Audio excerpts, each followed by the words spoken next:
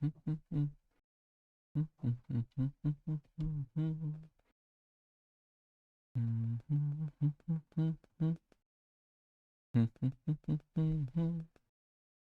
right, I think our YouTube streams are good to go. I think we're live on Twitch, and we're about to be live on YouTube. I mean TikTok. Oops. And apparently, Volta wants to destroy stuff.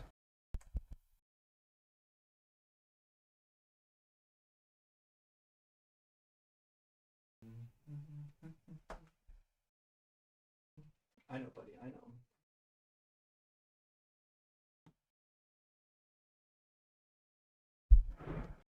All right. Get ready to rock and roll, friends. The guest box is open. And we already have somebody in the guest box Hello. that wants I'm to your biggest suppress the enemy. truth in unrighteousness. By the way, do you mind if I test out a new mic? Just give me a Yeah, sec. sure thing. Okay. Which mic did you pick up? I actually do not know. Does it sound any different or any better? I actually don't know if it sounds better. It's picking up more background noise, but I don't think it sounds better. I think I'm going to stick to my other one then. Yeah. I think the other one sounds a little bit better. How's your day been? You know what? I can't complain. I had a pretty good day. Well, I could use a nap, but I think once we get a good spicy conversation going, I think I'll wake up. Well, what time is it where you're at? It's 1 a.m., but I've been doing nights. So last night we had a guy who had the fluid around his brain just randomly, spontaneously start leaking from his nose. Holy shit. That's crazy. The trauma fluid in the brain, like around the brain, is coming through his nose. Yeah. I don't know much about anatomy, but that sounds like something seriously wrong. I mean, when that happens, it's usually due to trauma. But he had nothing. It just happened on its own. Wow. That's interesting. At least that's the story you got, right? Yeah. Interesting. But he was on antipsychotics, so I don't know. The thing that there should be the sinus cavity should be the barrier right next to the brain, right? So that is most likely the connection between the CSF, the cerebrospinal fluid, and the nasal cavity, which is probably like the thing is like I'm not too sure like what could have caused it to just what could have caused this to happen spontaneously without any trauma, but again, he's mostly a psychiatric patient. He has major depressive disorder and bipolar personality disorder, and I'm assuming he's even psychotic because he was taking antipsychotics on top of them. Damn. I wonder if one of them. I wonder if one of them maybe had like a really bad reaction to it. I don't know. Like my nephew almost had a brain infection because his sinuses got so infected one time that they had to like open him up and do actual surgery, or else it was going to infect his brain. We had to do that to some guy who had like an infection in his eyeball. So you just you use a scalpel, you cut through the iris, and then the pus just bursts out, and then you clean it. You clean the eyeball inside. That's some scary shit. I don't know how you doctors do it, man. I'm not cut out for that kind of stuff. Oh well. Well, friends, we should have some. We just started a stream. We should have some guests pouring in here in a little bit. The link to join if you're not on TikTok is on the screen. tiny.cc/DZ live. And if you're watching already and you're a Muslim, hey, it's a great time for you to get into the queue. We've got someone who knows Islam pretty well. Maybe you can convert both of us to Islam today. I don't know. What do you think the chances are that we'll both convert to Islam today, Ems? Come again? So what are the mathematical chances that we'll both convert to Islam today? Uh, it's not zero, because it is possible that Jesus is going to come down to your house and come on stream and tell us that the Prophet Muhammad was telling the truth. So Shit. that could happen. I am prepared for that exact possibility. I just don't know what the mathematical probability of it happening is. So we'll have to wait and see if Jesus shows up. But the Viking chef did show up. Good to see you, friend. Thank you for the 10-pound chat. It says, how can heaven be heaven if your wife or your kid sinned and yet I'm supposed to serve in heaven knowing they're in hell? I think the balance is out. So this is a fair point. There's one passage in the Bible that seems to indicate that once you're in heaven, you won't remember the things of the previous life.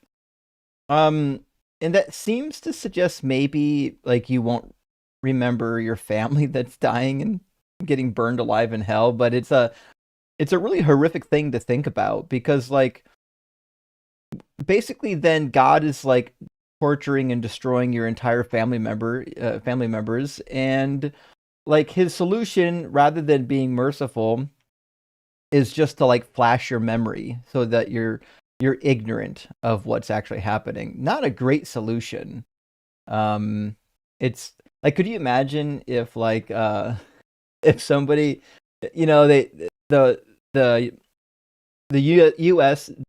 figured out that that the Third Reich were like torturing Jews in Auschwitz and other places, and then rather than like, you know, uh, they just went and like they flashed everybody's memories in Germany, so nobody knew that their neighbors and their relatives got snatched up. Like, what a crazy thing! Like that would be a war crime in itself to like try to erase the memory of the horrible things that they did. But when God does it, like it's like it's so loving. It's very very kind of him. Hell. I mean, no good God would make hell. That's just absurd. Peter, my friend, thanks for the 5 Canuck bucks. This donation to celebrate getting a kitten on the 13th. Hell yeah, that's what I'm talking about. Really excited for your friend.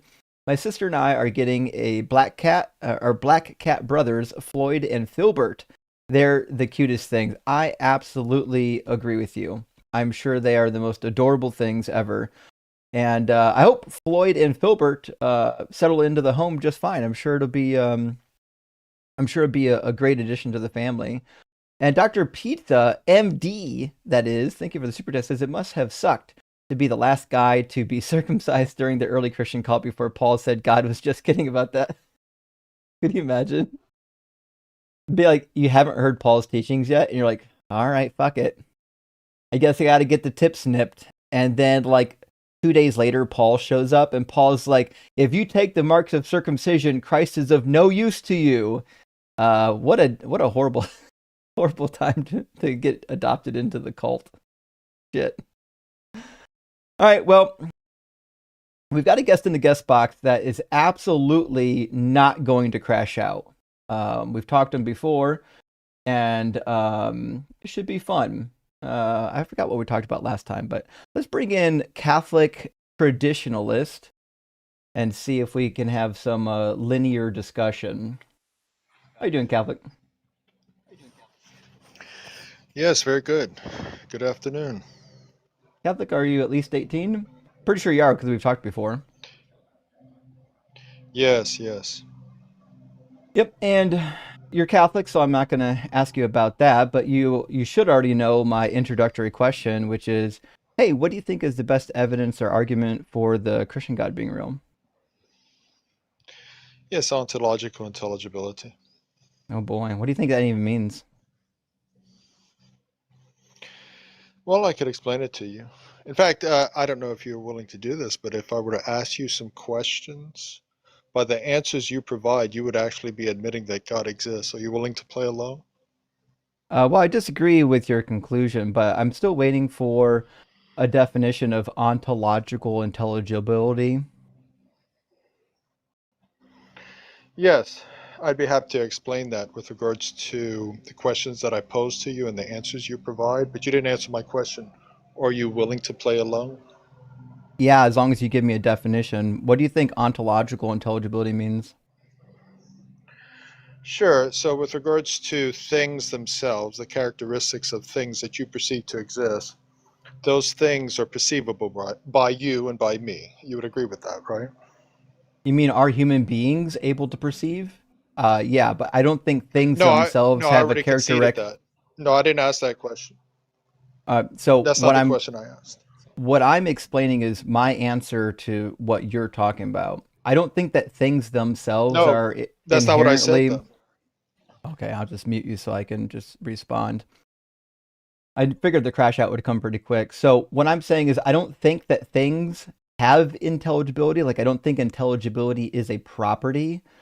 I think intelligibility describes or intelligence or the ability to understand is like a process that our brains are engaging in. I don't think that anything has a property of being intelligent, unless we're talking about human intelligence, but that's kind of a different way to use the word intelligence. Okay, so with regards to all things that you perceive to exist, uh, would you say that those things themselves are capable of being perceived by you, and that there are other things that are imperceivable by based on their properties? No, I don't think anything has the property of conceivability or inconceivability.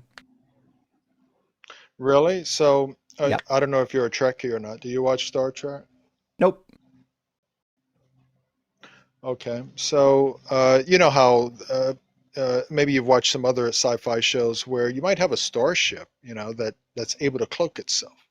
It could be right there in front of you, but it's imperceivable to you because it has this cloaking device, right? So you would agree that if a starship had this cloaking device, just hypothetically, that you would not be able to perceive it? No, I disagree. I don't think that it has the property of imperceptivity. I think we would have many means of perceiving it, especially the person who knows about the fucking cloak. Oh, well, what about I'm talking about you. Because, yeah, the people inside the ship are perceiving it because they're inside the ship. But I'm talking about you. Would you be able to perceive it if it's right there in front of you, but it's invisible to you? Would I have the ability to perceive it, or would I perceive it based on conditions, like specific conditions? Yeah, like the condition is you're standing in a field on Earth. It's up there, in the sky, right in front of you, but all you see are clouds in the sky. You don't see the starship itself. Would you say that that starship at that moment is perceivable to you or imperceivable to you? Am I allowed to investigate? Sure, sure. And the only thing you can do is look up. Okay, so then given those parameters, if I look up and I don't see it, it is perceivable, but I don't have the appropriate information to perceive it at that moment. So at that moment, you're agreeing that in regards to yourself, it's imperceivable to you, right? I think you're using the word imperceivable wrong, but it's certainly something I wouldn't be able to see with my eyeballs. Yeah, that's inherent So it's in the. imperceivable to you, correct? I don't think you and I are going to use perceivable in the same way. I'm saying I wouldn't be able to visually see it. Right. So if you're not visually able to see it, then it's imperceivable to you at that moment, correct? Again, I'm not using perceive the same way as you. Okay. So is it imperceivable to you at that moment? Yes or no? Yeah, it's perceivable. Oh, so it's perceivable to you at that moment? So then you could Mhm. recognize and perceive that starship even though you don't see the starship. No, How do you do that? Is it I like the just, force I just, powers? You have like some kind of clairvoyance? I just Like said I Darth wouldn't. Vader? I just Like a said I wouldn't be Jedi? able. I just said I wouldn't be able to see it. Again, I said it 3 times. I don't think you and I have the same definition of Right. So perceive. so what senses would you be using whereby it's not your eyesight, it's some force power like the sixth sense? You have some sort of clairvoyance? No, I just asked you, am I allowed to investigate? Yeah, you're allowed to look up because it's up in the sky. And I already said, yeah, you can look up. Am I allowed to investigate though? Can I use tools? Can I ask people? Can I use other powers other than my eyeballs? Because as it turns out, perception is more than just what your eyeballs do. Sure, you can have tools. Let's say there's some tools around you, but none of those tools will help you because none of them are technologically advanced to show that there's a cloaked starship up there in the sky. Am I allowed to use lasers? Sure, but this Well, starship is so far then advanced that your lasers I'm won't detect it. gonna locate it. Yeah, lasers will bounce off pretty much damn near anything. No. This starship is far more advanced, whereby lasers won't detect it. It's Gotcha. like So beyond anything that, yeah. okay, so now we're talking about things that absolutely don't exist and are completely imaginary, like God. Well, I'm just waiting for an answer to my question. If the thing is not detectable by you or any of your equipment, is it imperceivable to you, or is it perceivable to you at that moment? Notice, everyone, he's evading my question. This is what atheists do, is Notice attack me. I'm not He evading knows your he question. knows I'm trying to box Actually, him in, and I will what box him in if he was to answer. you absolutely won't be boxing me in, because again, No, he's censoring me. now you're just fucking crying. You're still using the word perceivability wrong. So if I have no tools that are capable of detecting said spaceship, then what that means is that I'm incapable of perceiving it. But that doesn't mean that the item itself has the property of inconceivability, which is what you're trying to do. So I'm not going to let you like smuggle in terms. So Okay, so he just said, everyone, that he is incapable of perceiving it. I want you to look up the definition of imperceivable, because you see that that definition that he gave is the very definition to the word imperceivable. So it's imperceivable to him at that moment, the cloaked ship. He just doesn't want to admit that. I just And said that I wouldn't be able obviously, to the reason perceive that it. and now he's interrupting me. So again, I'm going to correct There you go, you everybody. because you're a child and you won't Everybody. stop straw manning what Oh, I said. What I said is I now would he's lack mocking. the ability to perceive something. I didn't say that the thing would be imperceivable, because as it turns out, other people could perceive it, even at different times or the same time. So the thing itself doesn't have the property of inconceivability just because I, as a human being at a specific moment in time with limited tools, can't perceive it. That's a description of what I'm capable of doing as a verb. That's not a property. Words really are difficult for Phil Bros. That's why they have to go to like magical cloaks. Okay, notice, everybody, in order for him to win this little debate we're having, he has to mute me, censor me, mock me by calling me child. The crying Tim is Pool, if you watch the wild. video with him, Tim Pool completely obliterated him, Tim and the other guests on Tim Pool's show, you they mean Inspiring completely Philosophy, got obliterated both this of their guy asses in that handed to YouTube them. video. So you can go watch the Tim Pool. Both of them got absolutely handled because neither one of them have ever read the Bible, nor did they know history. Now you fucking ran like a coward because you knew your stupid script wouldn't work here. That's always how you know that they've lost a conversation, is they'll cry about the last time they thought somebody got me. And Tim Pool absolutely fucking never got me. He had no idea what he was talking about. In fact, he even agreed with me on certain points. Inspiring Philosophy got fucking cooked as well. Oh well. I absolutely knew he was going to cry and run, which he did. So he's the first one to get marked down for tonight. Let me get my notes open for tonight's stream. Let's see. Today's the 2nd, 3/2/2026. And it's Catholic nationalist. Let's see. Tries Philbro script and runs when it fails. There we go. Well, sorry about your luck there, Catholic. Come back next time. If you can possibly do it without crying, it should be a fruitful conversation. But if not, it's wild that they'll literally talk over you, like you're trying to respond to them, and then they literally will talk over you. And then when you mute them so you can actually respond to them, they cry about getting muted. The biggest crybabies on the planet, these people are. Okay. Well, let me grab a couple super chats. I think we might have one other guest ready to come in. But here's what's not going to happen. There we go. The guest that was in my queue that I absolutely wasn't fucking going to take got out of here. If you come in here with a name like Period Blood Enema, you're too immature to come on this stage. I won't be taking people with that type of a name. That tells me you're 12. That's fucking ridiculous. E-Boogie, thank you so much for the $10 super chat. Says, much love as always, Justin. Hope all is well, sir. Been watching Apologia lately. Heard of it? Yes, I know Apologia. It's a channel with really great breakdowns of apologetics from a strange cartoon man. I actually really like Apologia. We actually were on the line together not that long ago, a couple weeks ago. I think 3.5 weeks ago. Rock hard for Doug and Hail Nero. I am in complete agreement. Hail Nero, rock hard for Doug, and Simply Wet for Sharon. And Yanto, thank you so much for the $5 super chat. I see Godslayer. You did. I picked it up. And your name wasn't on the package, but I could tell it was from you. I really appreciate it. Yanto was the one who got me, or the artist formerly known as Yanto, got me the bobblehead behind me, DZ Godslayer. Thank you so much, friend. I really appreciate that. Big W. And Inu says, is Luke 24:42 against divine simplicity, therefore anti-Trinitarian? Maybe. Let me see. I don't actually, Luke 22 is not on the top of my head. Luke 22:42 says, Father, if you're willing. Oh, when he's in the garden. Okay. So I haven't shared it with you. I think it's on the Trinity tab, though. If you go to the Trinity tab on the cheat sheet, it talks about this exact verse.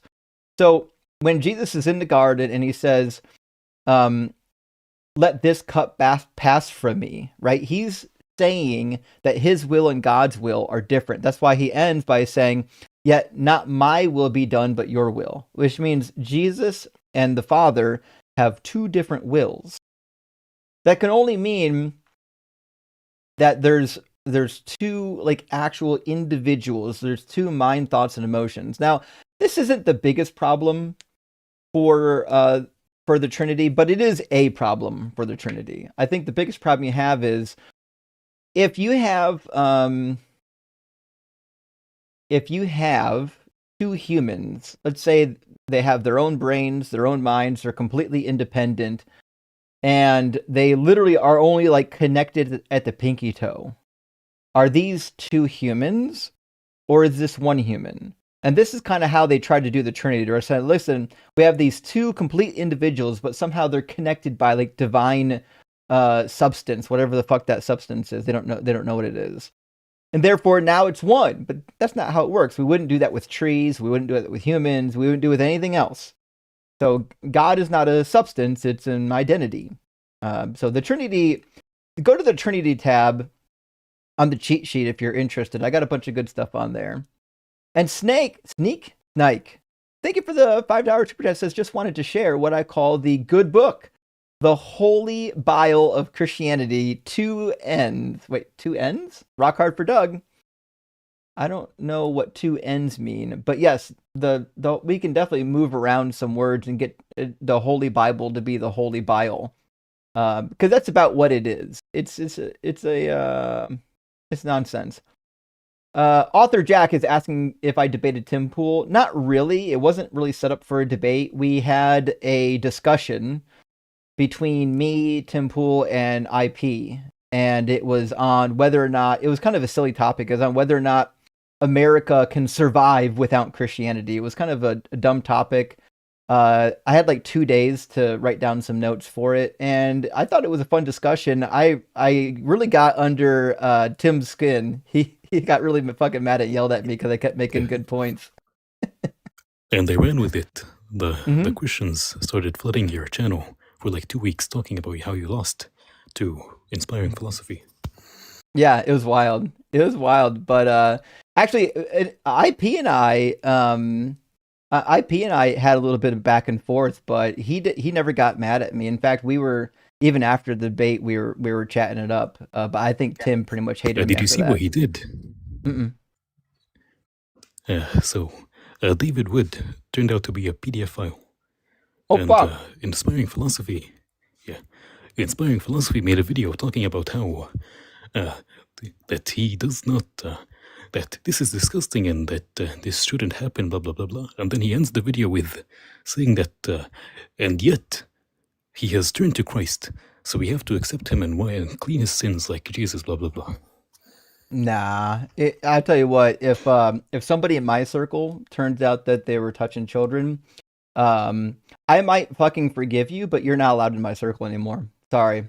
I'm not Jesus. I don't have to fucking forgive you. You're now a danger to society, and you're gonna Yeah. you're gonna have to go to somewhere else, y'all. Sorry. That's where I draw the line. You can do a lot of shit. You could do a lot of shit, and I would forgive you for it. But when it comes to hurting children, nope. Sorry, not gonna happen. I can't. I can't with people that hurt children. That's where I draw the line. I don't know what to tell you. Rory, thanks so much for the super chat, friend. Says the Doug abides. Stay rock hard for Justin, and don't panic. Everything is made of stardust, and the universe is infinite with no beginning or end. Rory, thank you for that. I do agree for sure. And I would love to see if we can get to a point in science where we answer the question, or at least we're able to answer the question of whether or not the universe is infinite. Because I think it solves a couple problems. I think one of the problems it solves is that means our universe isn't expanding into nothingness. Like we're not like creating space as it's expanding. If the universe is infinite, then there's just an infinite amount of space. The expansion is just a tiny little blip inside of a larger universe, you know? So somebody posed this question. If there was a universe outside of our universe that was completely distinct, but it was, but the fact of it being unreachable in any way possible, or like, let me rephrase, and it is unreachable in any way possible, that is a fact. Now, would you consider that this other universe does exist or not? See, that's the thing. And You I cannot guess reach it, you cannot communicate, you cannot prove it exists. so. But it does exist. Like it I think would. I You see I what would I'm have saying? yeah, but I have a question about definitions because if there's another universe, in my understanding, that just means it's part of the universe. Like there's only one universe, and if we find something else out there, it's just still part of the same universe, right? Well, let me then rephrase. What if it's a part of the universe that is separated from our part of the universe, in which it is completely distinct and unreachable in any way? You cannot communicate, you cannot observe it, you cannot prove it exists, you cannot disprove it exists, but it does exist. What would be the difference, in your point of view, between it existing and not existing? If it's completely There wouldn't be a difference. undetectable. Uh, Yeah, I mean, how would we know that it exists? Like, do we know that it exists, or are we positing? so, what if it does exist, and like, for example, it's necessary by, for example, Mm-hmm. necessitated by math, for Okay. example. So you have an idea that it could, or that it should exist, in the same way that the black holes were thought to have existed before we have proven that they do exist. In that sense, would you say that it does exist? That does this place that is out of reach, that is impossible to reach at all, that is You know what not I like would think? described by math?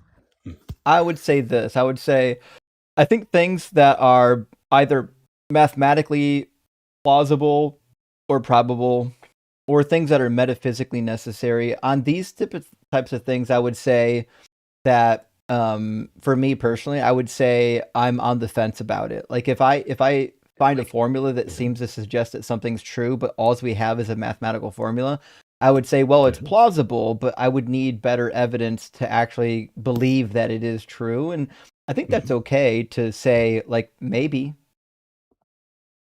So somebody said in the comments it's functionally non-existent. Yeah, functionally non-existent, I think is a good way to describe it. But like, if the thing that you're looking for is indistinguishable from nothingness, then it seems just more likely that it doesn't exist, right? Fair enough. I know. Well, friends, we're going to get some guests loaded up here in a minute. It takes a little bit to get a guest, especially after someone like Catholic Nationalist comes in and crashes so quickly. But we'll grab some super chats so we get some guests loaded up. The link on the screen is usable for those who are not on TikTok. It's tiny.cc/DZ Live, and you don't have to sign up for anything in order to use it. You just got to click on the link. It's in the description of the video. And I think I see Cyber in here tonight. Good to see you, Cyber. Hope you're doing well. Jay Garens, thank you for the super chat, friend, says, ask Philbro to explain how the starship could be perceived. I predict their shit argument collapses. Actually, I was actually interested in asking more questions about the starship. And he felt, obviously, that the walls were closing in on him because he couldn't steamroll me. And, well, I mean, we all saw what happened. Oh, well. Dr. Pizza says he doesn't know that you can perceive any spaceship through the power of Doug. Yes. Actually, if we're talking about like imaginary things, I would just say that Doug and the life-granting unicorn have both perceived it, and they've given me the information. So that's one way to solve it. And Nikki says, nuh-uh, my fictional starship can beat lasers. I know, isn't it crazy? They have to go to fucking fictional starships. It wasn't a good analogy, and it didn't work. Ariadwin, hey, thank you for the super chat, friend. Hope you're doing well over there in Aussie territory. Says, the crying is crazy.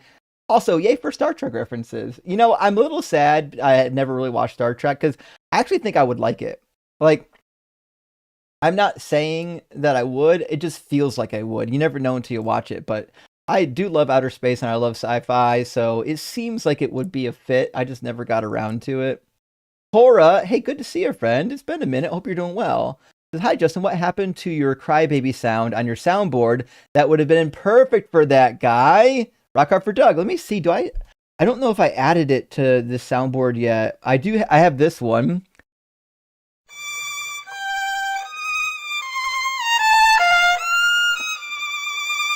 So we do have the tiniest violin. I should have played that one. The only other one I have related to that, I think, is this one. Are you crying? There's no crying. There's no crying in baseball. That's a great reference. Although I think the last part, there's no crying in baseball, probably could be removed. I'm not sure that part's necessary. I think most people know where that sound clip comes from. But either way, I don't have the crying sound on my soundboard anymore. I'll get it. I should have played this one too, actually. Run away! Run away!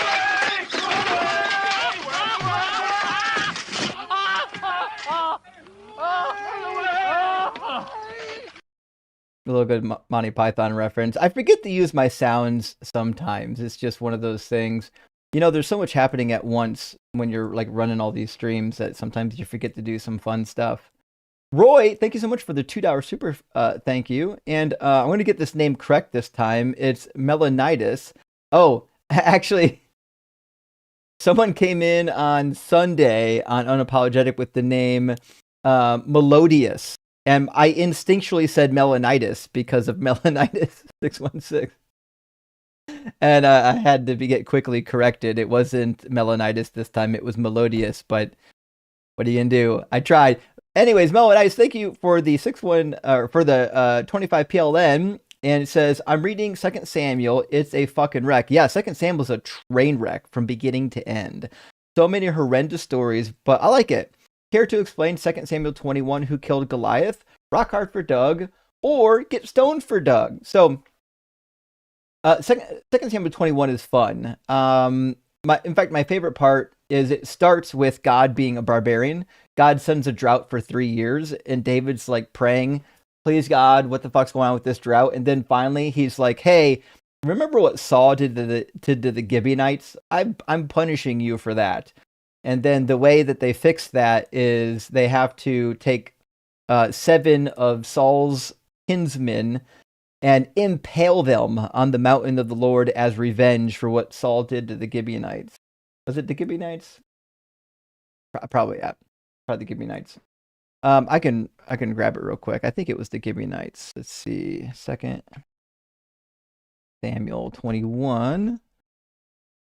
Yeah, it was the Gibeonites. Cool. Okay, so, but to fast forward, the story that you're referencing specifically about who killed Goliath is a pretty famous contradiction. One says that Elkanah killed Goliath, and one says that killed the brother of Goliath.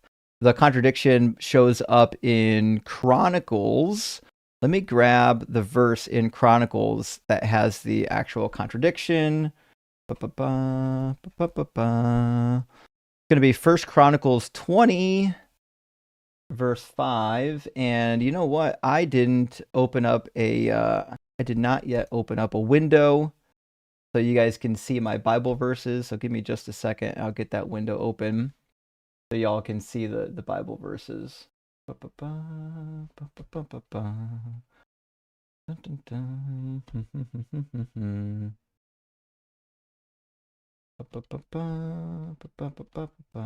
Okay. So here are the Bible verses, and kind of see, make this a little bit bigger. There we go. And so the passage you're referring to says, Elchanan, son of Ja'ari el-Regim, the Bethlehemite, killed Goliath. So that's interesting, because we learn later that David killed Goliath. That's also in here. And then 1 Chronicles says that the person Elchanan, son of Jair, killed Lami, the brother of Goliath. So the question is, hey, did he kill Goliath or the brother of Goliath? And there's a lot of apologetics. There's a lot of information that's actually been done on this. Dan McClellan's done videos on this before as well. Best as we can tell, there are two traditions that got stitched together and somebody made a mistake. There seems to be two scribal traditions. One that was for the death of Goliath and one for the brother of Goliath. The one that says the brother of Goliath was likely a later correction. It comes in Chronicles. Chronicles has a habit of correcting and changing the book of Samuel. So when the book of Samuel was being recontextualized into the books of Chronicles, this was one of the things that the chronicler tried to fix. And the method of fixing it was to say, no, he didn't kill Goliath, he killed the brother of Goliath. But it doesn't actually work. You can tell that it was a bad fix, because even in Chronicles, it gives you the same notation, the shaft of whose spear was like a weaver's beam. The exact same description given elsewhere of Goliath. So it seems to be that there was a scribal mistake that was eventually attempted to be corrected in the chronicler, that arose from probably two different traditions that just got stitched together kind of haphazardly. So hope that works. HP Lovecat, hey, good to see you, friend. Thank you for the super chat. It says Tim Pool's nickname is Tim Fool for a reason. I know. Tim only has a platform because wealthy right-wing donors are propping him up, as well as Russians. How many millions did he take from the Russians? Listen, I could have a gigantic channel and do all kinds of propaganda if I was being paid by the Russians too. Keep in mind, I don't take any. I'm not taking money from fucking anybody. I'm literally, everything we do on this channel is crowdfunded. There's not a single company or business that pays me to run this show. Astronova, my friend, thank you so much for the super chat. Big thank you. And Hail Nero as well. Not sure if you read it, but The Alpha God, The Psychology of Religious Violence and Oppression by Hector Garcia is fantastic. It explains so much, narrated by Seth Andrews. Shit, if Seth Andrews narrated it, then it's gotta be pretty good. I'll have to check it out. I did recently get a book that I need to digest. It was done by Dr. Hawk on violence in the Bible. So I'll be curious to see what Dr. Hawk does with it. He's pretty cool. He writes, his commentaries have mostly been on like the book of Joshua and the conquest narrative. That's kind of the type of, that's the section of the Bible that he likes to write about. So I'll be interested to see what he has to say about it. Have you seen Dune? Dune, the movie? Or the show? No. Or the novels? Mm-mm. You should. What are they about? It plays into religious So, uh, it pretty much is like, from what I understand, at least, because I haven't like actually went too deep into it, but it's like a post-apocalyptic future in which humanity has merged religions together. So, like, they have like a Bible that incorporates the Quran and the Bible and the Torah into some weird religion, and they Damn. have prophecies of a future Messiah coming, which is like the the hero of the story. His name is like they call him an Arabic phrase, the tongue of the unknown. Okay. The tongue of the unknown It's sounds interesting. like a crazy sex position. Okay. Yeah, That's wild. you should check it out though. I'll have to check it out. There's a lot of good stuff that that I haven't seen yet, just because my schedule is pretty crazy. But I would definitely tune in for the tongue of the unknown. That sounds like a pretty good time actually. So, well, let me grab. Yes, I neighbor think. is asking you, Mhm. do you have any streaming services? I do. Yeah, I actually just recently signed up for Netflix, so I can watch the Vinland Saga. That's pretty good. Oh, Um, nice. yeah, it's actually. I don't like anime, but I actually really like that. So Keeping up with the kids. Yeah. basically, let's see. I think I've got which one does the South Park episode? Is that Paramount Plus? I'm not sure. I think I've got Paramount Plus as well. Whichever one gets you to South Park, I've got, because I mean I'm only 12. I still watch South Park, so. But yeah, that's where I'm at right now. I bet Dune is on one of those streaming services. I'll look for it. I probably got access to it. But we do have a guest on the YouTube queue. It looks like Nitin or Nitin. We'll find out here in a second. We'll bring him in and see what we got. How you doing, Nitin? Are you at least 18 and do you believe in God?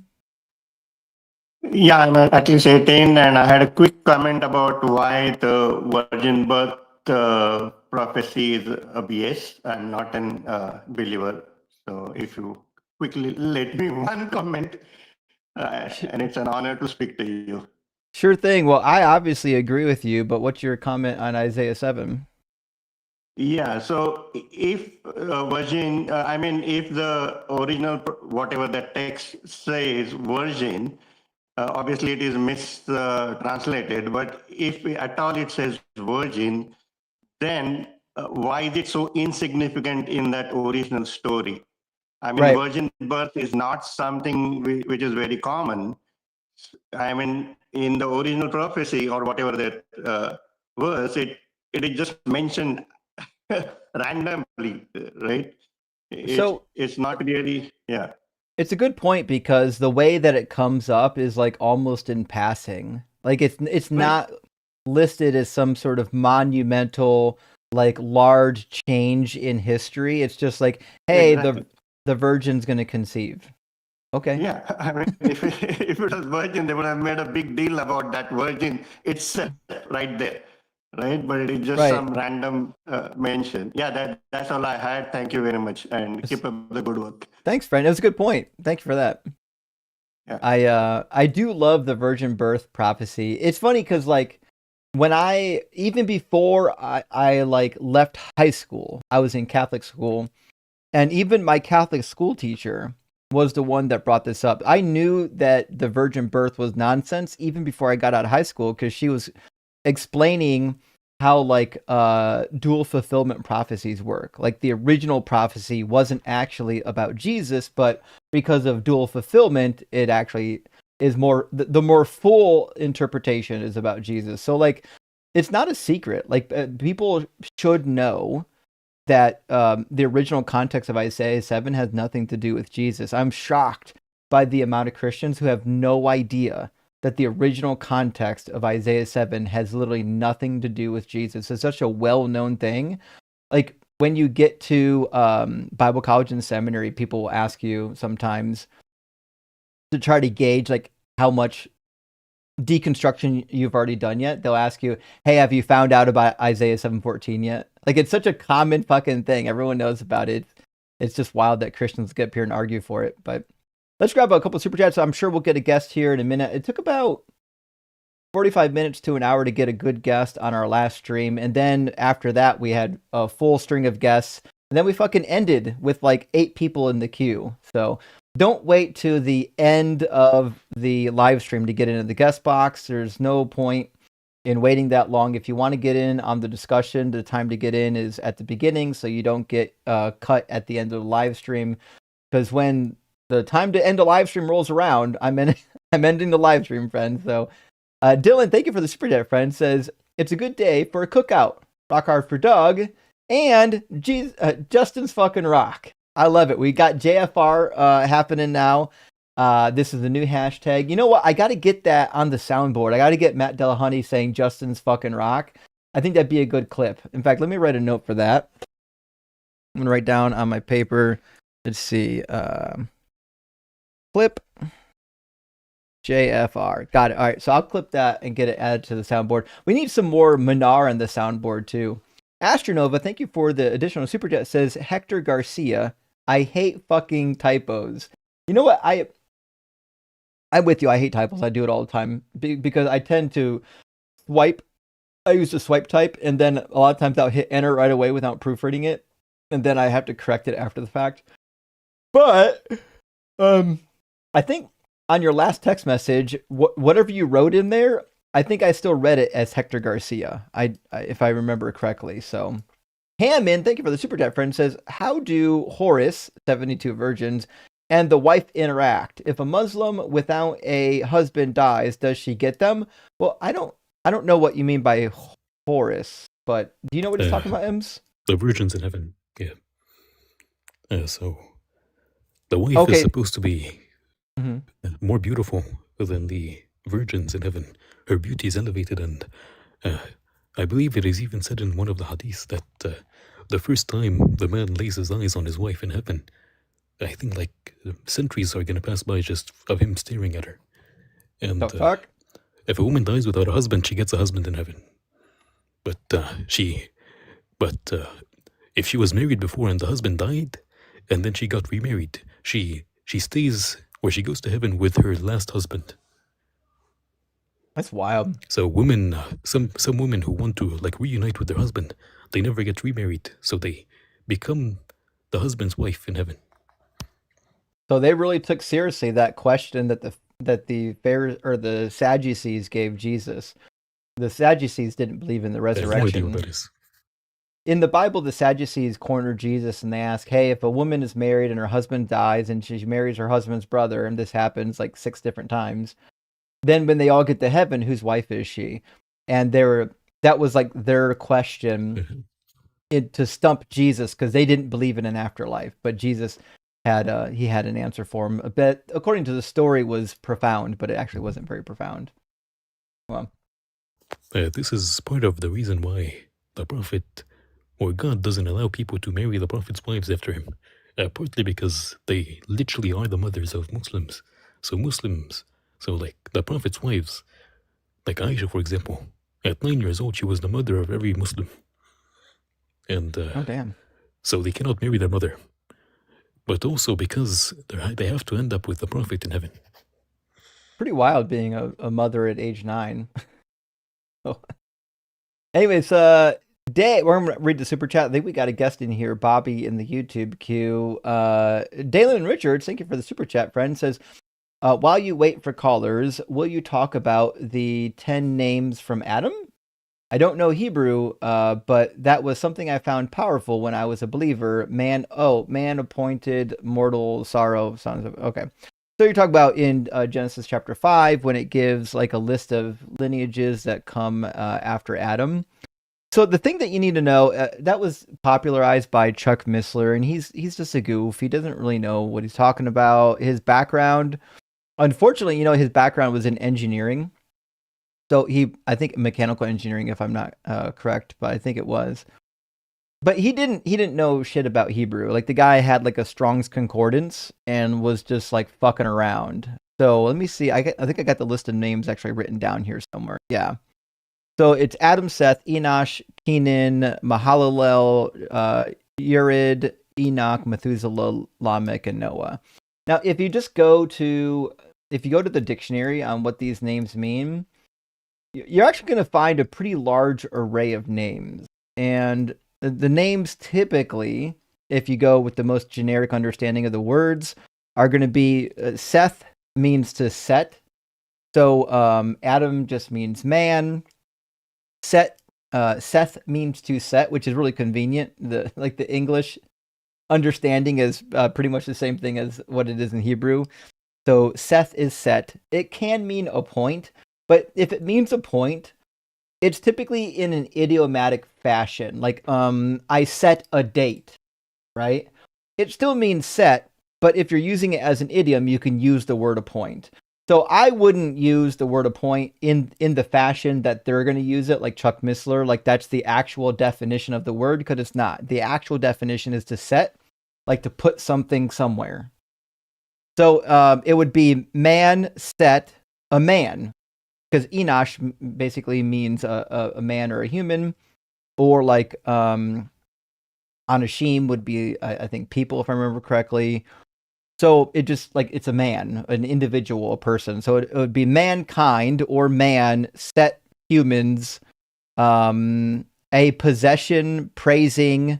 He went down to dictate man of the dart. Name and then Lamech. We don't really know what not Lamech means, and so name uncertain, and then Noah means to rest, which is actually a verb. So if you're going by the literal definitions of these names, they literally mean nothing. It's a completely meaningless string of names. You have to go into weird translations and idiomatic usages to get to the weird list that Chuck Missler had. I do have these listed on the cheat sheet under the appendix tab. You're more than welcome to go to like the Hebrew lexicon, like the BDB, or the not the BDAG, but the Hallett, and you're welcome to check it out for yourself. But that one that you'll find on the internet is nonsense. It's silly, and it's also meaningless, because like you can go into any list of names, and if you look hard enough, you'll find a list of names that will say like literally anything. So it's just a nonsensical thing. Like people are really into like pattern recognition, and somebody thought they found a really cool pattern, but it's just a meaningless endeavor. So let me grab Bobby from our YouTube queue, and we'll hopefully get some discussion going. Bobby, welcome in. Are you at least 18, and do you believe in God? Hi, Justin. Yeah, I'm over 18.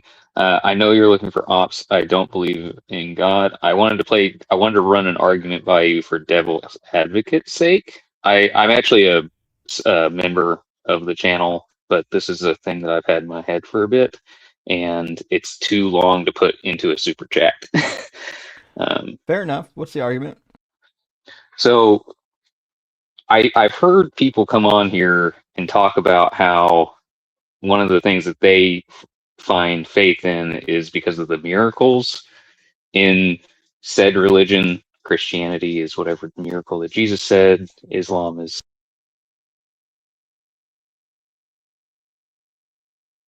that. Usually the discussion I've heard is like, oh, do you believe in something that defies the laws of physics, like the sun stopping or whatever? And usually people don't commit to that. But it seems interesting to me that, wouldn't the point of a miracle be that it is something that defies the laws of physics? I might not understand the question, but yeah, I mean, a miracle by definition would defy the laws that we know about, right? I guess my question is, I apologize. I'm kind of nervous because I don't want to take up too much of your time. I guess the question that I have is, if someone came to you and said, well, of course I believe that, because I don't have a problem believing that, because God can do anything. He can stop the sun if he wants to. So of course I'm going to have faith in something that can stop the sun. I mean, what would your argument for that be against that? My general argument would be that there's some logistical issues that really need discussed. So for example, the sun doesn't actually stop. The earth stops rotating, right? Now, if the earth stopped rotating, then what would happen is like the oceans would not stop rotating, they would have some inertia, and they would go onto the land and literally destroy everything on the land. So then you're like, okay, well, that's fine because God does miracles. So what if God did a miracle so that the oceans didn't fly out of their basins? Well, that's fine, but probably the only way to do that is to drastically modify water. So you keep having like these huge, large scale changes where like you put a band-aid on it and then you find another problem and then another problem. And so to me, like it just creates logistical nightmares. And then if God did all this, if God literally changed like all these laws of physics just to keep it so that he could stop the sun from moving in the sky, I mean, it's just implausible that nobody in the world would write about it. If the ocean turned to glass, so God could stop the earth from spinning, like millions of people would have written about it, Yeah, that makes sense. I Again, I appreciate your time. This is just I sit here and I listen to your discussions, and I'm always sitting there trying to think of like a counter just in case I run into it when I'm discussing things. Mm-hmm. And that's something that I've never heard someone actually commit to and ask you about. So, Yeah, I mean, yeah, in general, I don't think the Christians are thinking very deeply about this stuff. Like, fair enough. It's very rare that I'll get someone who I'm discussing with that like goes beyond that kind of like skin deep level. But I don't know. Like I said, I appreciate it. Thank you for your time. And let me just say before I jump off here, it is so cathartic to hear you hold people to get answers. It really is. So keep well, doing thanks, what you're Bob. doing, and thank you so much. Sure thing. Thanks, buddy. Cheers. Oh, W. Bob. That's a fair question. I often find that people in the atheist community are better at asking like good questions from the Christian side than the Christians themselves. But I mean, that's because they're critical thinkers and they typically were Christians at one point. Now they're not. It was critical thinking that got them out of the nonsense. If the Christians were practicing the same level of critical thinking, they wouldn't fucking be Christians anymore. So, Mr. Chris, hey, thanks over the super chat friend says, binging your vids all week. Thank you. I appreciate that. So how do people get through seminary still believing? Is the cope dual prophecy? I mean, kind of, Chris. Okay, so yes, most people who get through seminary got through it by accepting dual prophecy, by accepting partial fulfillment, by accepting typological fulfillments. They have to accept it. Now, you have some really liberal, really progressive Christians that might not accept it, but they don't base their entire faith on the Bible itself. So there's some Christians that would be like, listen, the fulfillments are silly, but Jesus rose from the dead, and therefore it's still true, right? So like that's like a Mike Licona approach. Mike Licona's approach is like, it doesn't matter what the Bible says. It doesn't matter. It doesn't matter if the Old Testament and New Testament don't agree. As long as Jesus rose from the dead, nothing else. It doesn't matter at all. If you can demonstrate that. So I think that's how some people will teach it, but it's hard to say. Those coming in from the Ian raid, good to see you, friends. Thank you so much. Hope you're doing well. But Chris, yeah, to answer your question, if you're going to graduate from seminary and still be a believer, you have to adapt to using these copes, or you just didn't study and you don't know about the prophecies. Which is crazy. That does happen. I did go to school with some people that were literally there just to get that piece of paper so they can be official. Those people exist in every degree field. I wasn't there for that. I was there to learn. So it's hard to say. Libertas Dragon says, Courtney made a short about cooking you and whining you didn't clip her. Lots of Dougites commenting, she's a joke. She is. Hi, Ems, rock hard for Doug, and Justin fucking rock. You're right. Courtney spends like half of her time online crying that I exist and that Tovia exists. Last time I tried to set up a debate with her like a month or two ago. Like I was in dialogue with her and somebody else about setting it up. And I said, let's do it. Let's get a date. Let's put it on the calendar. Let's make it happen. And she was fucking hemming and hawing and dragging her feet. And then eventually I just stopped responding. I don't know, maybe she fucking finally responded to the conversation. I just don't care. So like, listen, she's going to keep crying, but she's also psychotic. She's out of her mind. If you actually look at her channel, like half of her channel is dedicated to bitching about my existence and Tovia Singer's existence. I've never seen a person who hates Tovia Singer more than Courtney. I've never seen a person spend so much time and effort crashing out over the existence of one single human being than her crashing out over the existence of Tovia, which is wild because like Tovia and I don't even agree on the God subject. We just agree on the Jesus subject. I would never spend an inordinate amount of time trying to correct him like an actual educated professional on my position. It doesn't bother me at all that he exists. Kelly, thank you for the super chat. It says the ontological imperceptibility of translucent truck nuts demonstrate the existence of Uranus.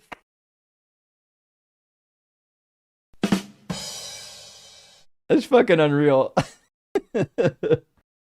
I mean, that's really how those dumb Philbro arguments sound to me. Like when they're up here given these scripts, it literally sounds just like this. Kelly Harrison, you absolutely fucking nailed it. And Scribble says, start with the recent Star Trek movies. You'll love it. You mean like the ones not from the 70s? Okay, I'll definitely give them a watch for sure. So you're saying the recent ones are better than the classics? Interesting. Okay, I trust you. And Real Webby, good to see you again. Thank you for the super chat. Says relative new to your videos, love them. Can you provide some explanation of the Rock Hard for Doug initials that folks tend to use? Not sure who Doug is. I gotcha. Okay, so there's some backstory, there's some lore. Hold on. I did a stream like a year and a half ago where I wanted to demonstrate that Jesus and a pet rock are functionally the same goddamn things. There's no difference between believing in Jesus and believing that your pet rock is real. So I went to my backyard and I found a rock that I could put googly eyes on it to make it look like a face. And I did a whole live stream asking Christians to prove that Jesus is superior to my pet rock, and they fucking couldn't do it. In the midst of that live stream, we determined that the rock would be named Doug because it was a fun name for a deity, and it was also dug out of my backyard, so it just seemed to fit. And then the stream went so well that people started making all kinds of rock puns and Doug jokes. It was a good time, and we just kept it. And it turned out to be a really good tool against like the Philbro nonsense of like, because what they want to do is they want to say that, well, you need a prime mover or you need something that's metaphysically necessary. Like, but I can easily just say that this fucking rock is the thing. And my argument for this rock is equally as valid as their argument for God. So, I mean, it's just one of those things that kind of played both ways really well. So we kept Doug. Eventually we got Doug a wife back here. That's Sharon. So together they are Doug and Sharon Stone.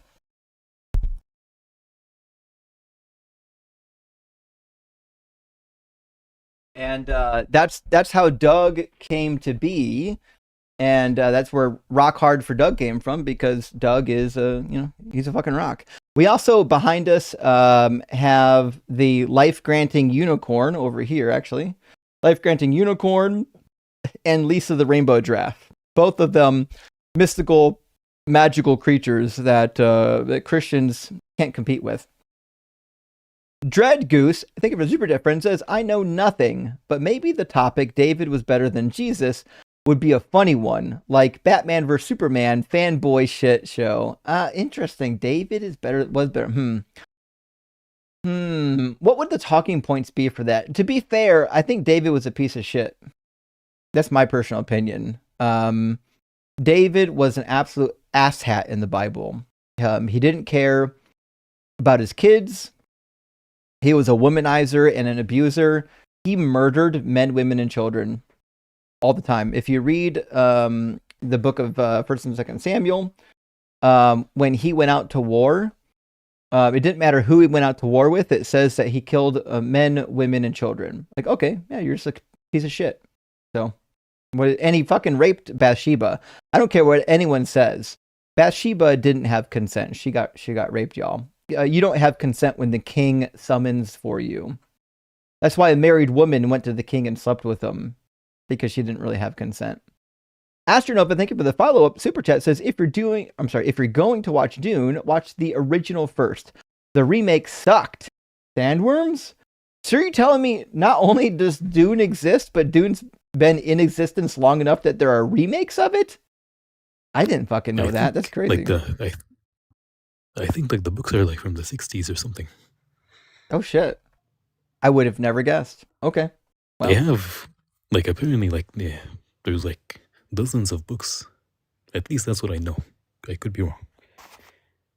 People get really into some of these shows, but I never really get invested much in TV. I'm not really a TV watcher, y'all. I've got way too much energy. I can't. It's hard enough for me to sit down to do these streams. It's really difficult to sit down for a long period of time to watch a movie.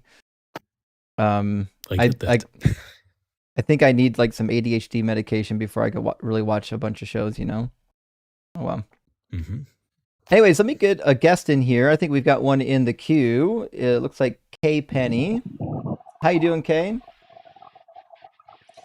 Hi, I'm doing good. Can you hear me okay? Sure, yeah, I can hear you. Okay. So, all right. I don't know if I'm allowed to come up because I am deconstructing. I'm more on the deconstructed side than the deconstructing, if that makes sense. Am I allowed to come up? I mean, normally I would want to prioritize opposition, but the opposition is kind of too scared to come up tonight. So what's on your mind? I had a question. So, first of all, I was one of those people that I didn't go to seminary, but I went to a Bible college, a Christian university, and Bible was my a secondary major. And I was one of those people that never questioned it because I was told this is truth. This is what it is. And, oh, okay, well, that seems weird, but I guess that's the truth. So I believe it. Like, full on. And now I'm just like, wait, what? Yeah. It's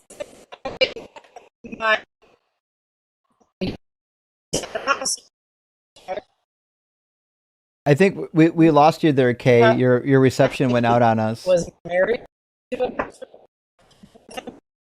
Kay, friend? Oh boy. Okay. Oh. Okay. Kate, my friend, if you can get some better reception, you're welcome to call back up. I couldn't hear a word that you just said. Your connection sounded like it was like on a quarter of one bar, so we couldn't make it out. If you can get to some if you get to some good Wi-Fi or some like maybe some 5G reception, call on back and we'll get the rest of your story. But I knew a pretty good amount of people that deconstructed in Bible college and seminary, to be fair. I think there's a lot of people, if you go to a really conservative school, I think there's a lot of people that will never deconstruct. But if you go to a school that really kind of like is attempting to be honest and is attempting to do real academic education and not apologetics, then yeah. But like, there's so many schools that are geared towards apologetics. Like if you look at, there are goofballs like J. Warner Wallace and people like that literally like are professors. They have no PhD, and they're literally professors at some like large scale universities teaching apologetics. It doesn't matter if you wrote a fucking popular book, you're not qualified to do apologetics. But that's the problem with some of these schools is they put apologetics first and academics second. It's kind of shitty that they don't care about their students enough to give them a proper education. So let's try. I think Penny might have better reception this time. Let's try it again. Hello. Welcome back, Penny. I must have a really bad connection. Can you hear me okay? I can hear right now. It's really weird. I don't normally have a bad connection. I'm sorry. It's okay. It happens. I don't know what all you heard. Not much. So anyway, my whole family basically, and I have learned more. I learned more from atheist channels than I did in college. I believe it. It's insane. But now I can't unsee it. Mm-hmm. And so now I'm trying to figure out what is the best place to learn, like the apologetics,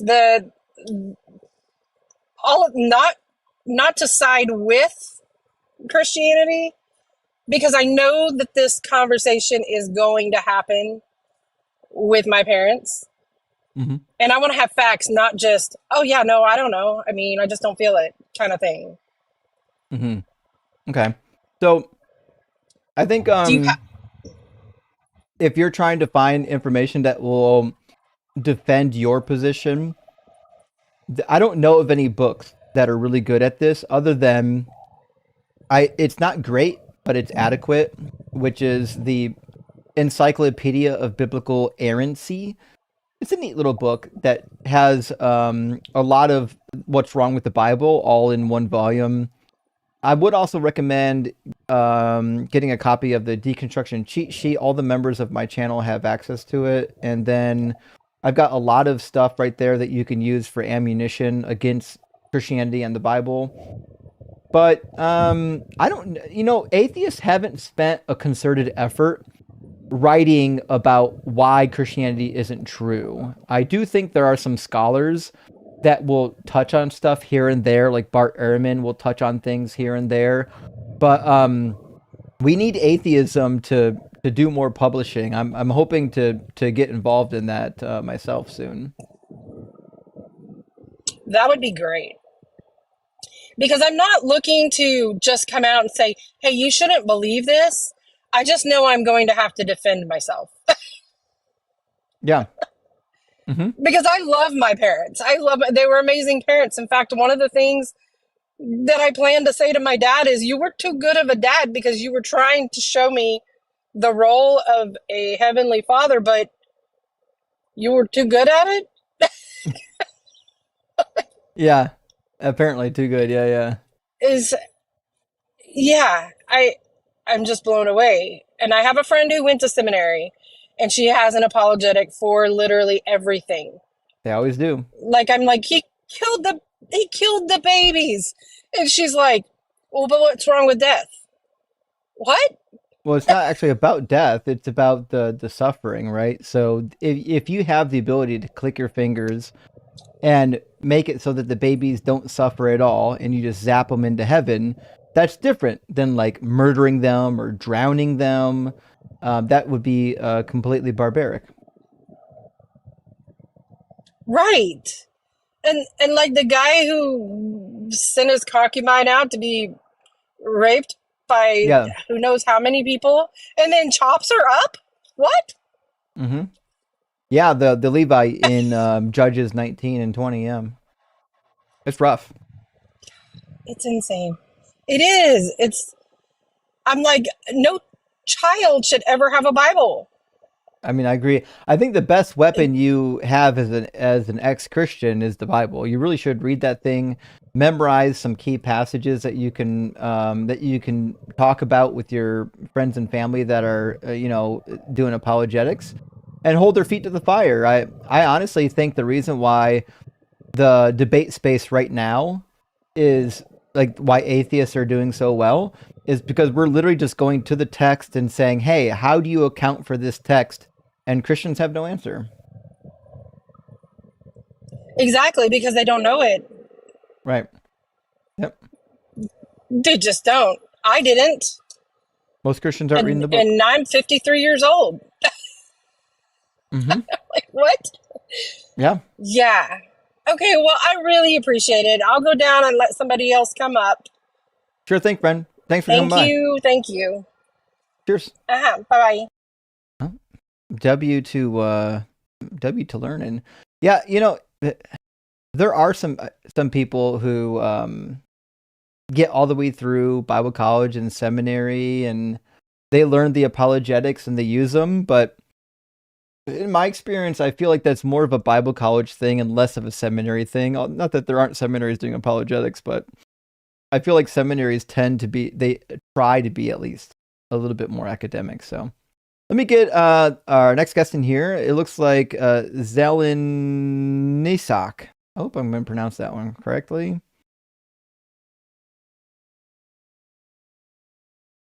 We'll see if they can connect. Hopefully TikTok's not having connection issues, but welcome in. Is it Zelen Nisak? Is that how you pronounce your name? Yes. Hello. Awesome. Welcome in. Are you at least 18? Yes, I'm way over 18. Yeah. Okay. And do you believe in God? Yeah, I'm a liberal Christian. I heard we got a shout out, which is pretty rare. I was in the chat and some people were telling me, you should request to join. I was like, okay, I'll request.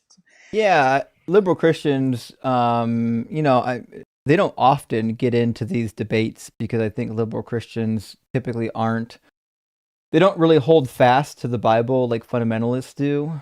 So they're not usually motivated to debate a whole lot. But we can start out with some of the typical preliminary questions, which is, what do you think is the best evidence or argument for the Christian God existing? I'm kind of, I guess, somewhat of a nerd. Like, I have some philosophical arguments that I find convincing for God in general. So. Sure. I'm more than happy to engage in the syllogism or whatever you got. What argument do you want to run? I don't know. Like, if I'm gonna guess that's gonna bore the audience because they're like. Yeah, I don't think as long as we're having a good discussion, I think they'll be fine.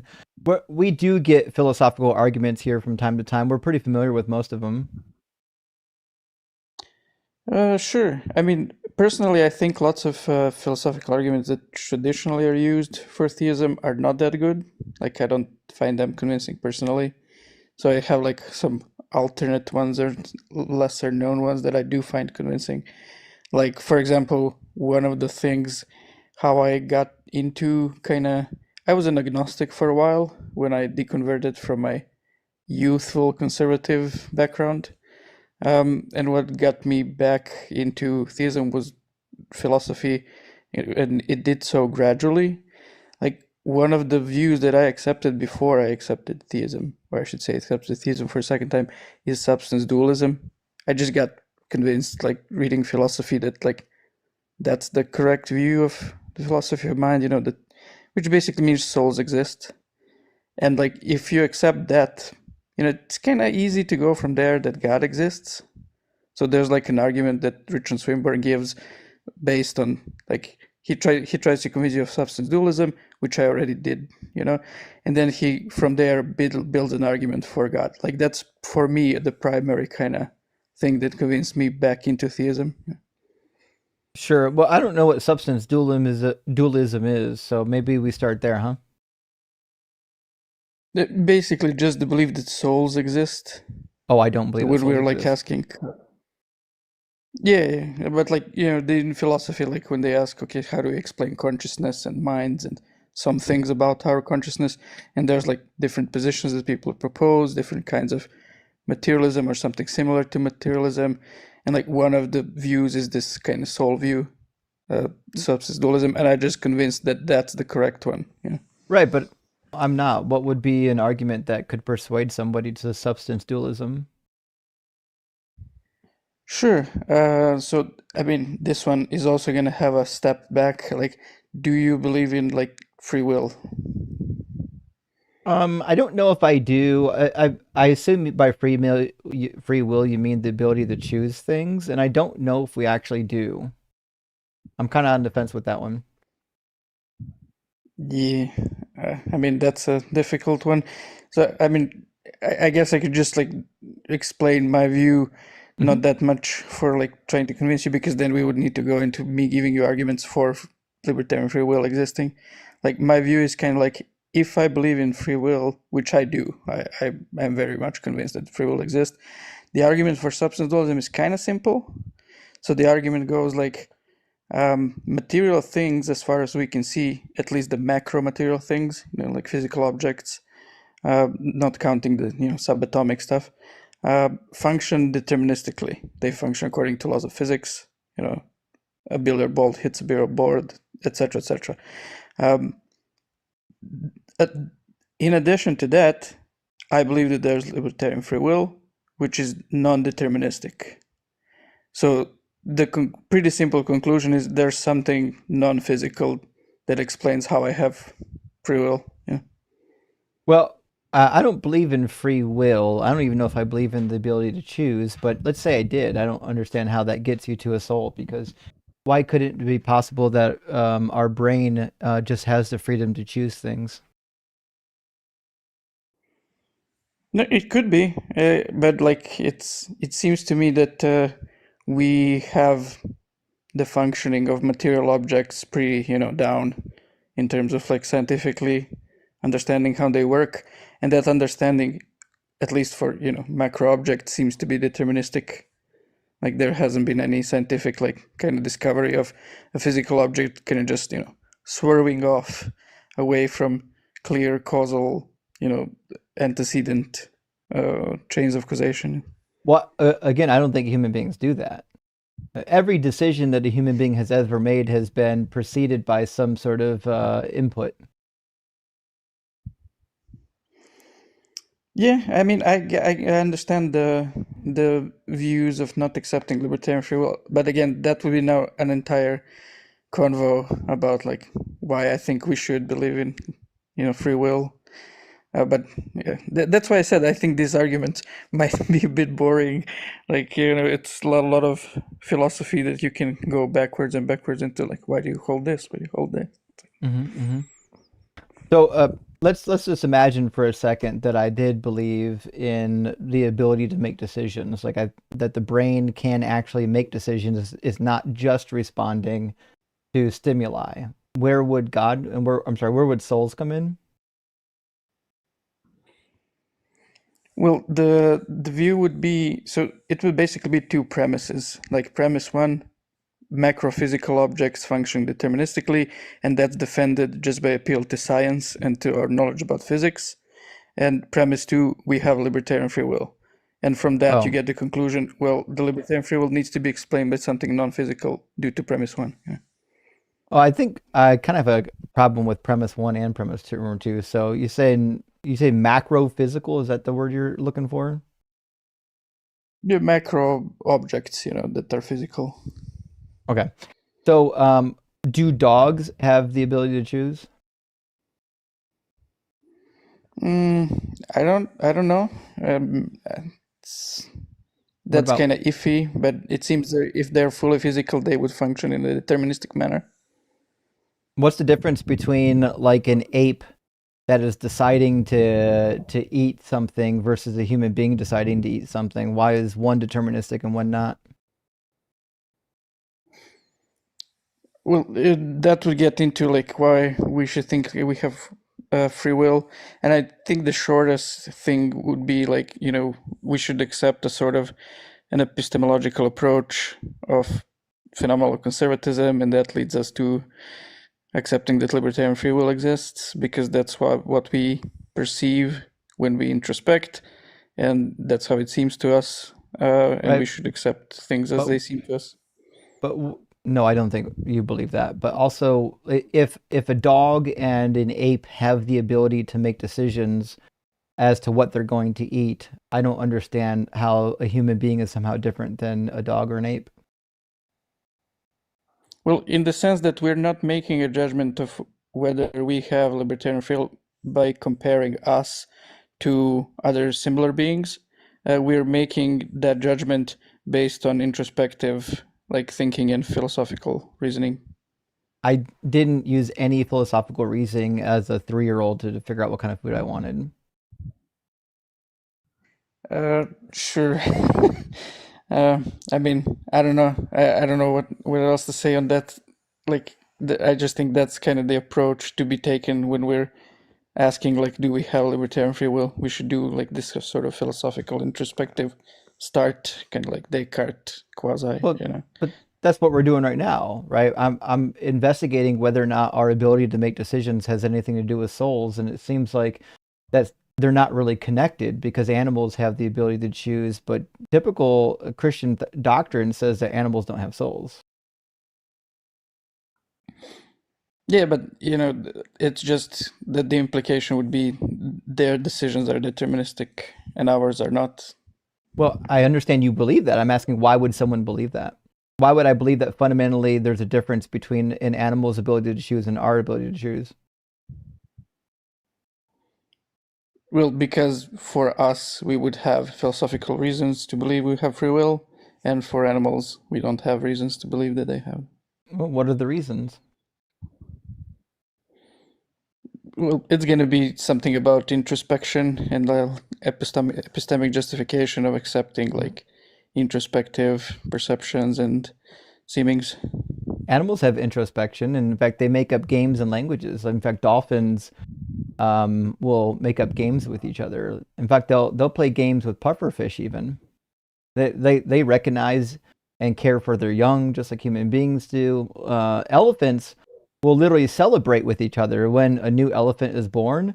They'll gather together and celebrate with each other. They're introspective. They mourn the death of other elephants too. When an elephant dies, they go into mourning rituals. I mean, that's all fine, but it seems compatible with determinism. Then that means human beings are compatible with determinism. If everything that we had about human beings was on the level of things that we have about animals, you know, just like in our description of our biology, etc., then yeah, sure, totally. But I just think we have this extra like source of knowledge, which is introspection, on the basis of which we can know that we do have libertarian free will. But we don't. We're not special. We're not the only animals with introspection. I just listed a couple that do. You know that I mean, we like don't the really know. monkeys tell stories, right? Like Coco could literally tell stories. Dogs can put sentences together. Birds, in fact, I'm learning just recently that parrots literally can learn English language and use it appropriately in the right context. Like we're not special as human beings. Well, again, like I on the basis of like biological comparisons, yeah, that would be a totally reasonable conclusion. I'm just saying, like, there's additional considerations why I think we are special. Right, but I didn't hear any additional considerations yet. The introspective point. I already It addressed seems it. to me that we can perceive things about our own mind. And so can animals. Animals perceive themselves too. We don't know that. Like, we don't have access to anyone other mind except ourselves. Well, then you don't have access to say that they don't have introspection. And you do not have access to Justin's mind either. So you do not know if he has it. You only know yourself. Sorry? You do not have access to Justin's mind either, or mine. So how do you know that either of us has introspection? Yeah, technically, I don't, but I guess it's polite to act as other people also have. Your argument would just be, if you think that animals do not have it, then there is no distinction between that and saying that nobody else has it besides you. Because your argument, like, regresses to, you know you have it because you have it. Well, because I think I can perceive it introspectively, and like another, and I guess there is a kind of like additional argument by some Cartesians about why I should assume humans at least have it like I do, is that there are certain traits about human conversations that seem to apply it, namely the appropriateness of sentences within a conversation. So it seems that like sentences are not random. So like we don't just randomly start saying stuff during a convo, but also they're not determined. Like I could start. Have you met anybody with ADHD right before? Yeah. Have you met anybody with ADHD before? Sure. they do just that. What is the point? But they can also have like conversations where they are appropriate to the conversation. With Sure. medication. But your point was that humans do not just randomly do this action. We have examples of humans randomly doing this action. No, but I didn't say they like the ability to do random things. I mean, I was in the second half actually making the point that what we could percentage choose. do you consider significant then? If they do it like 10% of the time, if they do it 50% of the time, like what is the cutoff? No, it's not about the amount. It's just that we have the ability and we practice it to have appropriateness of sentences to the convo. And this appropriateness, as pointed out by some Cartesian philosophers, seems to be different than randomness and from being determined by the conversation. And it seems to be this third thing connected to like free will. I'm lost. Yeah, I have no idea what he is talking about at this point. Yeah, I mean, sorry. I don't need to apologize. I'm just lost. I didn't even like think we were gonna go into philosophy. I was like more requesting. People were mentioning. I said I was liberal Christian in the side chats, and they were like, "Yeah, you should join." I was like having an idea, mentioning stuff about liberal theology, but yeah, we went into deep philosophy. Yeah, so like I failed to see the difference between intelligent animals and humans, other than the fact that we have slightly more intelligence. I have no reason to believe that our greater intelligence is because we have a soul. What about a soul would grant us a greater intelligence? Well, I think the primary thing the soul grants is free will, but also I think in terms of intelligence, there is a trait of language and a human language and a trait of sorry. Right, but I said why though? Why do you think a soul would give us free will? Well, because I think like based on science that material objects, at least that are ones that are not subatomic, function deterministically. But yeah, but I'm asking about souls. What do we know about souls? How can we determine if souls are deterministic or not? No, the soul is just like a name. Like you're just assuming that we discover through these but you're just assuming that souls have libertarian free will and that souls don't act deterministically. I'm trying to ask, how could you possibly know that when we have no evidence of souls and no data on souls? Well, no, the soul there is just like a name or a label that we apply to this conclusion that we get through these two premises that I accept. Like I accept free will exists, that I have it. I accept that physical objects function deterministically. That leads me to the conclusion there's something about me that's non-physical and that accounts for me having free will, and I'm going to call that a soul, whatever it is. Yeah, but why? Why can't it just be something other than a soul that's non-physical? I mean, I don't know what that would be. I guess it could be some like, I don't know, it could be some like weird physical stuff that we haven't yet discovered. There's like another type of material thing that doesn't function deterministically, or I don't know. Like what if the universe is what if the universe is conscious and we're just tapping into the consciousness of the universe? I mean, possible, I guess. I'm just saying there's so many other options other than we have a soul. And I don't think we actually even have to explain the fact that we have libertarian free will, because I don't think that we do. But let's imagine that I granted you everything that you said. Let's imagine that we have souls. Let's imagine that they're immaterial.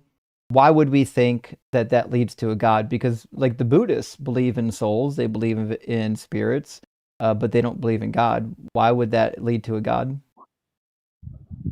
Yeah. Like Jainism is even a better example. Like they very explicitly believe in souls and very explicitly are atheist. Well, I think there's this argument.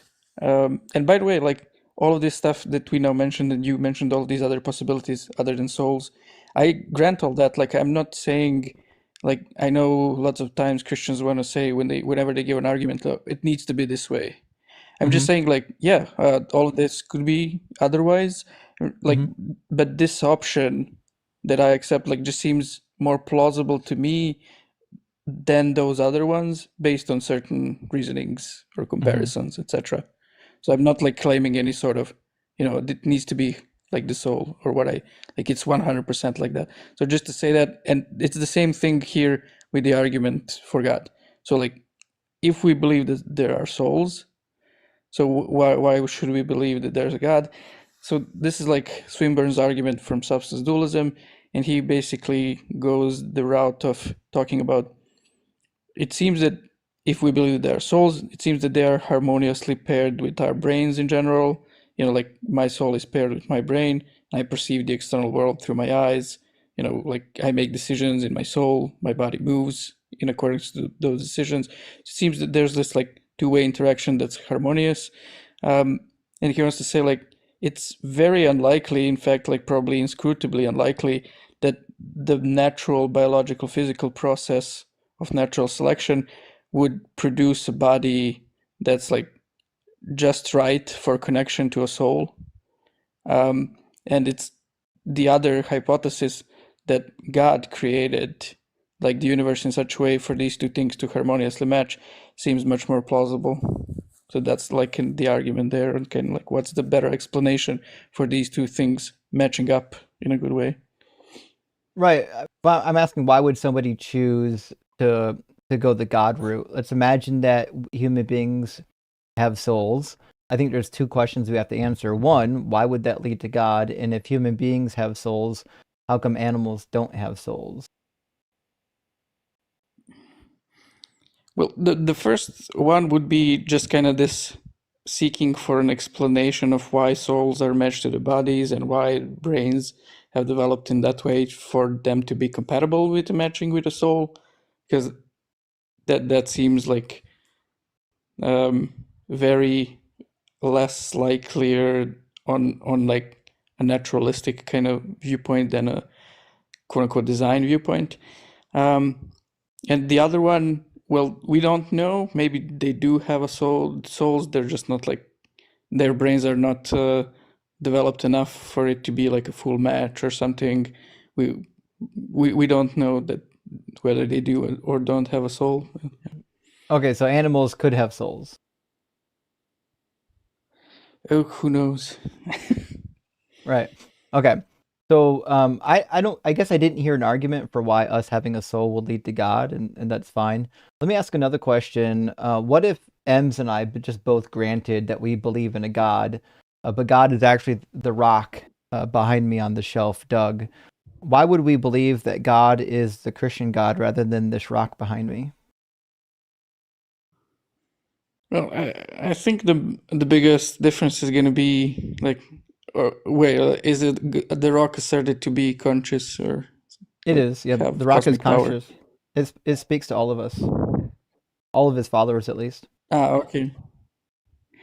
Sure. Well, I don't think that the God that exists is quote unquote the Christian God.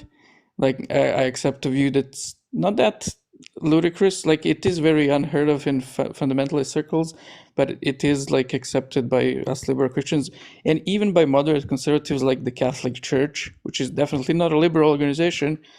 That God is the God of everyone, and like every religion that contains anything good and true in it, like reflects like some sort of God's activity and people striving towards God. So. Well, that can't be the case because Doug has told me that Christianity is not true. I mean, depends what God Doug means. Well, Doug literally said that Jesus didn't rise from the dead and that Yahweh doesn't exist. I mean, why should we believe Doug? Because he revealed it to me. Sure, but I'm not appealing to revelation. Okay, so then why would I believe in Jesus rather than Doug? I don't necessarily think people should quote unquote believe in Jesus. I just think like people, I don't think God cares if people believe in Jesus. I don't think God cares if people believe in him, and that seems to be what Jesus preached in the Gospels.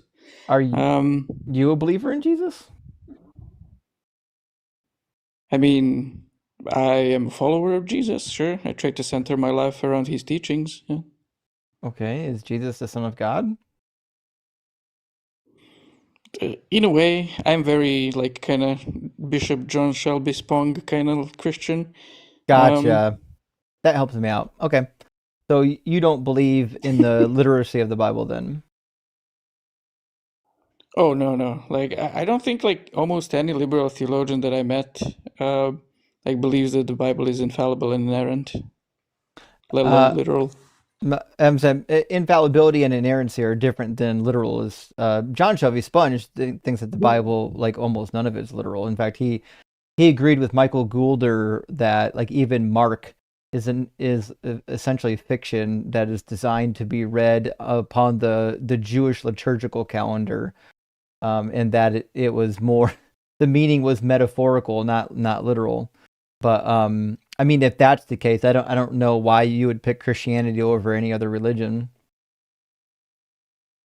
To be like my general view is that a reasonable interpretation of Christianity is gonna match in all the core doctrinal and ethical points with a reasonable interpretation of Islam and a reasonable interpretation of Judaism and a reasonable interpretation of Hinduism. In the points like God exists, afterlife exists, God loves everyone, anyone can access God regardless of religion. God wants us to be good people, meaning to be loving and compassionate and merciful, humble, etc. That like can't on be the those case. various kinds of points. You have to get rid of all Why kinds not? of teachings of the Bible to arrive at that point. Jesus says that no man comes to the Father except through me, and that nobody enters the kingdom of heaven except through the water and the Spirit. I mean, the Bible over and over again basically says that Jesus is the only way. The idea that you can get to heaven Yeah, through like that's fine. Vishnu or Brahma is like just a straight contradiction of Jesus' words. I don't think so. So like the sentence in John is the only way to the Father is through the Son, through Jesus. Mm-hmm. So the traditional conservative theology interpretation of that sentence is the only way to the Father is by accepting traditional Christian doctrines about Jesus. Well, that's technically not what the sentence says, so that's an interpretation of a sentence. But if they're free to make that interpretation of a sentence, to add this thing about accepting traditional doctrines about Jesus being the way to the Father, then us liberal Christians, I think, are also free to have an alternative interpretation. So how we interpret that sentence is, yeah, the only way to the Father is by following the ethical teachings of Jesus, which people can do in other religions or by being an atheist, or doesn't matter. So, Oh no, that couldn't be the case. When Jesus was asked, "What must I do to inherit eternal life?" he says to follow the commandments. the 6 ones, I know them by heart. Do not kill, do not steal, do not cheat, do not falsely testify, honor your parents, love your neighbor as yourself. No, nothing, no mention of any beliefs, believing God even. Those No are the mention laws of being a Moses. He Christian. wasn't saying do only those 6.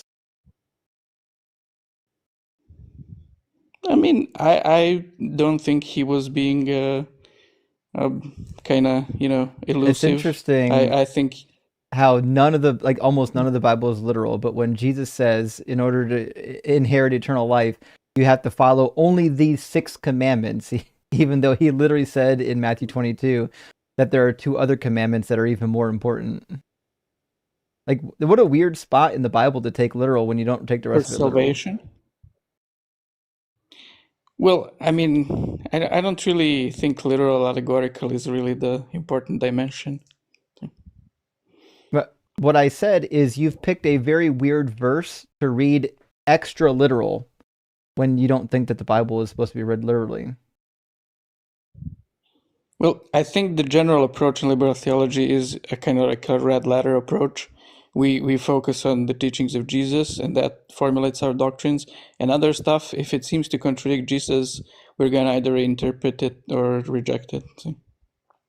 I don't know if that really answers my question and concern. I guess I'm a little bit confused about how you're picking Jesus's words to the rich young ruler to be deadpan literal, but then the rest of the Bible not? Well, because the core of the religion is Jesus. We should focus on him and his I teachings. know, and Jesus says that no man comes to the Father except through me, and that you have to be born of the water and the Spirit. Accept And he that. tells you what that means. It says, we know that you have to be born again, and the Bible explains what it means to be born again. So I fail to understand like how you're getting to this place that you can get to the heaven without Jesus.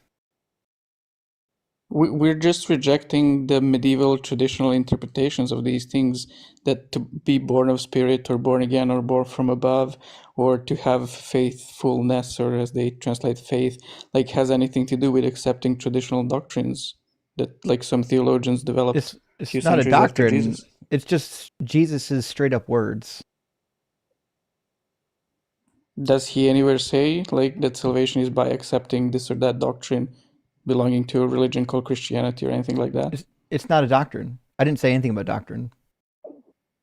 So according to Okay. the Bible, Jesus's words and the gospel author's words, you have to believe in Jesus. Like that's John 3:16. Like the most famous passage, God so loved the world that he gave his only begotten son, so that whoever believes in him should not perish but have eternal life.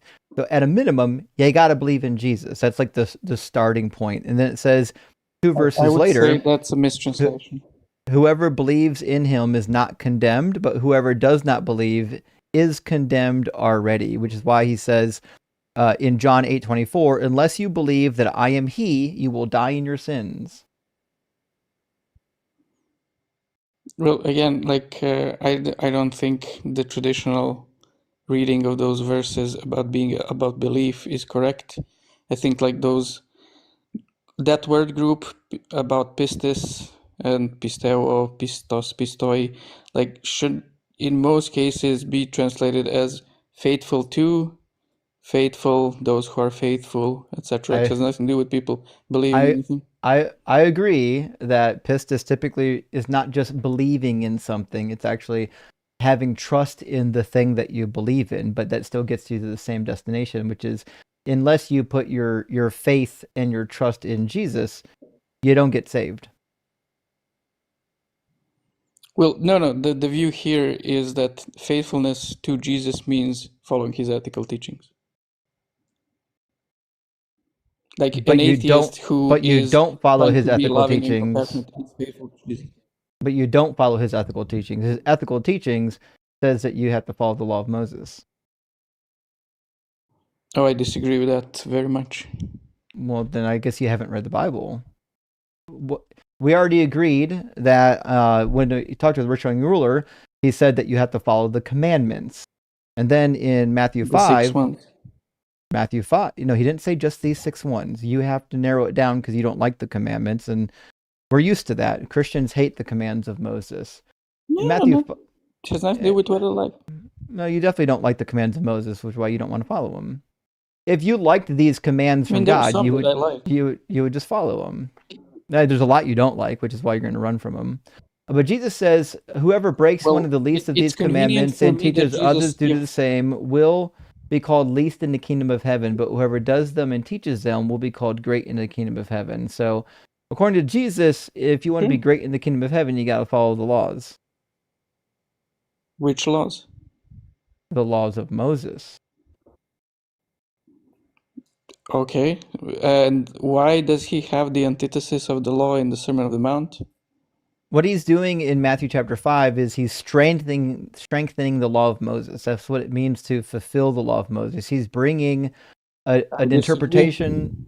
He's bringing an interpretation of the law that is strengthening it. Not once does he say that the law is going to go away, which is why he says to do it. It says, whoever breaks one of the least of these commandments and teaches others to do the same will be called least in the kingdom of heaven. So what that means is that if you want to be great in the kingdom of heaven, you got to follow the commands. Sure, but the true commands, not just any random command. No, the commands of Moses. Like Jesus, that's what it means. That's what it means. Rebukes. That's what the Torah and the prophets refers to. The Torah and the prophets. The Torah and the prophets are the laws given to Moses. Which Torah? There's only there's only not only one. There's only one Torah. Jesus did not believe in the oral Torah. He only believed in the written Torah. That's clear in Mark chapter 7 and Matthew chapter 15. Yeah, but there were He more than one specifically written Torahs. there's not to Jesus. Historically, there was. At the Historically, there time of was. Jesus, and we have mentioned. Not according to Jesus. There's only one Torah according to Jesus because he's Jewish. Sure, the true Torah, yes. What? The true law. Yeah, like Jesus throughout his ministry is rebuking swaths of Old Testament laws. No, like, he's not. It seems obvious not that once. he's not supporting the official version of the Torah. Not once. Not once? Okay, the purity laws about women menstruating and eunuchs and touching the leper people. What the about dietary laws, which are said that he makes all food clean. What did he didn't say that? Sabbath laws. He didn't say that. He didn't violate Sabbath laws either. Everything you just said is wrong. What did he tell the lepers when he cleansed them? What did he tell them?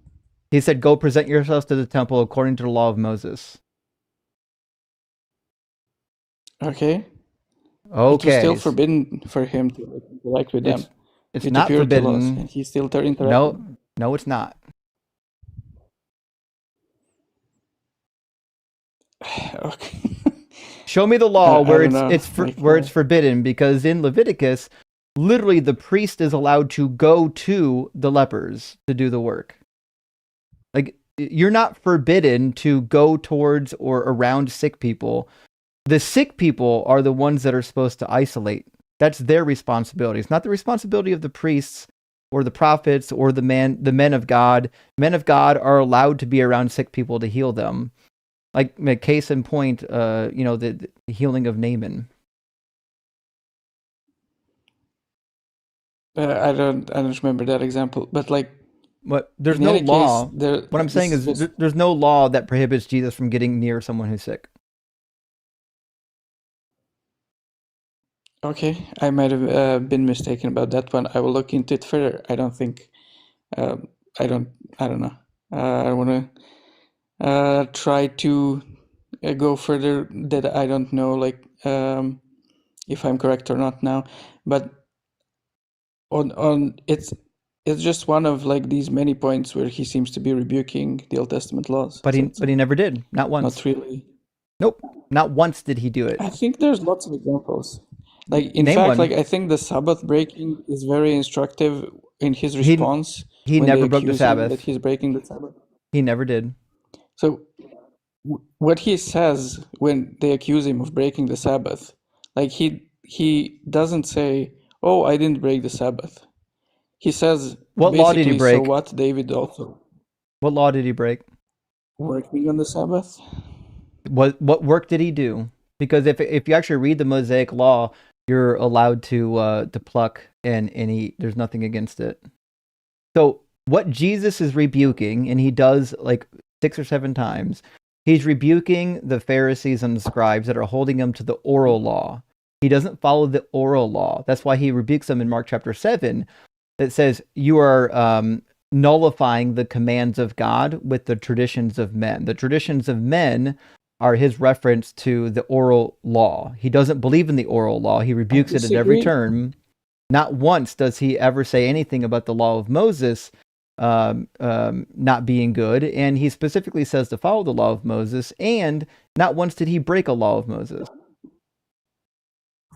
Well, of course, he doesn't say that. Like, my claim is not that he was against the law of Moses, but that he was against the text, the official text of the law of Moses, which then show me lots of stuff, which is not. Show me where that happened. And again, like, this isn't a thing that like exists only during the time of Jesus and mentioning where that happened, because what you're saying is untrue. How is it untrue? What? Because not once did he ever break a law of Moses.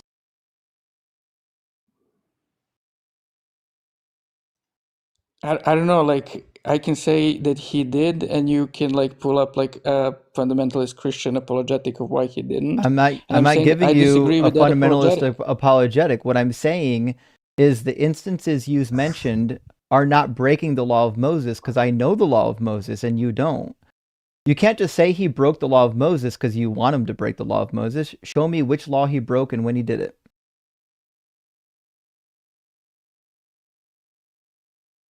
I already gave the example of Sabbath and like several There's purity examples. there's no Like he Sabbath law. rebuked a lot of it. There's no Sabbath law against plucking grain to eat. You're specifically allowed to do that.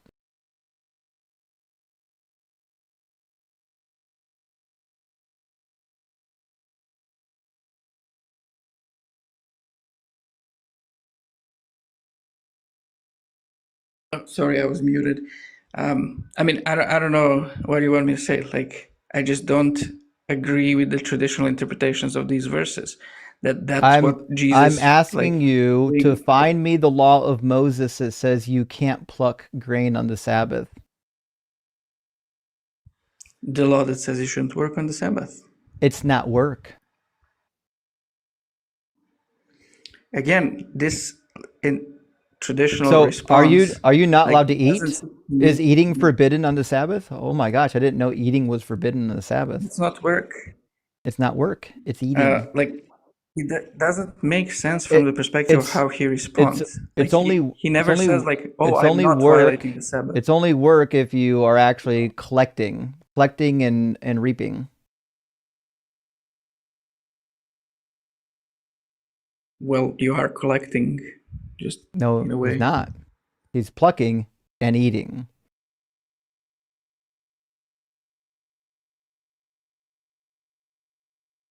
I don't see this difference making sense, except It's from a something trad like that treating. it's something that is specifically allowed in the law of Moses for people who don't own property and don't have access for food. If you don't have access to food and you're poor, which Jesus was, he didn't even have a home, you're allowed to go into one of your neighbor's fields and pluck grain. There's no restriction on it. Doesn't say that you can't do it on the Sabbath. It specifically says that you can do it. There's no restriction against simply plucking and eating grain.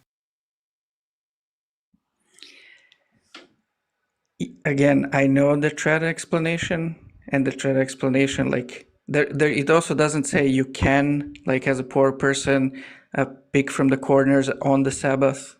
So, like, yeah, it's an interpretative question of like, what do these laws forbid or not? Like the trad view is no, they don't forbid it because like the trad view wants to insist that Jesus did not contradict any of the Old Testament laws. And I'm saying like from his response and from various other places and from Jeremiah 8:8 and from historical records of different versions of the written Torah, I would say it's like much more plausible that Jesus was contradicting the Old Testament laws as preserved by the Pharisees and the Sadducees and the scribes. You haven't given a case for why he actually broke the law of Moses yet. You just keep saying, according to the Sadducees and the scribes, but the Sadducees and the scribes are accusing of breaking the oral tradition, which is quite clear. He specifically points it out in Mark chapter 7. Again, they don't say he's breaking the oral tradition. They just say he's violating the Sabbath. And the traditional Christian, they're accusing him of violating. I said Mark chapter 7, and you weren't paying attention to my words, which is why this conversation is going so poorly. I said in Mark chapter 7, he specifically chastises them for nullifying the law of Moses with the oral law. Jesus never spoke against the law of Moses, only against the oral law. That's why he calls them hypocrites. You abandon the commandment of God and hold to human tradition. The tradition of the elders, the human tradition, is the oral law. That's what he's upset with. He never says anything about the law of Moses. Well, my reading of this is that when he says you are neglecting the laws of God for traditions of man, he's like actually criticizing them for following the corrupt version of the Torah that's mentioned in Jeremiah 8:8. Oh, you'd be wrong then. It's specifically referred to Okay, as the like, tradition of the elders, which is a phrase we actually know. We know the tradition of the elders is specifically a reference to the oral law because we have like actual documents from Judaism showing that that's how they use the phrase. sure, Judaism has an oral Torah, but we also have historical records of groups of Jews who are saying this version of the Torah, the written Torah, the people have is corrupt, and that's a view saved in Jeremiah 8:8. And I'm saying Jesus was one of those Jews who held that view. Did Jesus say that, or do you have to put that on Jesus? I think that's a reasonable interpretation of most of his ministry and his responses to accusations that he's violating the laws of Moses. He was never once accused of violating the law of Moses. Not once. The Sabbath. There's no Sabbath law that says you can't do what he did. Again, that's one interpretation. I'm saying the Pharisees have accused him of what I'm Sabbath. telling you is you need to find an actual law in the Torah that says you can't do the thing, because you're not violating the Sabbath laws until you can show me where the Sabbath law says it, and it doesn't say that plucking grain is work. You have to add that into the text. That's something you're doing. Yeah, and you have to add that into the text that plucking is not work. No, wrong it's again. Two interpretations. It's not two interpretations. You're specifically allowed to pluck grain according to the law of Moses. Not a single law says in any day you want to, because it's just eating. You're not actually doing work until you're actually taking a sickle, or you're reaping, or you're collecting. Where does it say that? That's just you're saying an awful lot of things that are nowhere in the text, but you're insisting that I need to have every single word like based on the text. Because if you just read Exodus, it tells you that you have to actually collect your food. If you're collecting food, you have to do it before the Sabbath begins. Once the Sabbath begins, you're allowed to eat your food. And if you don't have housing, you don't have a place to be, that means you don't have a place to store food, which means the only alternative is to eat food that is readily available to you, which is not working. It's literally just consuming the food that is around you. It's a nice interpretation, but it's nowhere in the text. It's actually not an interpretation. It's just something that is only true if you understand like how you would consume food in the ancient world. If you're poor and you don't have anywhere to lay your head and you don't have anywhere to store food, how are you cooking and storing food the day before the Sabbath? Yeah, you can have like a bag or something. Who knows? How? Why do they need a storage? How? Where are you getting the food from? From the corners of the fields. And doing what with it? Keeping it in your bag. Where? Where are you, and where is your bag? Where are you staying at? Well, presumably the bag is where you are. So it's like, I don't know. Where? You just randomly walking around with a bag? You're just randomly walking around with a bag so that you don't have to eat food standing up on the Sabbath? Why would that, like... We're all just doing interpretative like speculations. I don't know why either way would be unreasonable to like conjecture what they would do. I'm asking you logistics. If you're an ancient person, you don't have a home, you don't have money, you don't have access to buy grain, and you have two options. One, you can literally just walk to your neighbor's field and pluck and eat, which is just eating grain. Or number two, you can always have a bag on you, which you make sure to use every day before the Sabbath. You go to somebody else's food or somebody else's field, and you don't pluck and eat the grain, you pluck and collect the grain. And that's what you think people are up to? Why not? Like if they think they shouldn't pluck stuff on Sabbath, they would pluck it on a Friday and eat it on Sabbath. Like I don't see the problem. Why would they do that? Because they don't want to violate the Sabbath. But it's not a violation of the Sabbath. Collecting is. Says you. Not eating. So remember according to your interpretation. This argument, your argument is that Jesus violated the Sabbath. And you can't show me where eating grain is work. Well, you can't show me that it isn't. Like, so, It's I mean, it's your both claim. interpretations. It's your And claim that eating grain is work, not mine. look, When it does definitely eating is a fact. when does They when does accused eating him become of work? violating. When does eating become Well, work? not eating, plucking. When does plucking become work? I mean, when does it not? Is it I mean, is it when the hand moves from here to here? Is that when it becomes work? Or is it when it goes from here to here? Why is that a problem for my interpretation but not yours? Because I'm asking you logistics. What about plucking is fundamentally different than picking up a piece of food in a bowl and eating it?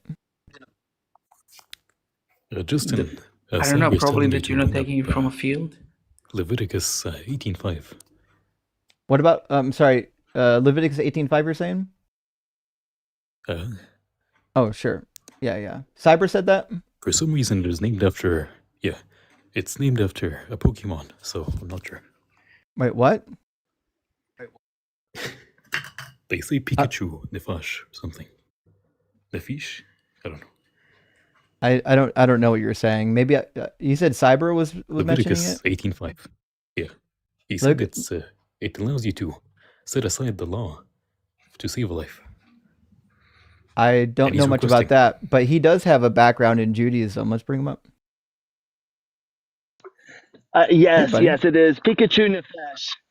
Pikachu Nefesh, it's allows you, what this says is that the law is there for you to live by, not to unalive by. And in interpretation, this would mean that if it comes to a life-saving measure, we set the law aside because the law is supposed to be there for you to live by. And so if you're to believe that Jesus was like homeless, he didn't have a place, and he's hungry, then it's okay for him to set the law aside to get food. So thus he wouldn't be breaking Torah. He'd be fulfilling Torah through Leviticus 18:5.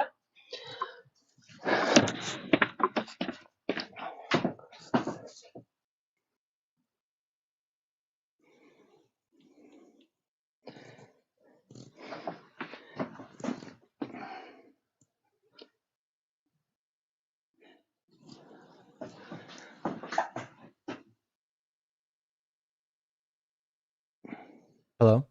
We accept your surrender. Okay. Oh. Did y'all hear me or not?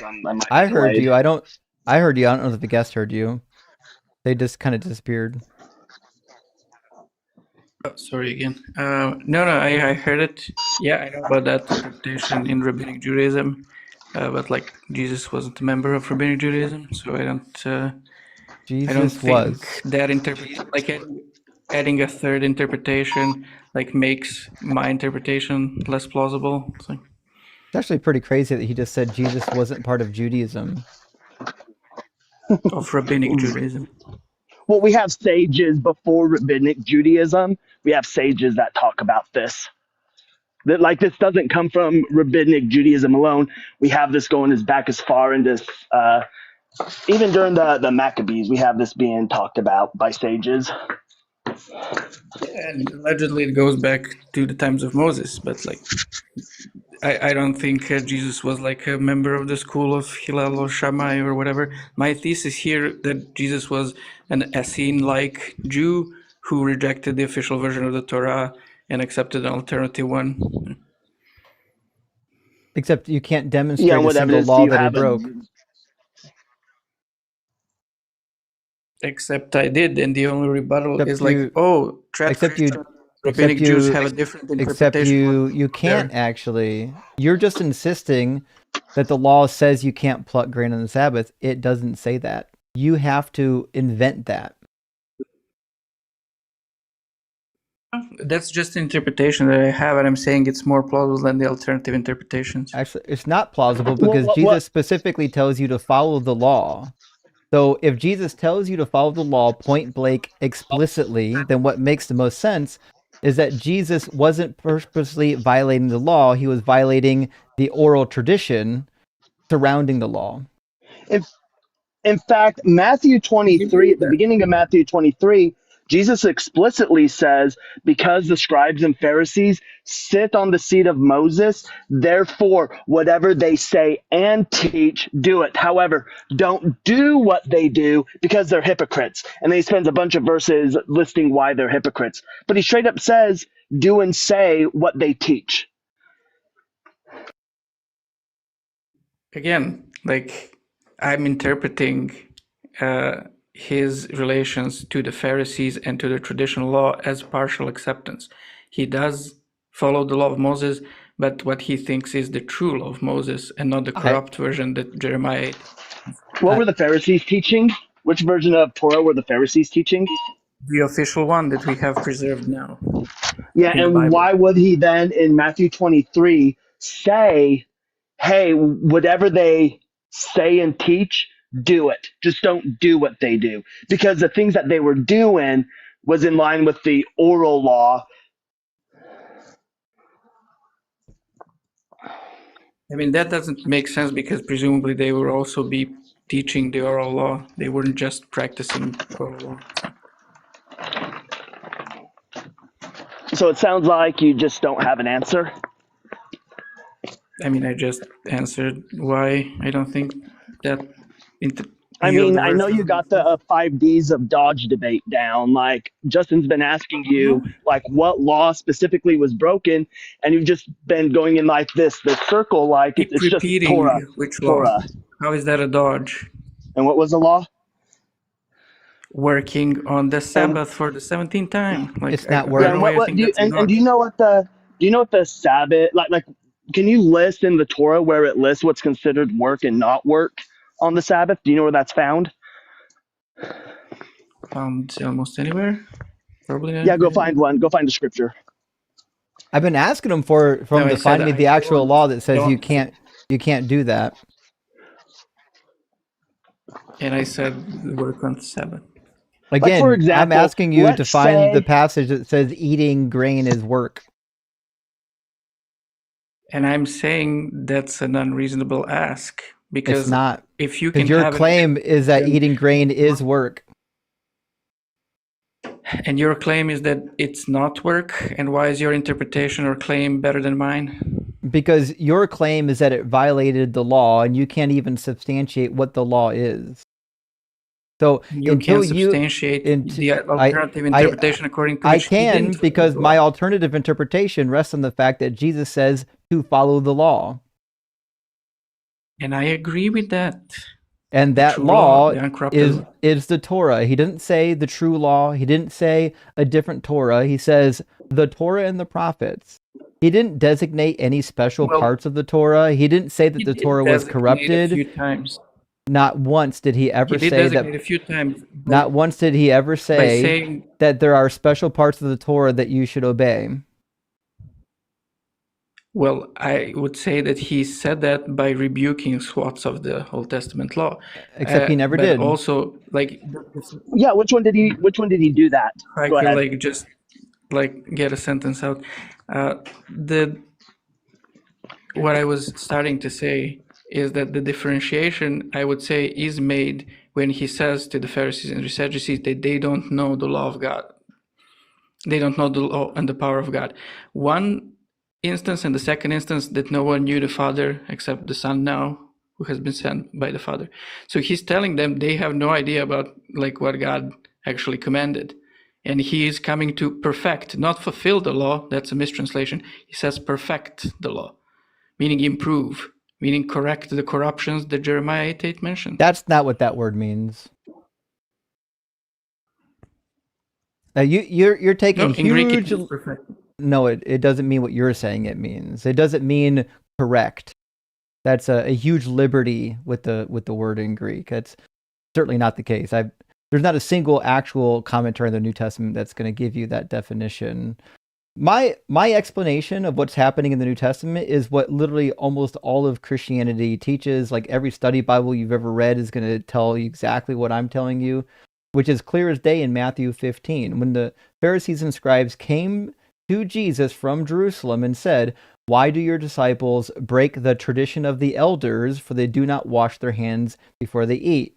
Over and over again, Jesus gets accused of breaking a law that's not actually from Moses, this is one of those occasions, which is why he answers them, why do you break the commandment of God for the sake of your tradition? Jesus's problem was never with the law of Moses. Jesus's problem is with the oral law, the supposed tradition of the elders, which is why he chastises them for nullifying the law of God with their oral tradition.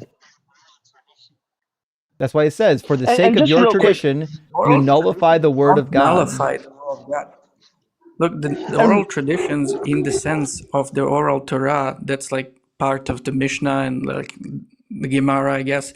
Like, it does not violate the written Torah. But what would violate or nullify the written Torah would be corruptions of the text. No, you'd be wrong. Like he tells you right here in the text. It's crazy that you haven't read this.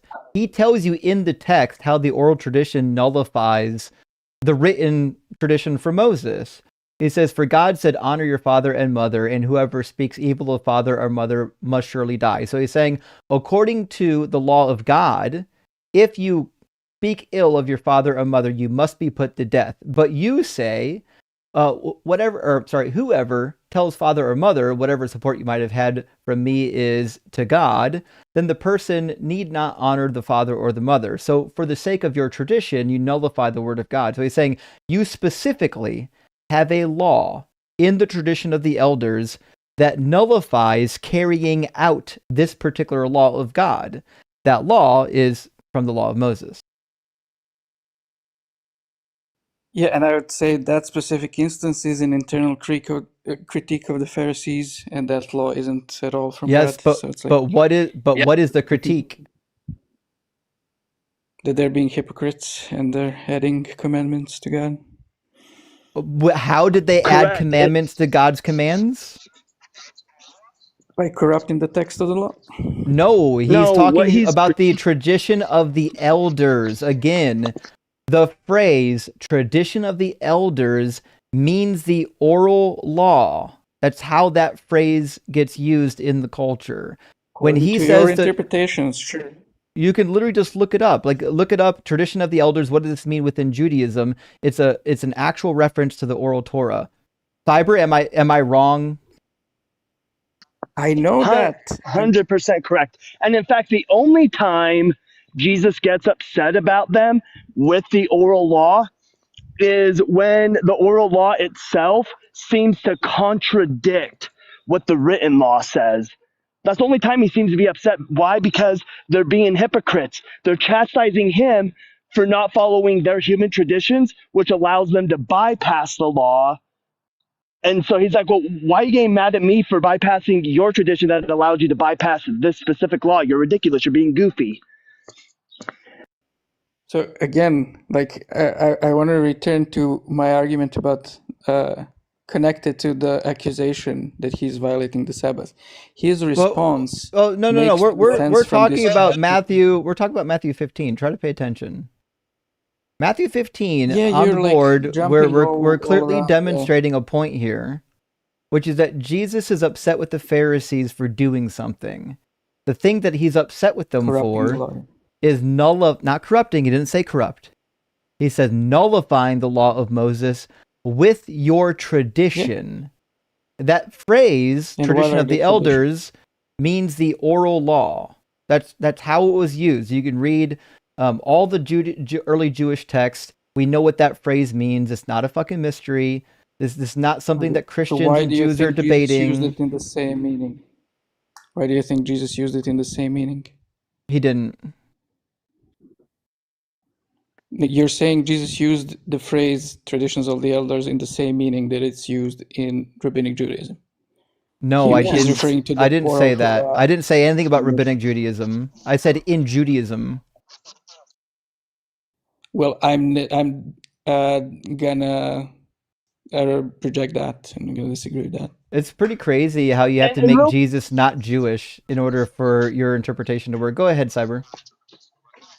Yeah, I was gonna say, and I find it interesting how you just show like this lack of understanding of like Greek. Like Justin and I have been to Bible school. I haven't been to seminary, but we had to study this. Like we had to study Yeah, this. I have been to And seminary too. let Yeah, me learned finish real Greek quick. 4 years. Well, that's not the case, because back in Matthew 5, when it talks about I've come to fulfill the prophecy, do you know where else The law. Matthew uses? Yeah, fulfill the law. Do you know where else Matthew uses that word at? Whenever Matthew uses that word, what's he using it in reference to? Just out of curiosity, if you know.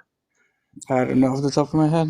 Anytime he's mentioning that Jesus is fulfilling a prophecy, this is to fulfill what the prophets have spoken, he uses the same word, right? So when you come up here and say, no, he's not here to fulfill the law, he's here to correct the law, where do you get that from?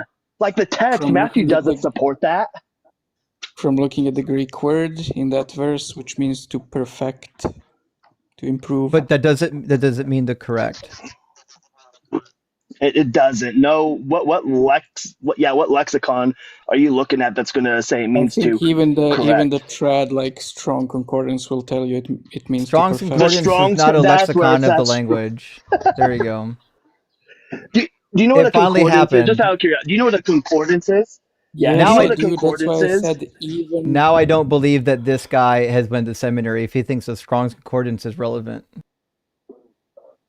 That's why I said even that will confirm this. Like, as I don't know like why you even Can you mentioned tell me it. what a concordance is? Do you know what a concordance is versus a lexicon?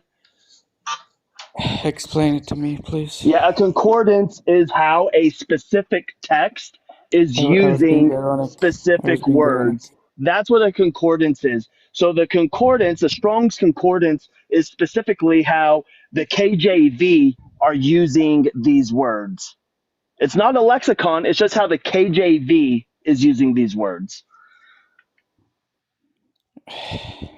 Well, that's also not really true. Like, it gives like the general meaning of the Greek term. But according to the KJV interpretation, not according to like the general language at large. Like we have actual lexicons of the language that aren't based on the KJV. Yes, I know. Yeah. Okay.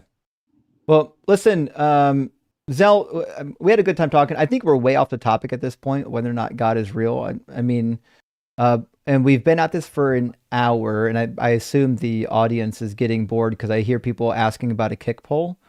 So, I mean, thanks for at least coming up and chatting with us. It certainly was interesting. I've never heard somebody try to make Jesus not Jewish, but it was a good attempt.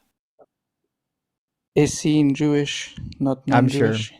I've read the Essene documents. They believed in the law too. So, alternative Torah. Disagree. I mean, I would recommend a paper called The False Torah of Jeremiah 8. But yeah. I would recommend actually reading the Dead Sea Scrolls. Yeah, I don't think that's the subgroup of Essenes that Jesus belonged to, but yeah. You have literally no evidence that there's any other Essenes. Yes, I do. Descriptions of the Essene teachings from Philo are very different from the Dead Sea Scrolls. And he's obviously talking about a different group. If you look at Josephus' description, they disagree with Philo too.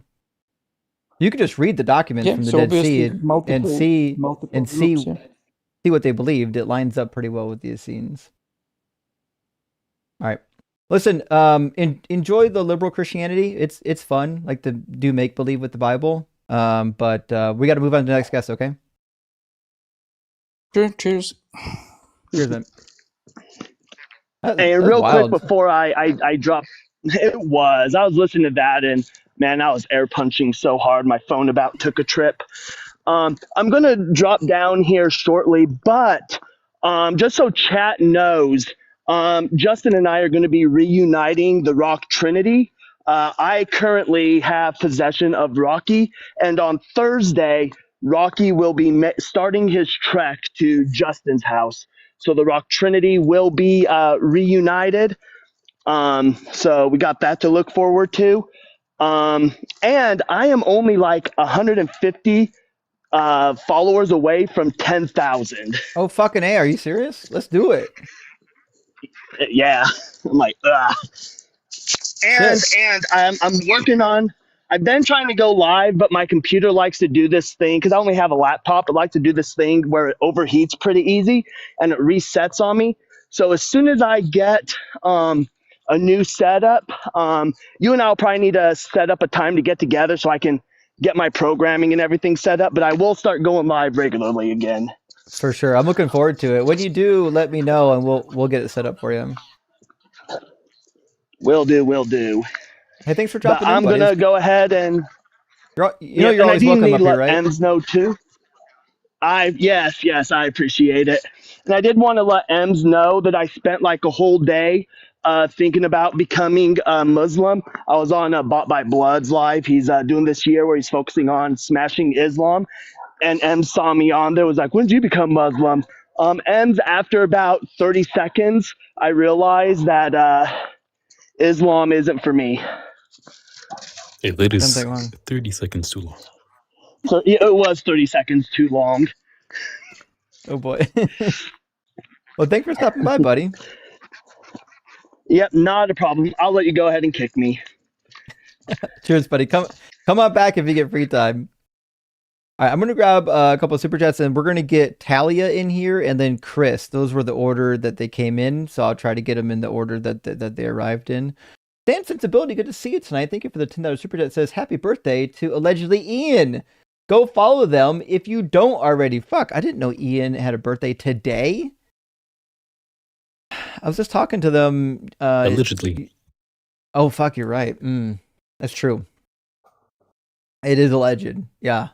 Okay, well, happy fucking birthday, Ian. Congratulations. Is Ian, I guess they're 24 this year. Okay, fuck. Okay.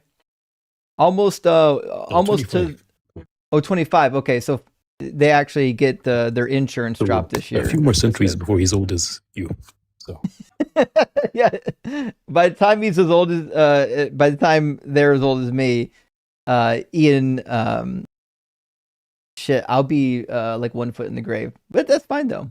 Skepticus, thank you for the $10 super chat. Says, was a Christian for 40 years. I don't remember anyone ever giving a sermon about Isaiah 7:14 or ever giving any logical analysis of the prophecies fulfilled by Jesus. They just assumed it was right. And Skepticus, that's exactly the case. Almost all Christian churches, they'll never go back to read those prophecies ever. They're going to read in the gospel where it says that they fulfilled it, and they're going to go, oh, he fucking fulfilled it. It said he fulfilled it. He must have fulfilled it. Nobody's actually doing their homework in the churches. It's just not a thing that's happening. And Adam, my friend, great to see you. I hope you're doing well. It says, I cooked Courtney so hard on Isaiah 7, she ran, and I'm dumb. No way she cooked Chef Justin on the same. Keep cooking. Love you, homie. Adam, please, for the love of God, tell me you recorded it. I want to see this so bad. I haven't checked. I apologize. I haven't checked my Discord messages. It's a fucking knife fight out there on Discord in terms of getting messages. But please, if you have a recording, email it to me. Send it to me. I really need to see it. I'm sure it'll be delicious, like nummy. And Anuian, hey, thanks for the additional super chat. Says response to David versus Jesus. If Jesus is Yahweh, the entire Old Testament is a play against David. Wait, what? I don't fully understand what you mean. David was a man that was like pro Yahweh. Yahweh like did a lot of shit for David. Like they were tight. I guess I'm not understanding the point that you're getting at. I'm sure like in your head, my friend, it all makes sense, but in the way that you're explaining it, it doesn't make sense to me at all. I apologize. That maybe it's my fault. Maybe I'm not getting it. And Real Webby, thank you for the super chat. Says, thanks for the rock hard for Doug explanation. Big difference between Jesus and Doug. Doug actually exists, and you can actually hold him and his wife. Rock hard for Doug. Indeed. At a minimum, you have to admit that Doug has one up on Jesus because we know that Doug is real. Daniel De La Noche, good to see you tonight, friend. Thank you for the super chat. Says, went to a KJV only IFB Bible college. Fuck, sorry to hear that. It was more an indoctrination school than a real college. Yeah, listen. Was it like that basement school that like Peter Ruckman did? Had to relearn the Bible theology on my own afterwards as I deconstructed. Family is still in it, unfortunately. That's crazy. I'm sorry to hear that. If my family was buried in like KJV only nonsense, it would be hard even if I was a Christian to tolerate it. It's the worst variety. And Hammond, thank you for the $10 super chat, says, how do religious people deal with dementia? A person with dementia can literally forget Christ. Are they damned? If God will save their non-dementia spirit, does it mean the person is already dead? So I asked this before. If the Christians will say there's a loophole. Well, they can't be held accountable because there's a loophole. But if there can be loopholes, it just seems like God could do an endless amount of loopholes. Like there shouldn't be a limit to how many loopholes. He can make a loophole for literally every fucking person, right? So if there's even one loophole, it just means that the whole Jesus stuff wasn't 100% necessary. And Space Lord, good to see you. In regards to K. Penny, knowing the Bible won't help them.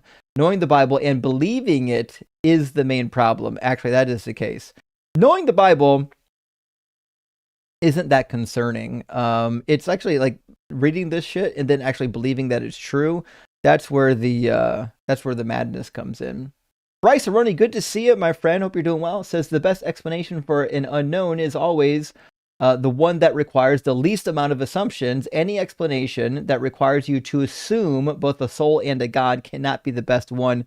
I agree. I think this is where I would appeal to like Occam's razor. When you start adding assumptions, it just gets more and more tenuous.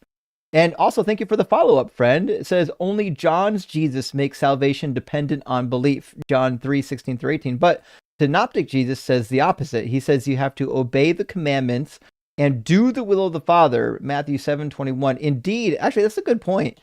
If you have to do the will of the Father, then you have to, again, try to nullify the commands of God, which means you're literally doing the same thing that Jesus chastised the Pharisees for doing, which is nullifying the commands of God, which in the Hebrew Bible says that you have to follow these laws forever. But if you're in the camp of that liberal Christian, he would just say, well, those aren't actually the commands of God. It's corrupted. It's added to the laws, that kind of thing. Nonsense. Jagged Tiger says, what are your thoughts on influential people like Joe Rogan turning to religion? Regardless of opinion, it's frustrating to see it as it will inevitably convince some uninformed person. I do agree with this sentiment. Like,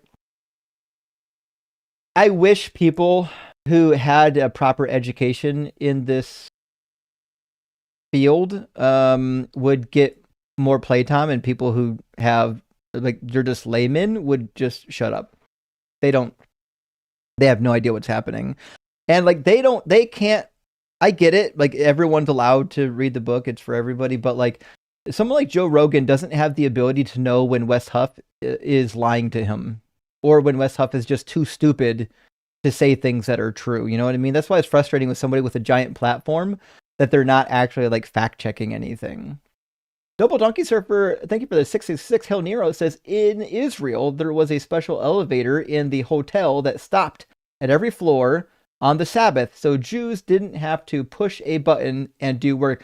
Yes, that's what I'm saying. This is part of the tradition of the elders, where they build a fence around the law that prevent you from breaking the law. That's the whole point of the tradition of the elders, is to prevent you from breaking the law of Moses. So you've got these additional penalties, like, no, you can't even touch an elevator button. This is not in the law of Moses. This is in the tradition of the elders. This is in the Talmud.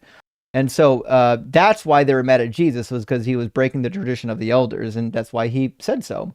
And Gary, thank you for the super chat, says, going back a couple hours, I don't think Catholic saw Star Trek 4, where someone literally walks right into the side of a cloaked starship.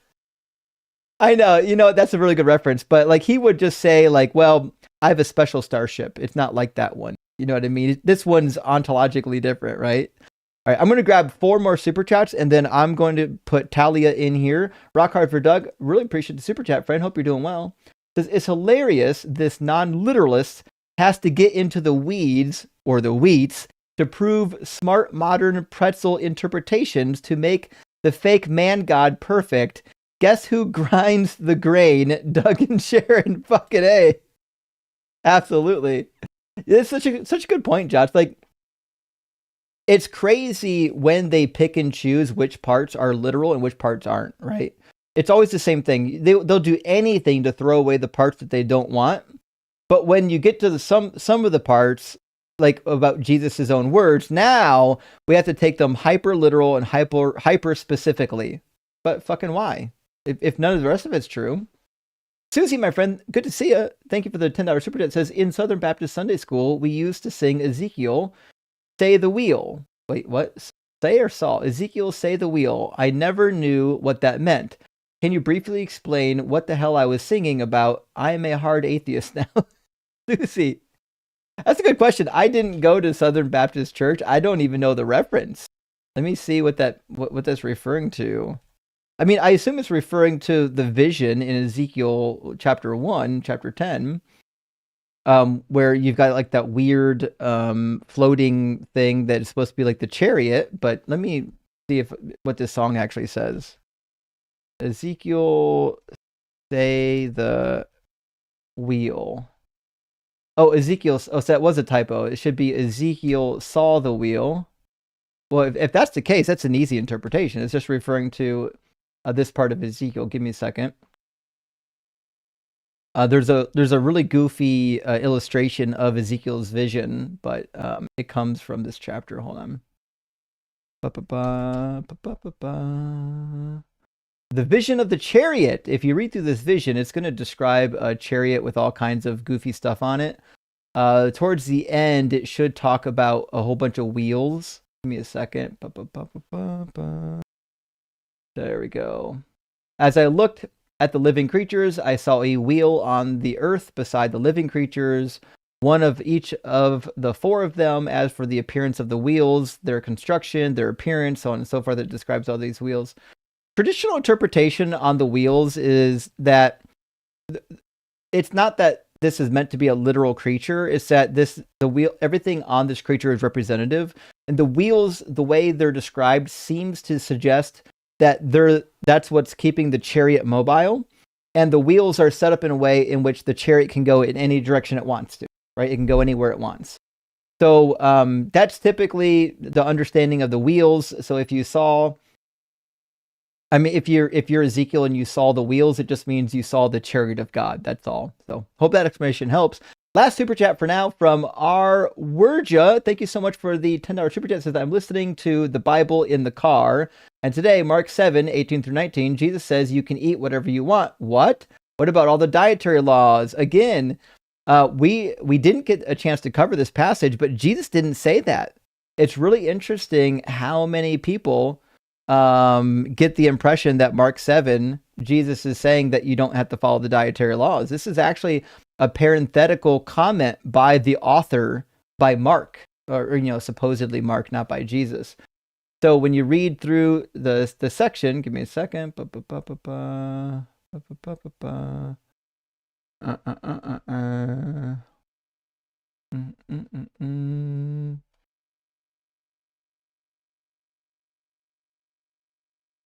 hold on.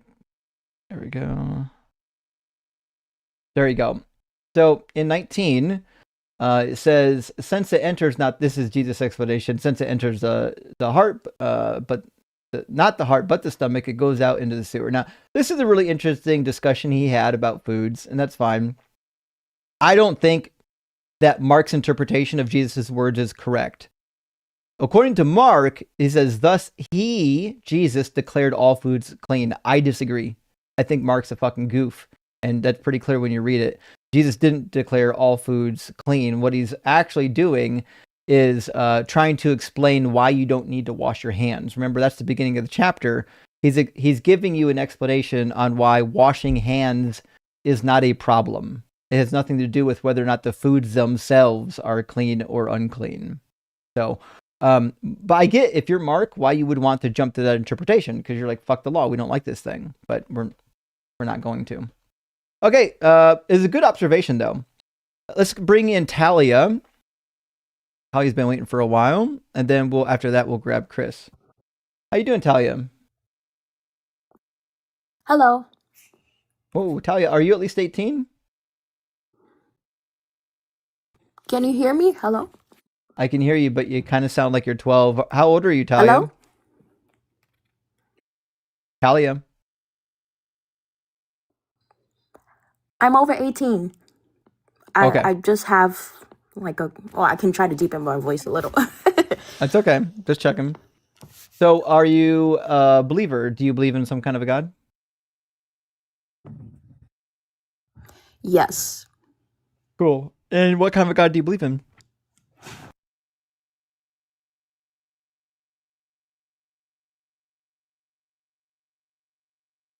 Hello?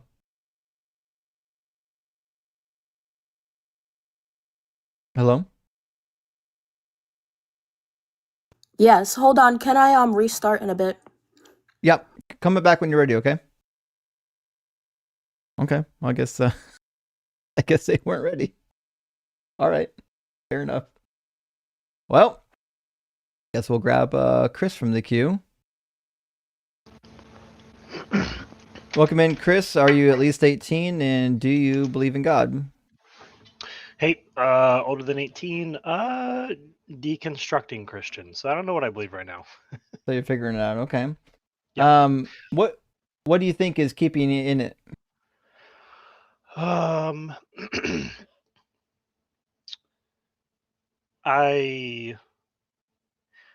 Frankly, it's mainly emotional.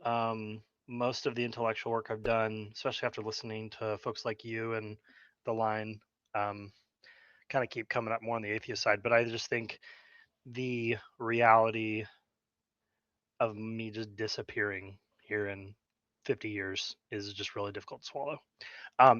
It's equally difficult to swallow that the majority of humanity is in hell for eternity. So kind of stuck between a rock and a hard place on that. But yeah, that's the main thing. I don't have much blood for the the Coliseum crowd here. You recommended me 2 books, Grasping God's Word Mm-hmm. and Helping Jesus Fulfill Prophecy, and I read both of them. They were Mm-hmm. really good, and I appreciate it. Did you have a recommendation for the resurrection? That's my next topic to tackle. You know what? I'm not sure I've read any actually good books countering the resurrection, but I would say that some of the early opponents of Christianity had things to say about it that were helpful. Like if you read True Doctrines by Celsus, he talks about how there's all kinds of other people that resurrected in history, and like Jesus is just like another mythological resurrection. You can probably find a copy of True Doctrines for free on the internet. I think it's a good read. Okay. I would also go. There's someone. It's not Mark Goodacre. Hold on. Yeah, who am I thinking of? There's a scholar that wrote a book. He's got a PhD in classics, where he goes into resurrection stories. Give me a second to find it. I don't know. It's Richard C. Miller. Yeah. Okay, so Okay. Richard C. Miller. The book is called Resurrection and Reception, and it's a really cool book. Okay. Cool. Yeah, I'll check them out, man. The other recommendations were really, really good. I read like 5 books on hermeneutics and grasping God's word. I thought was probably the best of them. So yeah, I thought it good was stuff. a good introduction to hermeneutics. I've read you know, when I was in school, I had to do others, but that was the one that I thought was actually the best for like a practical introduction. Yeah, for sure. Well, I wanted to brush up on that first, because I had a sense that as a Christian, like I would crow about how to read the Bible right, but the reality is like one of the doctrines I was told was, or techniques was, interpret the difficult passages by the clear ones. Mm-hmm. Well, definitionally, the clear ones are just the ones that already line up with your theology. Yeah. Like words aren't complicated, right? So, Mm-hmm. yeah, occasionally you have one that's just genuinely difficult to interpret, but for the most part, is well, this one is hard because in Acts 2, Peter seems to make it sound like baptism is part of salvation, but we good Baptists don't believe in that. So let me reinterpret that with a different passage. So, Right. But anyway, cool, man. Well, yeah, I had a conversation with my pastor today for like 2 hours about this because I've been pretty transparent with him, and I was teaching the youth, and I was like, dude, I don't know if I should be teaching the youth because I don't know if I believe any of this stuff anymore. Right. And I wanted him to be able to make a good decision on it.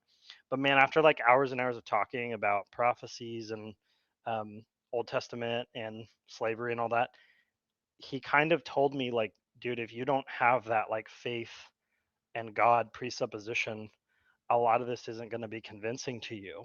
Right. And it's just, it blows my mind that like that's the standard of evidence that our eternity is based on. Yep. You have to start with the assumption that it's true. Yeah. Like that's terrible though. Like it's incapable of convincing skeptics, of which I kind of am one now. Right. And you know, he's very kind to like walk with me through this, but I'm flabbergasted that I really haven't been able to get some solid pushback. Yeah. You're not going to find any good answers. Yeah. Like I looked, crazy. Like I searched for answers when I was in seminary to all these questions from scholars. Scholars don't have answers either. In fact, I'm just going through one of my old theology textbooks so I can do some response videos to it. In the section on the problem of evil, the Erickson, who wrote this textbook on theology, literally starts the section by saying that there is not yet a satisfactory answer to the problem of evil, but I'll get you as close as I can. Oof. That's brutal. Yep. I do have two contradictions that I wanted to ask you about, or like the apologetic response to the claim that it's a contradiction. Sure. The rabbits in Leviticus 11 and Deuteronomy 14. The argument because they eat poo. Yeah. Like that the Hebrew is like a very vague term, and that it would be reasonable to the eating their own poop like can go under that umbrella. Is that a faithful understanding of the Hebrew there, or is that no Hebrew, dude? I can't. I get it. So you have to lean a little bit on context and also on tradition. So if you look at the Hebrew phrase, is some form of gara and also Allah, so to bring a measure up again. And so if you're just saying, well, a measure of what? But if you look at the classical use of the word, it's almost exclusively used to refer to grain, to bring grain back up. And if you look at other Hebrew texts, this same phrase gets used to refer to regurgitate. So to bring grain back up again just means to regurgitate it. Now, that you can do the linguistic route, though. You can kind of go in circles with it, but it doesn't fix the problem. And this is what apologists will always do. They'll just say, well, rabbits chew their feces, but they forget that in the same passage, it also lists rock badgers. Rock badgers not only don't eat their feces, they have never ate their feces, but they also lack the ability to regurgitate, which means they couldn't regurgitate even if they tried. So they conveniently ignore the rock badger and they try to focus solely on the rabbit as a distraction. Gotcha. So like even if the Hebrew phrase could encapsulate the rabbits eating their own poop, which it's not clear that is the case, it still wouldn't solve the problem because of the rock badgers. Okay, that's fair. Exactly. Yep. Okay, what about 2 Samuel 24 and 1 Chronicles 21, the curse on David and Israel for the census, whether it's 3 or 7 year famine? So apparently, 2 Samuel 21, like a couple chapters prior, is talking about how there's already a famine on the land. Yep. And then they kind of play some games of like, oh, well, it would take X amount of months to make the census happen. Plus, we've already been 3 years deep. So really, it's just one saying, do you want 7 total? And one is saying, do you want 3 more? And they both add to 7. I mean, is that like on the scale of, reasonable to complete bullcrap? Like, where does this fall? It only works if you don't read chapter 21. If you read chapter 21, it's very clear that God ends the famine in the 3rd year. So at the beginning of the chapter, beginning of the chapter, it says there was famine for 3 years. And then God answers David, why is there a famine? Well, there's a famine because what Saul did to the Gibeonites. So God has a revenge killing. There are 7 members of Saul's household that get killed before the Lord, and this solves the blood feud. And then at the harvest, what happens? If you read later in the chapter, it says, God heeded the supplications for the land, meaning he sent the rain, he ended the famine. And so the famine didn't carry on for another year. Okay, so you can't argue that that's continuous. That makes sense. Okay. Right. Man. Yeah, it's I don't know, man. I genuinely just I consider myself a relatively rational and intelligent person, but it's been really shell shocking to just be exposed to non what quote unquote orthodox, conservative Baptist theology. You're only allowed to read the good guys. But I kind of took this perspective of like Jonathan Edwards of like I'm just going to read everything and truth is truth, right? Mm-hmm. And I mean just ideas of like why do hurricanes and baby cancer have to be a necessary outcome of Adam and Eve, which probably Right. weren't even real people. Right. It's just very ad hoc, man. Like the whole thing's just an ideology, and it's frustrating. So anyway, sorry, I'm not an op, but I just wanted to get a book recommendation because I will say that like if the resurrection was true, or like I felt strongly that that was a historical event, and that it was like held a lot of explanatory evidence or power. I think like a lot of my main issue is just God doesn't seem good. And I think if either I had a powerful personal revelation that had some kind of predictive element of like tomorrow a very specific thing is going to happen, some kind of temporal prediction, or if I could be really confident in the resurrection, I think from there I could build out kind of like a hazy liberal Christianity, and just kind of be more comfortable with not having answers to a lot of questions. So anyway, that's the next topic, and I appreciate your input on how to tackle that next. Well, best of luck to you, friend. Let us know how you're coming along. I don't have a lot of hope, dude. I've every time I look in this stuff, I get another layer of my faith blasted to smithereens. But yep, that was my experience too. The more I looked into it, the more it fell apart. Can I ask one last question about meaning and purpose post deconstruction? Because it seems to me that this, and I don't know if it's truly a religious resurgence, but there does seem to be a bit of a cultural shift back to at least mysticism, if not standard religion or Eastern Orthodox religion or something like that. And my thought process on that, it seems like it's sort of a failure of secularism and humanism to provide the stories, the lore, the meaning, the purpose, the grandeur that a religious story tends to kind of hold naturally, as well as the community. And I don't know, like how do you build meaning post religion? And like, I don't think I'm going to struggle with this, but it seems like most people are incapable of not having kind of a set of doctrines handed to them, along with the community and everything else. So for meaning, it's one of those things where like I kind of determined my own meaning. Like once there was not a meaning coming down from on high, I had to go back to the drawing board and ask myself, well, what's meaningful to me? What do I find meaningful? And what can I do with my life that would satisfy that desire to have meaning?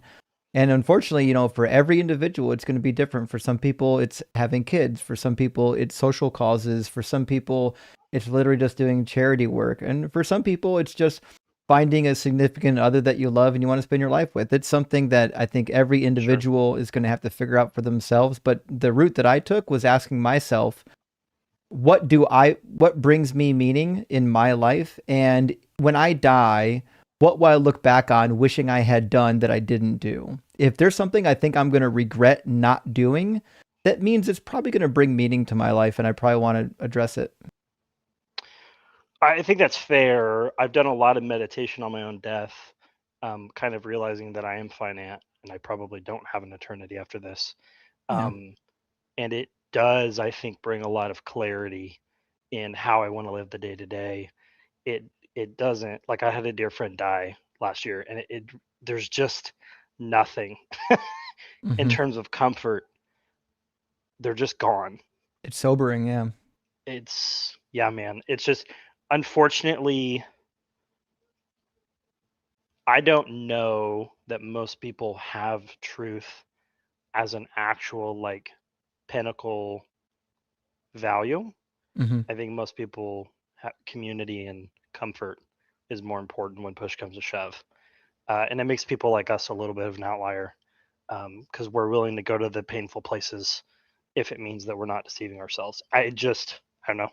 I don't know, man, because it seems like the old days is got true, and it seems like the conversation now is religion useful, because the Christians can't prove their God. Yep. And the atheists can't provide meaning, and so it's a new frontier to fight on. But true. I'm not sure how either of us win, I guess, because I feel like we have truth on our side, but they have community on theirs. So sure, but we can fix that. We're building communities here, so. And once our population becomes larger, it'll be easier to build a community in your own town. Just happens to be that we're a small fraction of the population right now. Sure. Yeah, that's true. Yeah. That's true. All right, man. Well, hey, that's it. Thanks for the time. Thanks for the recommendation. I'll shoot you a dono someday when I read all the books on resurrection. Hey, great to hear from you, Chris. Hope you're doing well, man. Good luck. Thanks. Yeah. Dope. Another deconstructor. Friends, I'd love to hear that y'all are deconstructing. But we are looking for ops. Definitely looking for ops up here. I think Jeff from Canada might be an op. We're going to bring in Jeff, and then it looks like Matek is back. So we'll bring in Matek after Jeff, and then it looks like after that is somebody with just a single letter name, E, which is perfectly fine. So welcome in, Jeff from Canada. Are you at least 18, and do you believe in God? Hey, Justin, can you hear me all right? Uh-huh. Okay, good. I am definitely over 18. I'm an old curmudgeon, so please bear with me. I think we're going to be at a little bit of loggerheads too, because I'm a dog owner and I know that you're a cat person. I hope that won't get in the way of a decent conversation. I actually like dogs a lot too. I just my lifestyle doesn't really support a dog at the moment. I'm just kind of I'm not home all the time, and it's just me here. It's just not. Anyways, cats are easier right now. I get it. But I love dogs. So, Cool. So you believe in God then? I am a non-believer. We're looking for ops, buddy. I know. I'm sorry. I didn't try and fool anyone. I just got into the queue. So Fair if enough. you would like me to bow out, I'll happily bow out. Well, did you have a question? Well, actually, I tried to get a hold of you and Eric last night on the line and talk about morality from a practical perspective. Oh, and you dropped. All, I got dropped, or it didn't work. You out got dropped? Yeah, for some reason it didn't allow me to chat with you guys. It just beeped once and then everything went dead. So oh shit, malfunction then. That's okay. I thought I'd sneak in here and see if I can get into that conversation with you, because I've been watching your cooking show for a while. I appreciate that, but that's not really the point of this show. I'll be doing a Q&A soon. So pop in during the Q&A, and then we'll do questions and answers and dialogue, if that's okay. No, that's fine. Absolutely. I don't want to break into a different topic if you've got a theme in mind. That's cool. Yeah, everyone loads up on these debate nights to watch debates. They'll all leave if I just start doing Q&A, No worries. Speak to your audience. I'll come back another time. Thanks for the time. Sure thing. Good to hear from you, man. Sorry you waited all the time. That's okay. It's good. Cheers. Well, at least he was honest about it. Let's bring in Matek. Is that Matek or Matek? And we'll find out.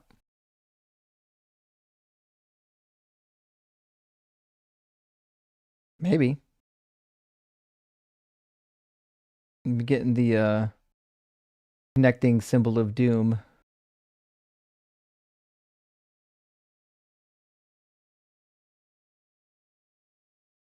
We'll see.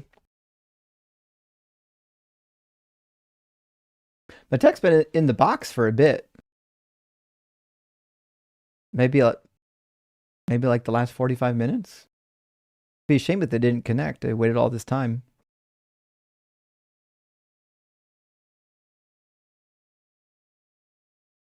Anything? Okay. Sorry. I guess my tech's not going to connect. We'll just drop down there. Buddy, come on back if you figure out how to get your internet working, and we'll try again. Let's bring in E.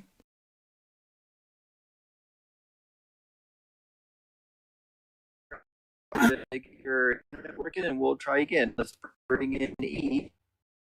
Hey. How you doing, E? How's it going? Not too bad. E, are you at least 18, and do you believe in God? Can you hear me? Not too bad. Yeah, I can hear you. Yes and yes. Okay. Which God do you believe in? Probably not the best. Not the. I think your connection's a little bit strained. Do you have Wi-Fi available?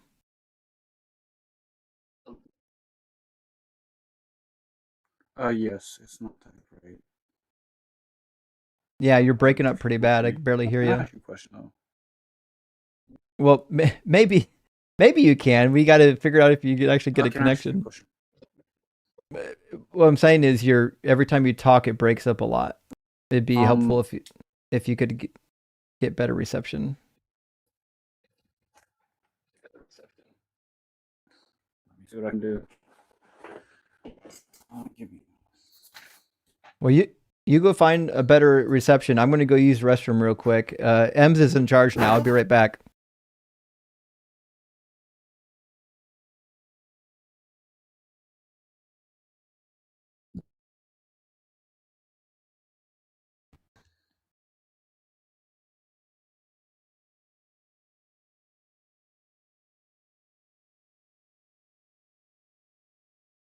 Who said I'm gone?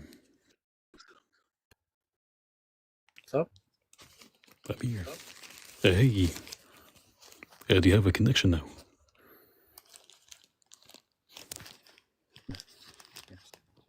Oh. Well. Fox. Okay. We can do a quick prayer together. Just hold my hand. Complications. Our Father in the sky, please grant him some internet or whatever.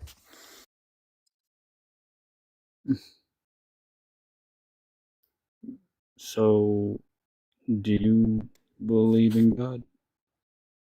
The prayer worked. Wow. I do now. Okay, so what we're asking here is if you believe in God. It sounds like you do. I think the next question we need answered is, which God do you believe in?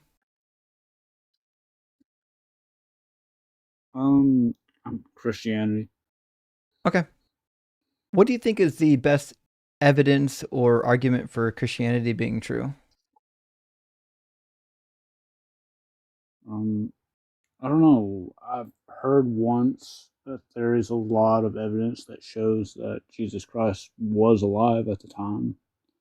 And the people that killed him were the Romans. And that's what I've heard. Well, I don't disagree that he was I've real. actually looked up. But I think that Muhammad was real too, but I don't think that Muhammad heard from God.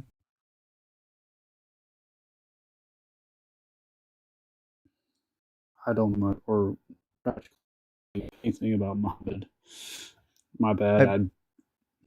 But what I'm saying is, we agree that Jesus was probably a real person, and I don't know what that has to do with God. My question was, like, why is it that you come up with this question? I mean, like... What question? Hello? Apparently he didn't get a connection. The prayer failed, Ems. Oh, no. Don't tell me I'm losing signal. It could have been to the wrong God. Should we try Allah? What's that? Maybe Allah. Vishnu, maybe. The sun. Actually, we could pray to the sun. Okay. E, I'm sorry we got to cut you. You sound like a decent individual, but if you don't have reception, we just simply can't have dialogue. It's not you. You're not the problem. I'm not the problem either. It's not one of those "it's me, not you" situations. It's really just your connection. Sorry. Let's grab Andy from our YouTube queue, and hopefully we'll be able to get some dialogue going. And hopefully, hey, maybe we'll also get some reception. That would be, it seems like the first prerequisite to making this happen. Welcome in, Andy. Are you at least 18, and do you believe in God? Oh, yes and no. But I'm an Okay. We'll just take care of that. All right, friends. Please don't request up right now unless you're opposition. Friends, everyone's here to watch a debate. I love ya. I really do, but no one's here to watch a circle jerk. I will be doing another Q&A soon. I did 2 of them in February. Fuck, maybe I'll do 3 of them in March. We'll find out. I'll definitely be doing some Q&As so we can do some Q&A time, but please not during our debate live streams. It derails literally everything, and it makes the stream very difficult to actually hit its metrics. Tren, thank you so much for the super chat, friend. Says, did you know Tim Fool dropped out of school in the 9th grade and never graduated? Ems, any thoughts on Iran? Rock hard for Doug and gay for Justin. Well, I didn't know that about Tim, but that doesn't surprise me. All the spokesmen on the right are rather uneducated, but Ems, what do you think about this nonsense with Iran right now? I have no idea.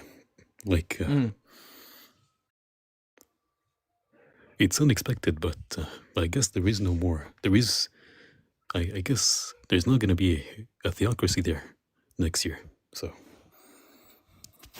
we'll find out. I'm intrigued to see how it turns out, even though I fucking hate the fact that we're starting a war right now.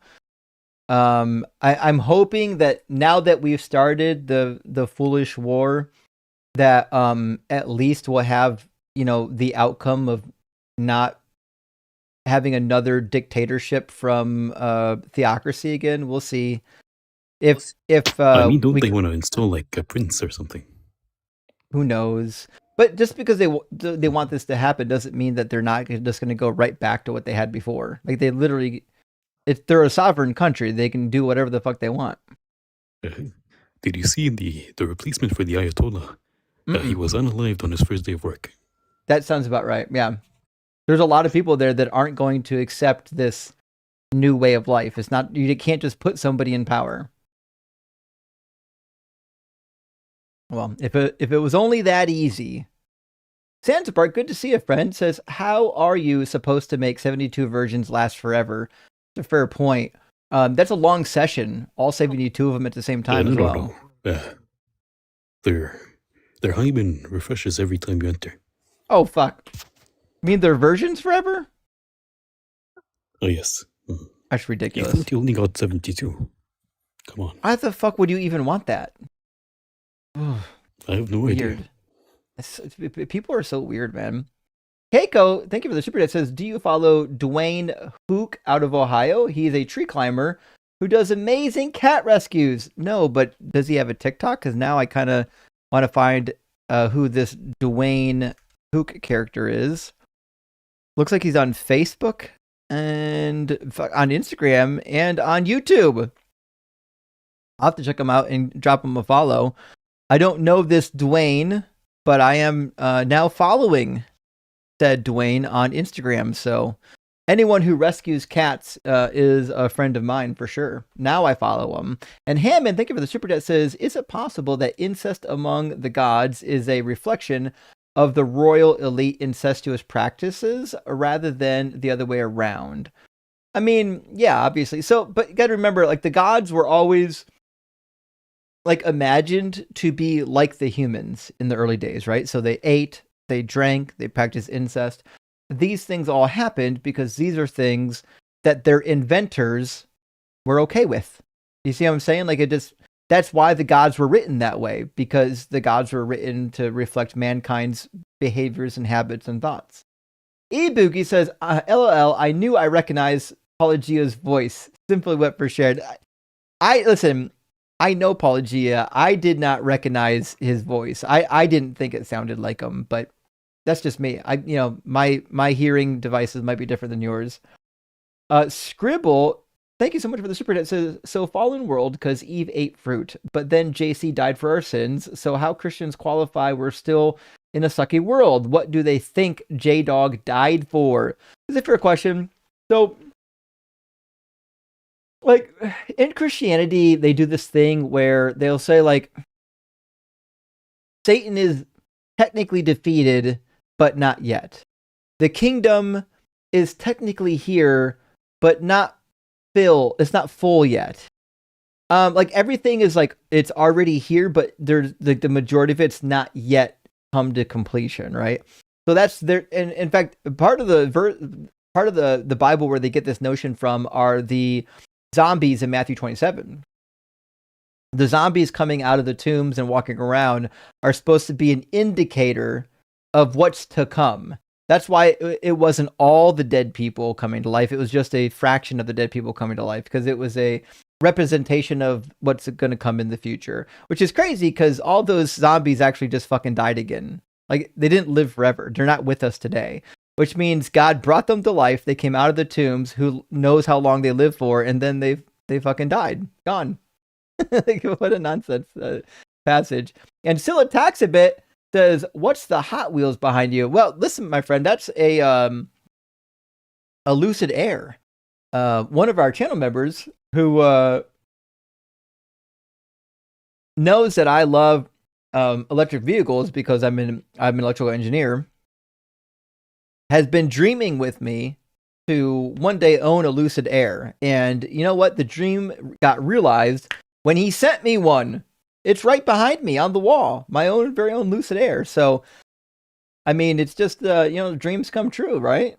Kelly Harrison says, Phil Bros, premise 1, ontological chode. Premise 2, cosmological chode. Premise 3, teleological chode. Premise 4, or conclusion, therefore, God chode. Fucking nailed it. Every Phil Bro ever. Please, just agree with my script. And everything will go well. What, you don't agree with my script? Wham, boo hoo hoo. Cry. Yeah. What are you gonna do with these people? Hey, forever a saint. That's what I thought I read. Forever a saint. Thank you for sending out 5 Deconstruction Zone gifted memberships. I really appreciate that, friend. Listen, I'm reading the super chats right now because we ran out of guests. If you're watching right now and you think that God is real and you think that you've got maybe an argument for it, love to hear it. You can call in using the request button on the bottom of TikTok down here, or you can use the link on the screen, tiny.cc/DZ Live. It's down here on the horizontal, up here on the vertical stream. Love to hear from you. Would be most interested to know why your God exists as opposed to any other God. And gosh, thank you for sending out 5 DZ Debate gifted memberships as well. I really appreciate that, friend. Dr. Fudge also with us tonight. Good to see you. Thank you for the super chat. Says, in response to meaning post-faith or finding meaning post-faith, got a book recommendation. A Better Life by Chris Johnson. Has essays from prominent atheists like Matt D and some problematic figures. It's a little older on it. Highly recommend. So I suspect I know who you're talking about. There's a couple prominent atheists that at least one that I know of that is wrapped up in the Epstein files, which is problematic. But thank you for the book recommendation. I appreciate that, friend. Retired Bomb Tech also with us. Good to see you, friend. Thank you for the super chat. Says, look up The Great Conjunction if you've never heard about it. Relates to the Star of Bethlehem, and some believe it was what the folks saw back then. Cool nerd stuff. I actually don't know much about this. I do know that stars can't travel and come to rest over top of a house, but I don't know about the Great Junction. Let me see what this is. Great Conjunction, sorry, is the celestial alignment of Jupiter and Saturn appearing exceptionally close in Earth's night sky roughly every 20 years. These great events occur when the 2 largest planets in the solar system with 11.9 and 29.5 year orbits respectively align. from our perspective, most notably 2020. Okay, so you're just saying like these planetary bodies aligned given their orbit, and it made it look like they were really huge and really close. I mean, that may be the case, but I guess I don't see how that does anything for like this notion that it's traveling around and then it comes to stop over top of a house. Like, even if it came to a stop, how could you possibly look up and figure out whose house it was over? You know what I mean? Oh, well. I think we've got Talia back and possibly another guest on YouTube. So let me read this. I got 2 super chats, and then we're going to bring in Talia again. Hopefully they got better reception. Germs, thank you for the super chat, says the sheer number of deconstructing or deconstructed callers just shows how valuable and effective you and the decon community are to the world. Justin's fucking rock. And Salt Lava Stone, or Stone Lava Salt. Thank you so much, Germs. I appreciate that. And yeah, you know, as boring as it is to get people in here in mid deconstruction, like, it is important to recognize that we are moving the needle. Like, the deconstruction community is moving the needle. People are reading this text and realizing that it's bullshit. Last super chat for now from Fliberty Giblets. Thank you so much for the $20 super chat, friend. Says, dipping in and out of the live tonight, but wanted to get my tithe in while you're cooking. As a young autistic boy being raised Catholic all the way up through confirmation, but never having believed, was a wild fucking ride. I know exactly what you're talking about. Yeah, Catholicism is a wild ride. I went all the way through confirmation even. I did the whole thing. It was pretty wild. Although I only did the confirmation because I went to a Catholic school. It was a kind of a requirement for most of them. But thank you so much for being here, friends. I appreciate that. Let me grab our next guest. Talia came back. If I remember correctly, they got removed because they didn't have reception last time. So we'll see if this is any better. How you doing, Talia? Hello. Uh-huh. Do you have better reception this time? Can you hear me? Apparently not. Okay. Well, I mean, some people just don't get reception. It's not a thing that they get to have. So let's move on to DB. Hi. How you doing, DB? Hello. Not bad, yourself? I can't complain. DB, are you at least 18? I am. Awesome. And do you believe in God? I do. Okay. Which God do you believe in? I believe in the Christian God.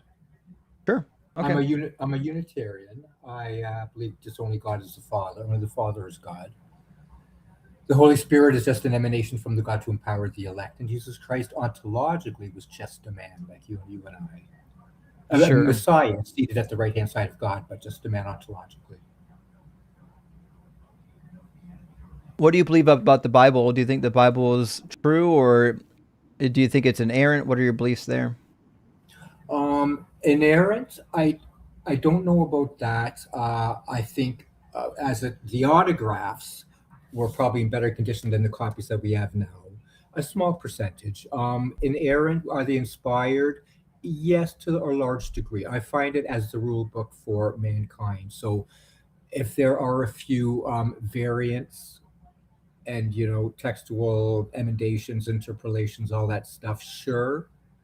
The manuscripts we have now, they're not inerrant, but the inspired word is there's enough there to guide you into salvation, unto what's real and true. Okay, so like, do you think that we can trust it, like Jesus's words? Like when Jesus says something, is that something we can trust is true? Yeah, sorry about that. To 99%, it's true. Yes, historically. With the allowance, obviously, of parables, allegories, metaphors, to a normal literature that allows it. I mean, we know when we're reading fables, we know when we're reading science fiction, we know when we're reading historical books. It presents itself as such. So yes, I consider 90% of the Bible to be an historical accuracy. Okay. So what do you think is a good argument or piece of evidence for God, specifically the Christian God, if you have one? Christian God, well, to start off with God, I would just say design first, primarily, as far as natural revelation goes. I would say design, but I think even more definitive than that would be human nature. I think man is clearly a spiritual being. From the beginning of time, he has been seeking the transcendent. Every culture, every society that has ever lived on any corner of the planet has been praying to something. And this is and just clearly showing a spiritual dimension in man. That's all I'm trying to prove. Not that God exists necessarily, but that the spiritual faculty in man does exist. He is clearly a spiritual being. His day-to-day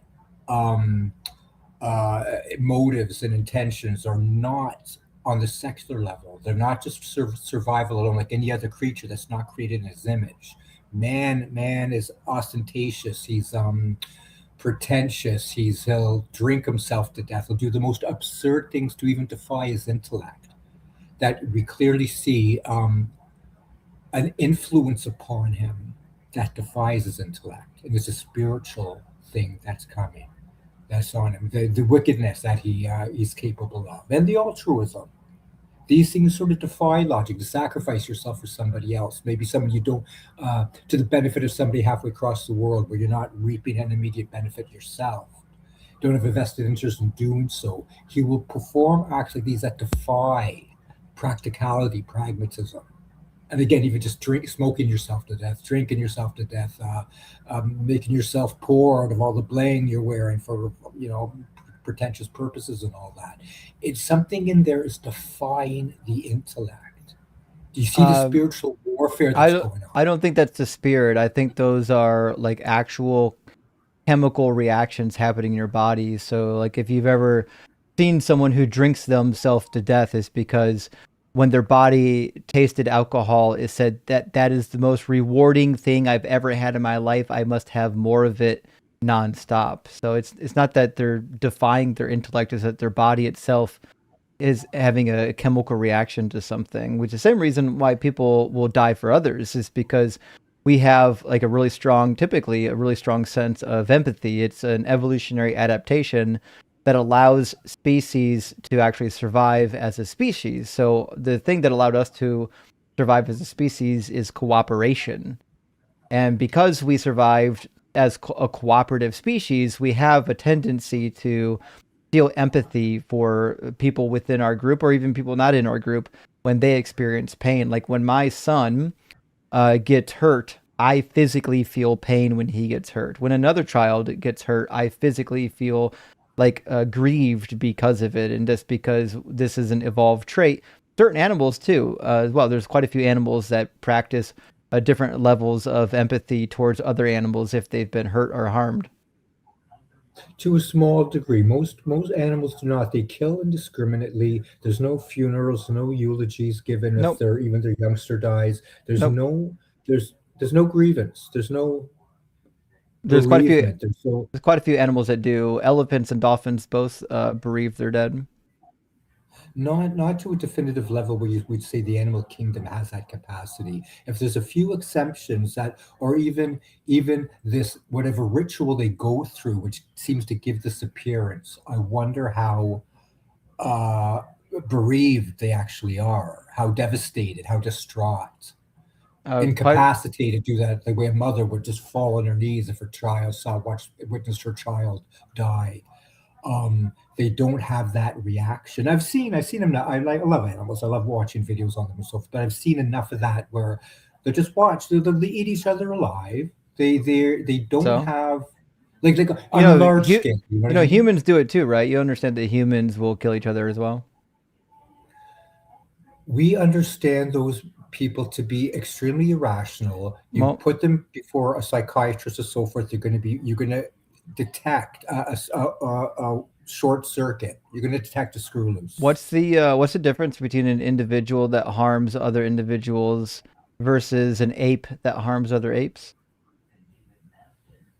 It is it is much more a depraved, callous, sort of apathetic act on a human, whereas the gorilla has to survive. It's part of his existence to kill. So to kill, at least for food. They don't have to kill other gorillas. No, the gorillas are what? We're carnivores, no? Gorillas don't have to kill other gorillas. No, they don't. But they have that. They have that already as a means of survival. That it's an easy. It's not out of character. But gorillas eat foliage. They eat plants, herbs. They don't eat animals typically. Okay, so they're not carnivores, herbivores. Yeah, they're just the kingdom they live in, the wild nature. They have to be decisive when they strike something. If there's a snake that's got, a constrictor, So do we. Trying to ward off. We do too. But my dad used to say, "No, the only good snake is a dead snake." Sure. Yeah, but we have shown that we do. It's not a barbaric aspect in ourselves that does it without. We're almost even remorseful at times, and some of those PETA groups or those animal lovers would even have a hard time killing a snake. But which is definitive of man. It's more common in man where that you have this. I'm not talking about people that are against violence. What I'm saying is that just as there are, say, gorillas that would commit violence, there are human beings that would commit violence.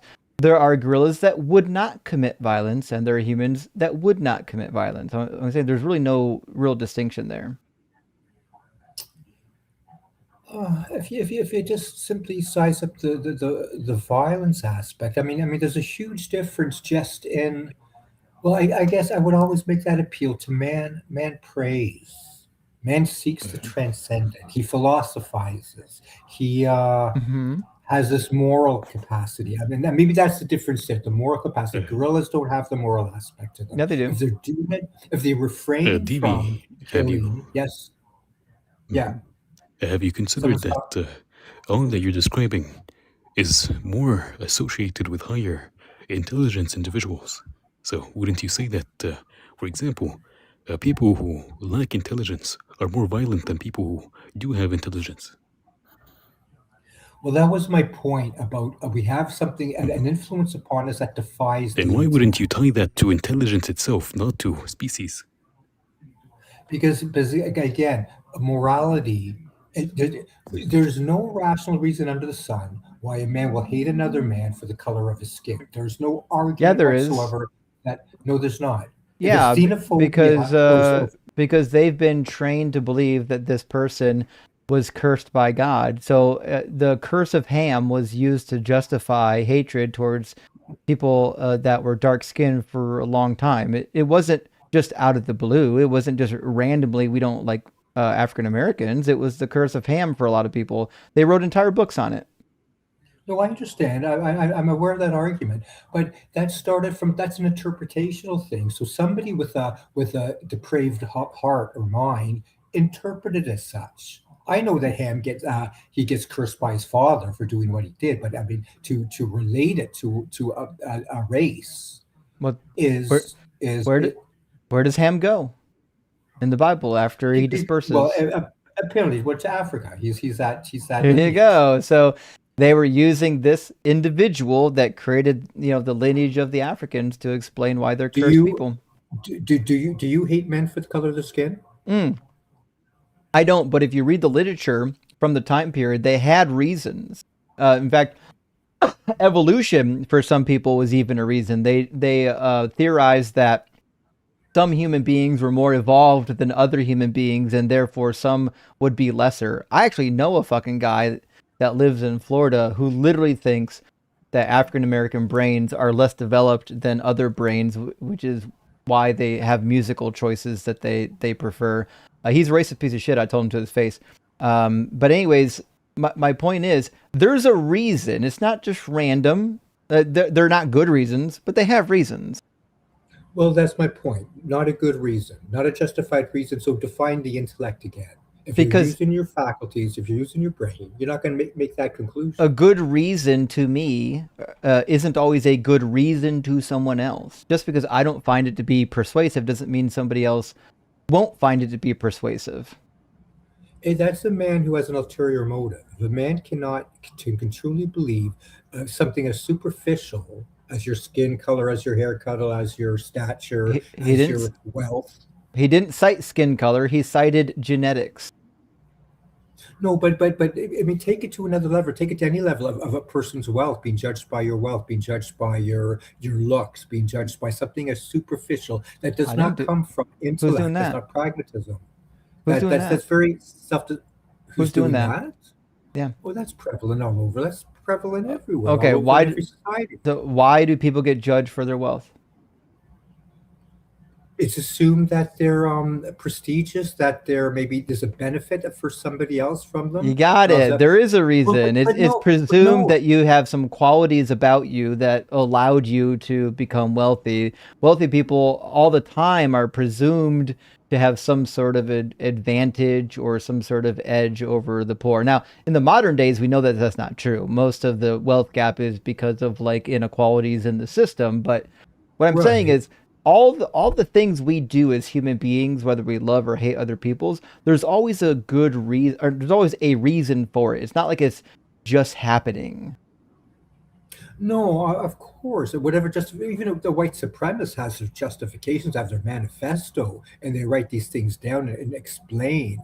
But again, a man, truly using his faculties, is going to read this stuff and say, this is coming from a bias. This is coming from a depraved outlook, an ulterior motive. He wants power. He wants authority. He's trying to demean the races around him. However you put it, it's transparent. What are you talking about?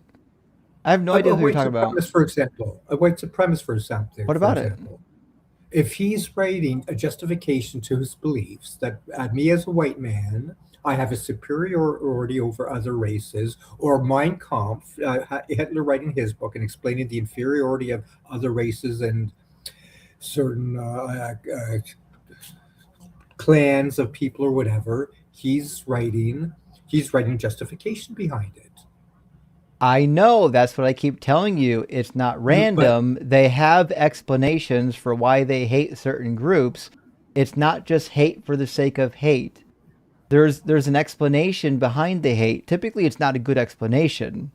What I'm saying is there is an explanation, which means humans, we don't do things inexplicably. No, but we do things irrationally. I agree. Everybody does. Humans and animals will both do things that are irrational. A man kidnaps a child. So what? There's a rationale behind that? Desire. For money, for this, There's a desire. There could be a rationale. There could be both. Whether or not you agree with the desire or the rationale doesn't actually support your position. I'm saying it's consequential. I'm saying it defines everything's consequential. Well, no, it doesn't. No, you can a good act, a good altruistic act, is not consequential derived from the act itself. It is. Every act is consequential, whether it's good or bad. You need $50, and I send you $50 and say that's good. We're good. Don't worry about it. How is that consequential to me? Because every action has a consequence. Everything you will ever do has a consequence to it. Oh, well, what is that I just did for you? Because I'm out $50, that's the consequence? There's a lot of good consequences. One consequence is that you're out $50. One is that you feel good about yourself because you helped somebody. One is that, if I needed $50, if I needed $50, I could actually buy food with it. There's lots of different consequences. Negative consequence. Oh, you didn't say negative consequences. No, maybe you're right. I didn't. I'm sorry. Reframe the question. Yes. The things that you were saying, there's a rationale behind. I'm saying that leads to a detriment, a negative consequence, a repercussion for the one who has that twisted of desire. I don't know what you're saying. A man wants to rape a woman. I thought we were talking about dollars. Well, no, I was going back a few steps, saying that when I was talking about certain actions, and you were saying there's a rationale behind them, and I'm saying, but the action will lead to a negative consequence. I'm aware, and most people don't think they're going to get caught. Like a guy who is going to sexually assault a woman isn't saying, "Gee, there's no consequence." He's just saying, "Hey, there's consequences. I better not get caught." Yeah, some will try to, that's right, elude the authorities, all that stuff. But he's still not thinking. If there's whatever you're trying to achieve by being malicious to another person, you can get a greater glory, a greater fulfillment by doing something else. I mean, after you've smoked 10 packs of cigarettes a day for so many years, but that's you what begin to you say to yourself, think. Not it's everyone not thinks worth like it. you. There are some people who think harming others is fun, like Albert Fish. Albert Fish was a masochist and a sadomasochist. He literally got off by harming people. For him, that was fun. He didn't have a moral compass that said it was bad. But he's being hypocritical because he wouldn't want people to treat him that way. So there's something twisted in No, his logic. he was a sadomasochist. He liked being hurt. When they did his autopsy, they found like 200 different needles placed into his body that were there to purposely cause him pain. Okay. Well, I think he harmed himself in other ways. He could have been a better person had he refrained from those type of activities. He I mean, we impeded his own agree. growth. We So agree, it's like from impractical. the outside, we agree from the outside perspective that we don't like what he did. What I'm saying is, what he did made sense to him. No, but I'm saying even from his perspective, it's impractical. No, it's not. He could have found greater fulfillment doing something else. No, because you're supplying your level of fulfillment to somebody else. What fulfills you doesn't fulfill somebody else. I feel fulfilled because I've got a child that I absolutely love, and I will spend my entire life making sure that he's taken care of. Not everyone has that. Some people don't want children, and that's perfectly okay. What fulfills me isn't going to fulfill somebody else. No, but would you, when you, now that you are a parent and so forth, and you see other parents, do you not in your mind say they're doing it wrong? Something somewhere they're doing it wrong, that you But have I better. do, but that's me. I'm allowed to have an opinion on things, and so are they. Just because I have an opinion doesn't mean that my opinion's right. Well, it's leaning towards that, because you wouldn't have that natural instinct to correct something if it wasn't broken. If you felt. We're proving it right now. You and I have a difference of opinion. We've had a couple of them right now. Neither one of us get to just demand that we're right. You have to prove it out. Oh, right. But I mean, it's safe to say that many people are bad parents. On a certain degree, 5%, 10%, 90% deadbeats, all that stuff, whatever the case may be. So you are justified. There is a point where you're justified in saying what he's doing is incorrect, and you can rationalize it out. I don't know what specifically, if you spoil the child, it's a bad thing because the results are this. So we are authorized, if you will, just to state our opinions, and it is people write books on how to improve people who help them with their. I'm aware, and our opinions differ. Right, but somebody's right, somebody's wrong. Is what I'm saying. I'm saying it's not subjective. Well, there is an objective. It depends on what you think right and wrong is. It's being what is the most practical, what is the most beneficial, what is the least harmful. Well, I mean, who decided that utilitarianism is the way to go? Like, I'm a utilitarian, but if you're a Christian, you're not a utilitarian. If you're a Christian, you believe in divine command theory, which means if God told you to kill your babies, you kill your babies. Well, right. Well, sure. So then who's right? Are the utilitarians right, or are the murdering baby peoples right? Those who it's higher than that. Those who recognize that God exists are the ones who are, in my opinion, is going to be who's right. At least if you're acknowledging that much, based on what? And you're obeying him. If God told you to murder your child, how could you possibly determine that God was right and that I was wrong? It's too hypothetical, because I can't think of a case where he asked. I mean, obviously he asked Isaac to do it, but Abraham to kill Isaac, but he stopped him just to show Abraham was showing his faith. Referring to the genocides of Canaan and all that. Not just the genocides of Canaan, also to the killing of all the priests and their family at Nob. Also, the men, women, and children of Amalek. Also, all the men, women, and children of the towns that are very far away from Israel. So in Deuteronomy 21, God says that, I'll just read it for you, actually. It starts in verse 10. So there's quite a few occasions where God says to murder babies and infants. When you go out to war against your enemies and the Lord your God hands them over to you and you take them captive, I said 21, I meant Deuteronomy 20. There we go. Deuteronomy 20:10 says, when you draw near to a town to fight against it, offer it terms of peace. If it accepts your terms of peace and surrenders to you, then all the people in it shall serve you as forced labor. But if it does not accept your terms of peace and makes war against you, then you shall besiege it. And when the Lord your God gives it into your hands, you shall put all of its males to the sword. You may, however, take as your plunder the women and the children, livestock, and everything else in town, all of its spoil. You may enjoy the spoil of your enemies. So here, they're allowed to take the little girls because you're killing all the boys. But if they're not from the towns far away and they're actually from the towns near, like the Canaanites, then you have to kill them. As for the towns of these people that the Lord your God is giving you as an inheritance, you must not let anything that breathes remain alive. Now, as it turns out, the Amalek people and also the Midianite people are not part of the Canaanites. And God says in 1 Samuel 15:3 to kill all of the Amalekites, and he says in Numbers 31 to kill all of the Midianites, except for the little virgin girls. You can keep the little virgin girls for yourself. So there's quite a few people, quite a few instances where God commands the killing of infants, and even prophesies it. In 2 Samuel chapter 2, he prophesies the murdering of men, women, and children of the line of Eli because Eli's sons were doing shenanigans. Right.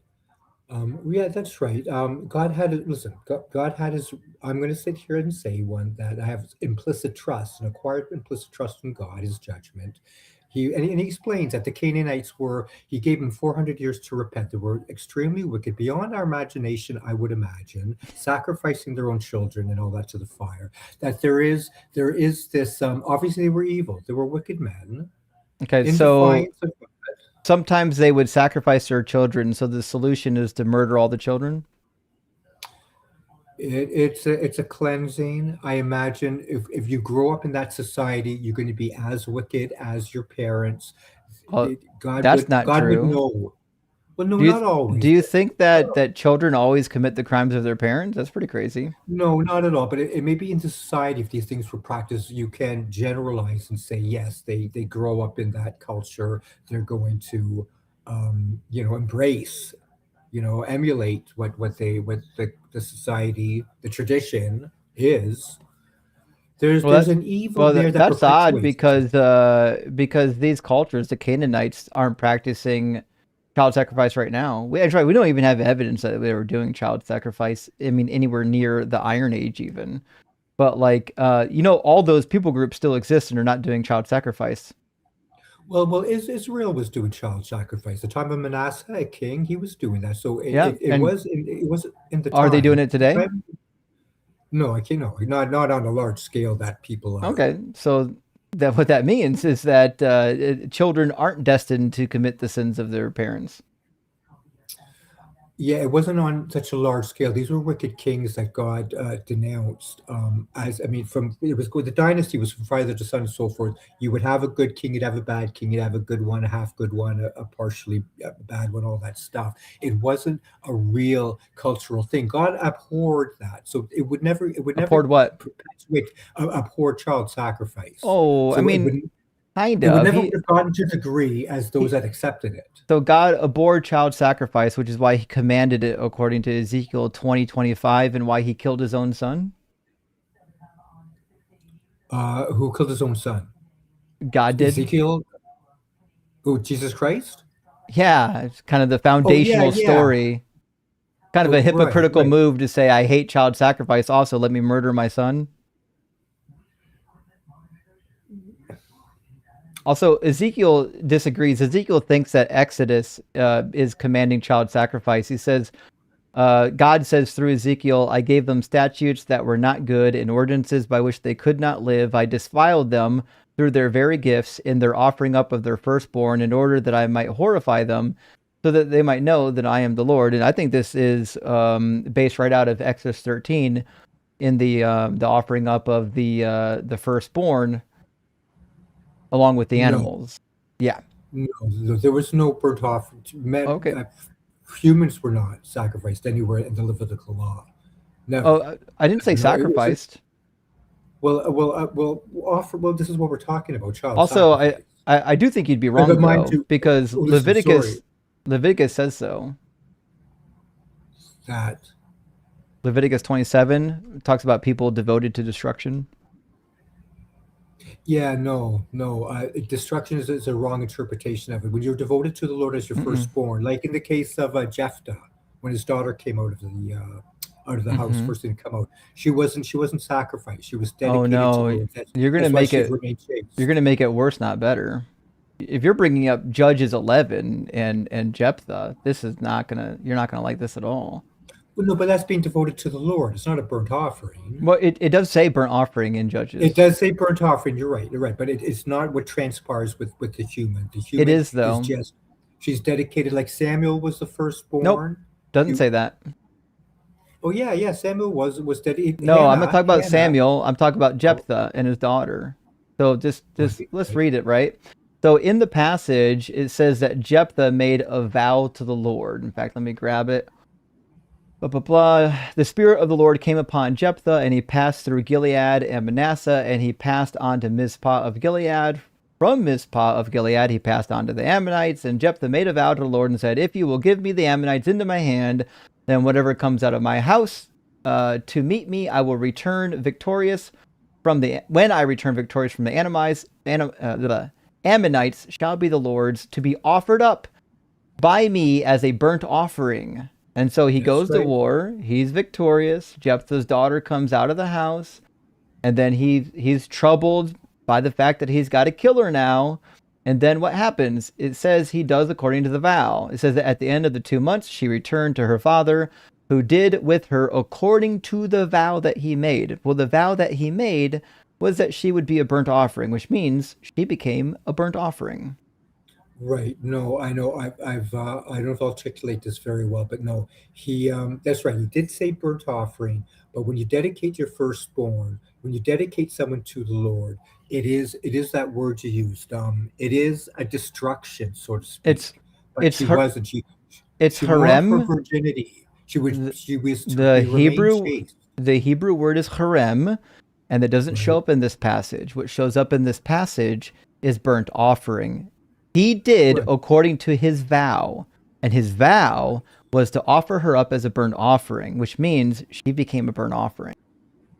But he was concerned about breaking his vow before God. But what would concern him more, violating the law of not to offer a human sacrifice, or just to betray a vow that he made? He did the more egregious one. As it turns out, there's not a law against human sacrifice. There's a law against sacrificing your child to other gods. In fact, in Jeremiah, he talks about offering children up according to what they're doing to other gods. He says, it hasn't even crossed my mind, which is wild because Ezekiel disagrees. But there's not a law that actually says, like, you're not permitted ever to sacrifice a child to me. I mean, you would think that he would say that, but unfortunately, that's just not the case. Here in Judges chapter 11, he specifically did offer up his child, and breaking a vow would be way more important than possibly breaking a child sacrifice law, because that's part of the Big Ten. To break a vow is part of the Big Ten?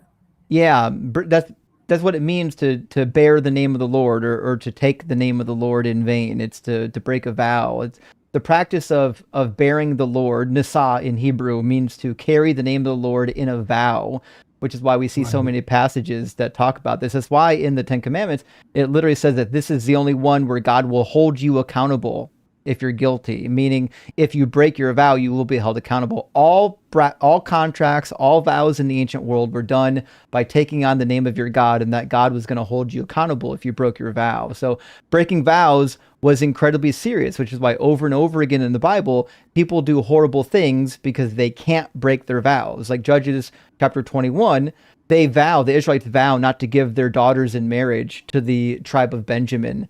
And then they realize, oh no, if we don't give our daughters in marriage to Benjamin, the tribe will die out. And rather than just backtracking on their vow, what they do is allow them to kidnap women from Gilead. What was it? Gilead Mizpah, the tribe from Gilead Mizpah. They go and murder them, and then kidnap their little virgin girls and make them war brides rather than breaking their vow. Good point. Good. Yeah, it's a great point.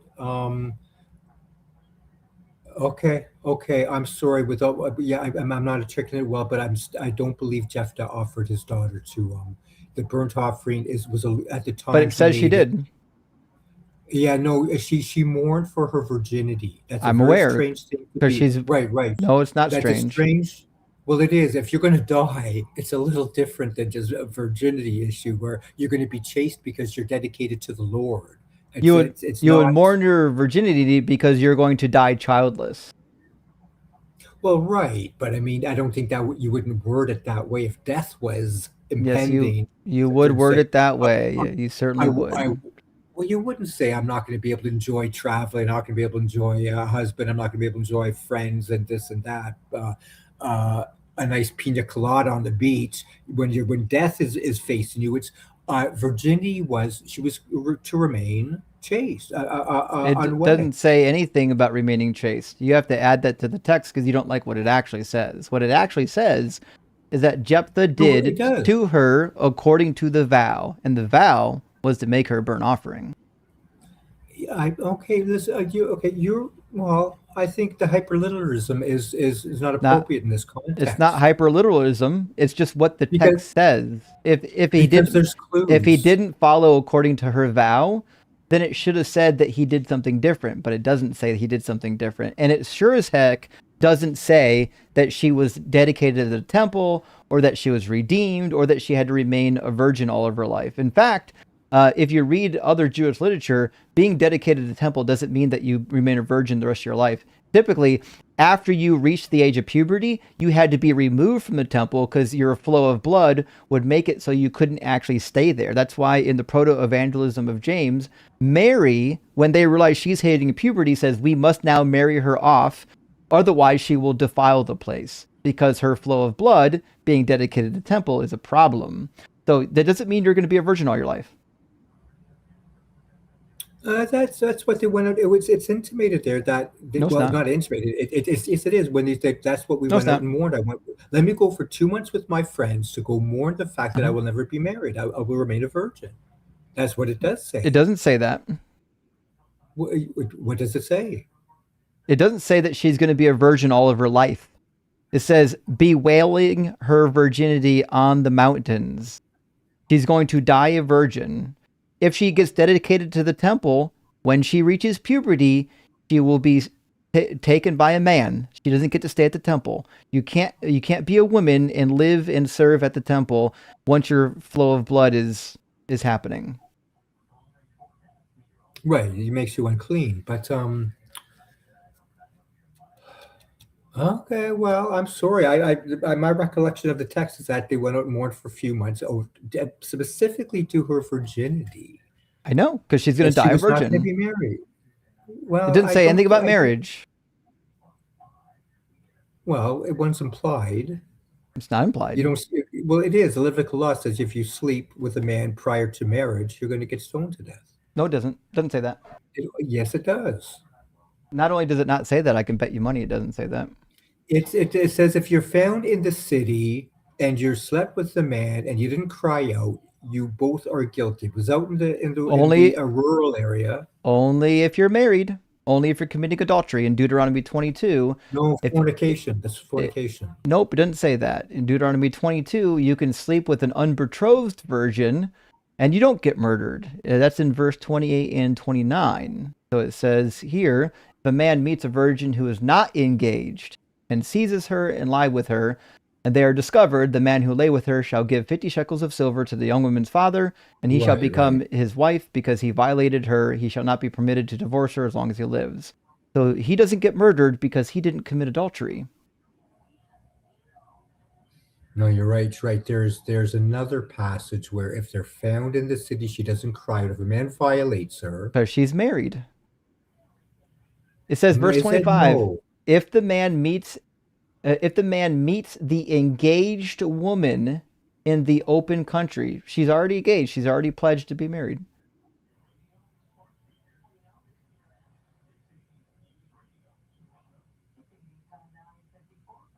Yeah, you waiting for me, or you were thinking? No, I'm just saying. The text says right oh, here. You're right. You're right. Yeah. My goodness. Okay, thank you for that. You've brought up some things that I thought I knew a little better. Appreciate that. Thank you. Geez. Okay, well, Fair listen, enough. I'm sorry, we come a long way. I would appeal to the spirit in. Okay, you don't think it's a spiritual nature within us. You don't think it's No. spiritual. The fact that we're religious, that doesn't make us spiritual. No, in Morality, fact, all that. I think the reason why we're religious is because, one, we like tradition, we like repeatability, and I think the reason why we specifically like the idea of a god or gods is because we evolved this really interesting trait to really desire parents. Like, part of the parental child bonding is on the child side. Like, that's why it's so difficult to lose one of your parents. Like, I'm a full grown adult. I've only got one parent left. I know when I lose my last parent, it's going to feel just like I lost my first parent. It's going to be very difficult. We have a deep desire to bond with a parent, and when our parents are no longer there, or we realize they're not always going to be there, that desire doesn't go away. We still long to have a connection with something that is bigger, that can protect us, that can take care of us, that loves us. And I think that's just an outflow of this evolutionary adaptation for parents and children to bond. Sounds like a placebo. Sounds rather immature. It is. That's why I don't believe in God. But then you have this sort of low esteem of man, that he's so pathetic in that manner, because no other creature has these little imaginary friends or whatever. No, he's not pathetic. We have a capacity to think abstractly. We also have the capacity to think beyond what we see in the physical around us. So it's easier for us to make up things, right? Like when we were kids, we had imaginary friends. We believed in Santa Claus. These were concepts that we believed in because we're really good at abstract thinking. But when we get older, we realize that those things don't actually exist. The one exception that people tend not to drop is God, but I dropped him. Because why this one exception? Because there's no proof that there's a God, there's no proof that there's a soul, there's no proof that there's an afterlife, and Christianity is proof in itself that the Christian God is literally impossible or breaks the laws of logic, and the Bible just says things over and over again that are untrue, and it's also the case that Jesus fulfilled exactly 0 messianic prophecies. So even if God was real, the Christian version of God couldn't be real. No, yes, sorry. You said we dropped all the other little fallacies that we believed in, but we didn't drop religion. Why did we not? Why did our mind stop there? Our seriousness, like why did we suddenly just get foolish again? We did. What happens is we change religion. So what happens is at one point we believed that like there was gods on the mountains. Then we explored mountains. They weren't fucking there. We thought that the gods were like in the woods, like in the deep woods that we couldn't go. Then we started exploring the woods and they weren't there. And then we're like, no, God's up in the sky. And then we went up to the sky and God wasn't there. So every time we explore something new, like God's nature and God's location keeps changing. And the reason why this is happening is because even though we're slowly discovering that these gods don't exist, people are struggling to let go of God because they desire a God to exist. They desire an afterlife. People want to believe that you're going to live forever. People want to believe that you're special. You have a divine purpose. These are things that people believe out of desire, not out of evidence. And some people believe it because they long for righteousness. They despise the fact that we read the newspapers, the radio, just sin, hate everywhere. Some people just long for the righteous aspect. And that's justice. They long for justice. Yes. Well, so justice and good friendships, all that stuff, honesty, integrity, all that stuff. But desiring fairness and justice is an evolutionary trait. We see it in animals. In fact, there's been quite a few animal tests that have been done with birds where, not just birds, but other animals, where they'll literally feed each bird the same amount of food every day. And then what will happen is once they get used to that, there's a hole between the two boxes too. What they'll do is they'll actually feed one bird like a huge meal and one bird barely not enough to even eat. And what they've discovered is like the bird that gets too much food will literally recognize the unfairness and put food over to the other side to even it out, because even animals understand this instinct of fairness and justice. Yeah, that's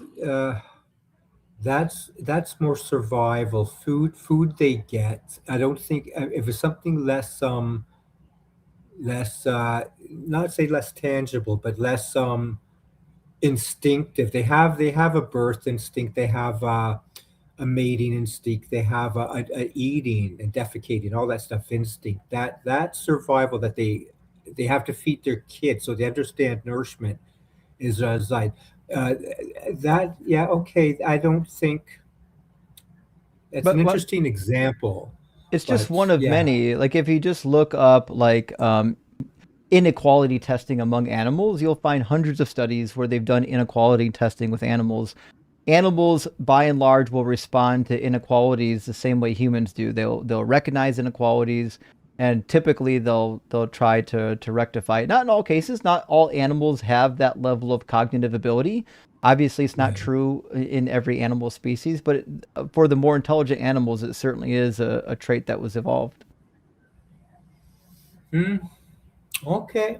All right. I haven't done a good job at defending my case necessarily. But you're nice. I mean, we get a lot of hostile Christians up here. You were at least nice, so we'll give you that. Interesting. Okay, there. I'm not hypocritical as far as that went to some degree. Okay, well, listen, thank you so much. I appreciate your time. It's very informative. I appreciate all the insights that you offered me. You corrected me on my own flipping realm of biblical studies. You're actually extremely well versed in your Bible. I mean, you were just pulling up those chapter and verses like you've obviously done a lot of. I've studied the book a little bit. Okay, fantastic. It's been a pleasure. Thank you. Very informative. I appreciate it. Maybe we'll talk again. Sure thing. Thanks for coming by, bud. My pleasure. Thank you. Take care. Cheers. He must have been Canadian. Is that why he sounded nice? I think he's actually Canadian. I could be wrong. Not all Canadians can you detect the accent right away, but I did maybe detect a little bit of Canadian accent there. So that could be a thing. Let me grab a couple super chats. We're going to get our next guest in here. It looks like the name is It All Cost Money. Interesting name. We can get low IQ Philbro. We'll fucking wait for after all work for that one. M68 says, what do Catholic nationalists and Ayn Rand have in common? They both need magic machines to justify their kooky philosophies. That is the case. The Catholic nationalist is wild. He comes to all kinds of live streams and just crashes out. He's wild. The McCrico, thank you for the donation. I really appreciate that, friend. And Space Lord, thank you for the super chat. It says atheist YouTuber PMM. I think I know that guy. It's True Something Ministries? Fuck, I forget what it is. I think I saw him before. I think I know who you're talking about. Says that libertarian free will doesn't make sense. He says, how can it be both non-random yet non-determined? I tend to agree. Yeah, it's tough. And when it comes to libertarian free will, unless I'm confused by the literature, it seems like that fucking thing doesn't exist. Like the ability to choose could exist, but not libertarian free will. We're accosted at all sides constantly by things that are persuading us and pressuring us and limiting our choices. Design says, anyone that believes in free will has never played a game called Fever Meme? There's a game literally called Fever Meme. Okay, let me check it out. Now, I think the study that demonstrated that like our brain is making decisions subconsciously before we know that we're making that decision, I think that study does a pretty good job of pointing towards determinism. You know, obviously it's something that I'm going to have to look into more, but it's hard not to think that determinism isn't the case, at least for me. Anyways, Daniel De La Noche says either we make decisions for reasons or we don't. Either way, libertarian free will is a nonsense term. I agree. I wholeheartedly agree. And I don't think that we make decisions for no reason. That doesn't make any sense. I think every decision we've made has a reason, even if it wasn't highly cognitive. It could just be stimuli from our environment. And GP says humans are special. My fellow humans agreed with me, so I know it's true. Nailed it. Absolutely nailed it. You are special, though. And Scribbles by Janice. Did you just change your name in the middle of the live stream? What? Janice, didn't you have a different screen name last time you super chat? But anyway, I don't know. Thank you for the super chat. Says, can a fish climb a tree? Why pick the thing humans happen to be best at as a qualifier? Then also uneducated and how smart animals are. Hashtag arrogance. Yeah, I do agree with you there. It's interesting that the way they do kind of randomly pick traits to demonstrate why humans would be or not be superior or unique. It's kind of a silly situation. Galaxy Soup says there's no discernible difference between a universe where God actually exists and refuses to intervene and a universe where God doesn't exist. I agree. And what I've always said was, if there's no difference between God, like functionally, there's no difference between a God existing and a God not existing, then it doesn't make sense to believe in God. Until there's a functional difference that we can point at and prove exists, then it's wishful thinking. And Kipweb says, awestruck, there you go, awestruck to see the original one and only non-stamp collector in the chat tonight. Rock hard for Doug, simply wet for Sharon, love to Justin and Ems. Non-stamp collector was fucking in the chat tonight. What a goddamn legend that guy is. Yeah, that's crazy. I love their videos. They're so funny and poignant.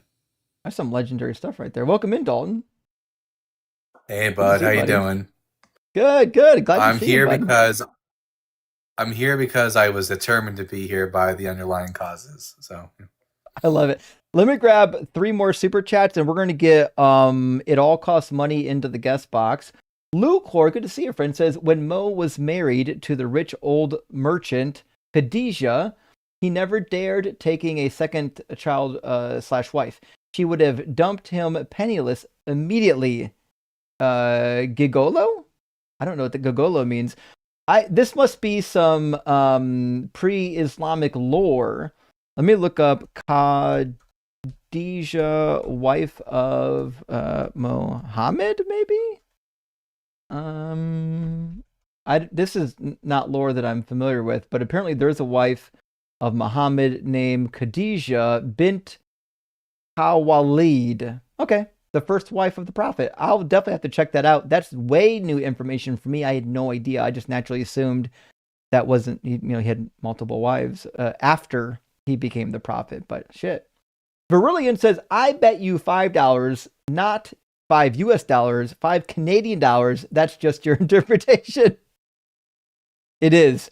You know what? You win, Verillion. It is just my interpretation. You nailed me. You got me. You did get me. All right. It All Costs Money coming in now. Let's see if we can get some discussion going. How you doing, Money? Are you at least 18? Money? Hello. Oh, there he is. How you doing, Money? Yep. Hi. Greetings. I am a bundle of feelings, thoughts, and disassociated notations. I'm just a constant flipping page of incoherent joys that befriends isolation. May our days be free of salvation, for I am here to help you close your third eye, to bring you anti-palpitation. So release, relax, sit back and pay your taxes. I am Reverend It All Costs Money, and I have really strong opinions on finances. How are you doing this evening? I can't complain. Finances are fun to talk about, but we're talking about God's existence. So do you have any reason why we would believe in God? Yes, I have several reasons, because why not? Okay, why not believe in unicorns? Go ahead. I'm not here to judge. Okay, do you believe in unicorns? I say you can believe in whatever you want to believe in, as long as your belief is not hindering the growth and happiness of the people around you. Sure. So Okay. no to Christianity then. I believe that you're getting dropped and you're a clown. So, Yolanda, thank you for the 666 on Venmo. I really appreciate that, friend. Big W. Yeah, what a goof. What do you think he was actually trying to do there, Dalton? I don't know. The whole wishy-washy, you can believe whatever you want, I don't care. Then why are you calling in? Fuck off. I have no idea what these people are up to. It's a shame because we could have taken Ulrich, but Ulrich already dropped. I guess he didn't have a good argument. Was it third or fourth time on the channel? Flubber said, "Hey, you've seen Ulrich, right?" Oh yeah, I do the edits. I have to watch Ulrich against my. I have to watch him. So yeah, I'm like, definitely he didn't have a good argument. Oh well, at least he had anger and spite. Flubber or Fluber says, "Hey, when God generously ended the firstborn in Egypt, did that only include male firstborns, or was it the first equitable situation in the Bible?" Good question. I have a sneaky suspicion it was likely the male firstborn because it was supposed to be payback for the Egyptians killing the firstborn males of the Hebrews. There might actually be a text where it talks about whether or not the firstborn were male or female. I don't actually remember off the top of my head. We'd have to go back and read the passage to find out. But I think Exodus chapter 10 should have a mention of it. It says that's the 8th plague. I imagine that since the Israelites didn't really care all that much about women, it was probably just a focus on male firstborns. Yeah, that's probably the case because it talks about the sons. When it talks about the slave woman, it talks about the slave woman's son dying, right? So I'm kind of inclined to believe that this is really about sons. And Pharaoh's son dies. They don't really talk about any females dying throughout the whole thing, right? Also, I guess Pharaoh wasn't firstborn of his family. Was it just kids, or I don't remember. I don't know. It's a fair question. I think though that the passage is implying that it was just the sons. That's my impression. But we could be wrong. There's room for being wrong here. All right, friends, I'm going to read. I don't want to go through all the super chats because we've got some TikTok guests waiting to get in. We will make sure and read them all though here before the end of the live stream. But also, Ben, good to see you. Thank you for the super. It says Andy here. Sorry for joining. Not a problem. Since there was no opposition, I wanted to do you a quick PSA for Spanish-speaking viewers. We'll be joining for the Q&A. Rock hard for Doug. Well, fuck. Ben, I didn't actually see you in the guest box, my friend, but you're welcome to get in the Discord and advertise your platform. Dougosaurus, thank you for the super. It says, smoke billowed out of my Mac. Thought my power supply was whack, but when I got looking, Justin was cooking. Christians behaving like hacks.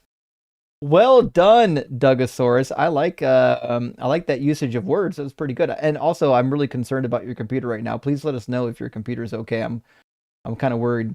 Simeon, hey, good to see you again, buddy. Thank you for the super. It says, speaking of confirmation, shout out to my brother, my sponsor. During the mass, lean to me whispering. After this, I'm never fucking walking into a church again. He's why I feel comfy being atheist. That's great. To have your older brother whisper in your ear at confirmation, who's your literal sponsor, say, I will never fucking walk into a church after this. That's pretty ballsy stuff. Kudos to your brother for having that level of wherewithal. Okay, grab our next guest.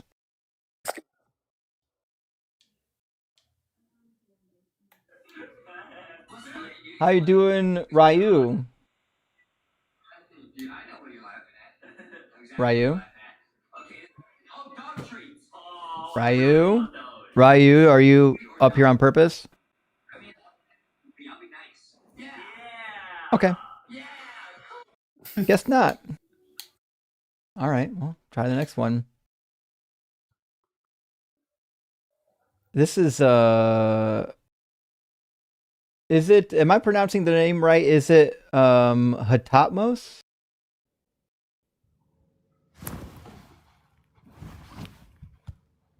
Bonaparte? Hello? Is Did everyone you just bot dialing tonight? apparently we're in somebody's back pocket apparently, all these guests. Atamos, Bonaparte, anything? No? Okay. Well, guess we'll move on to the next one. We'll get somebody up here eventually. How you doing, Judd? Hey, I just want to let you know that when you said gigolo, it's gigolo. Oh yeah, gigolo, yeah. A few minutes ago, Oh, reading someone's chat. I didn't actually recognize the spelling of gigolo. You're right. Yeah, like I don't know if it would help you or not, but I find useful to bring up like a Google dictionary or something, right? When I'm reading a word that I hear but don't read, if you put it in, like it just hit the button, it reads it out for you. Yeah, I pretty much know how the internet works. Yeah. I don't know, I'm just saying. Okay. Did you come to debate?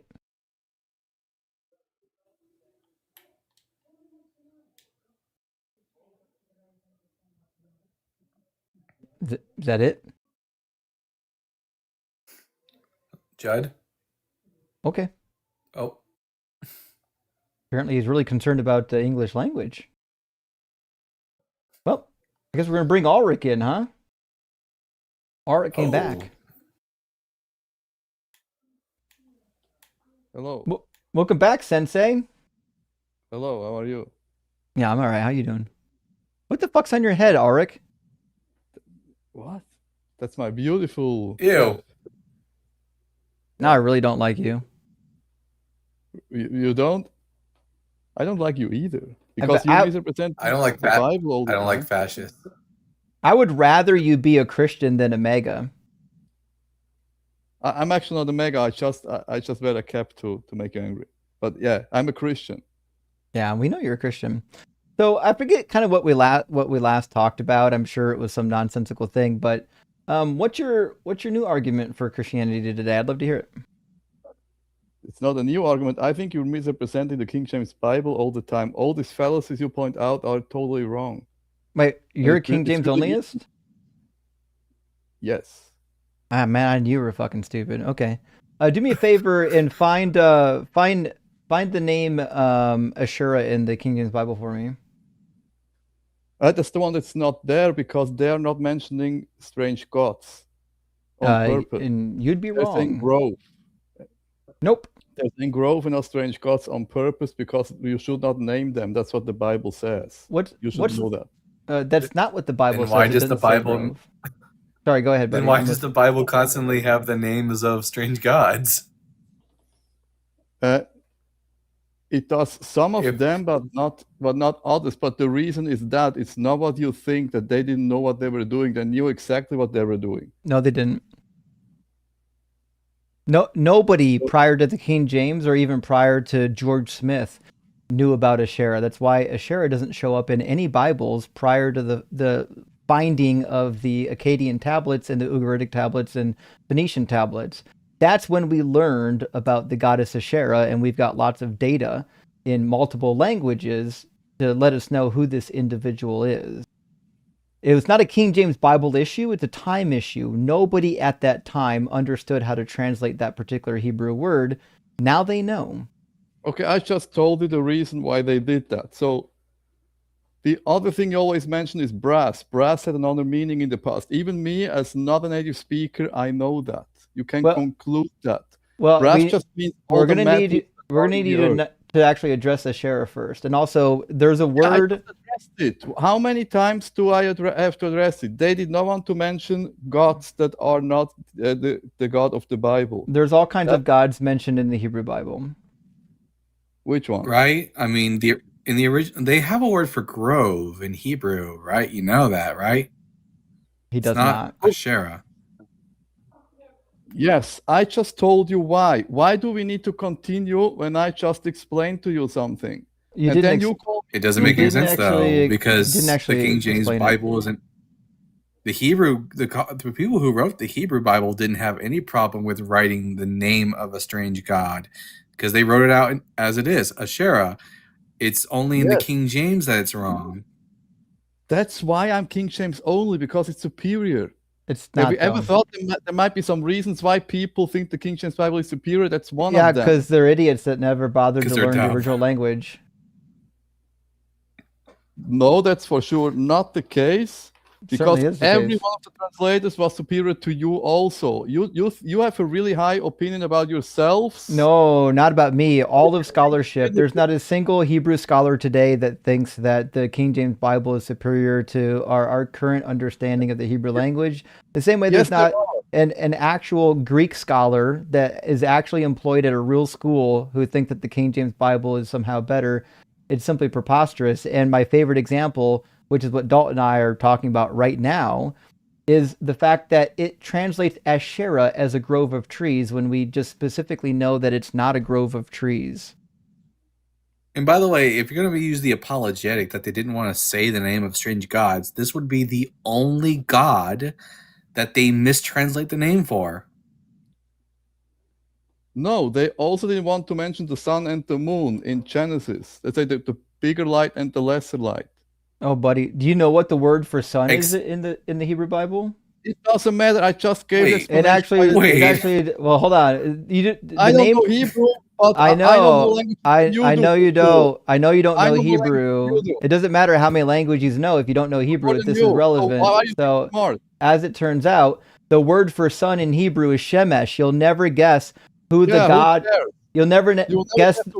You'll never guess the name of the sun god in the ancient Near East. It's a similar word. It's the same fucking word.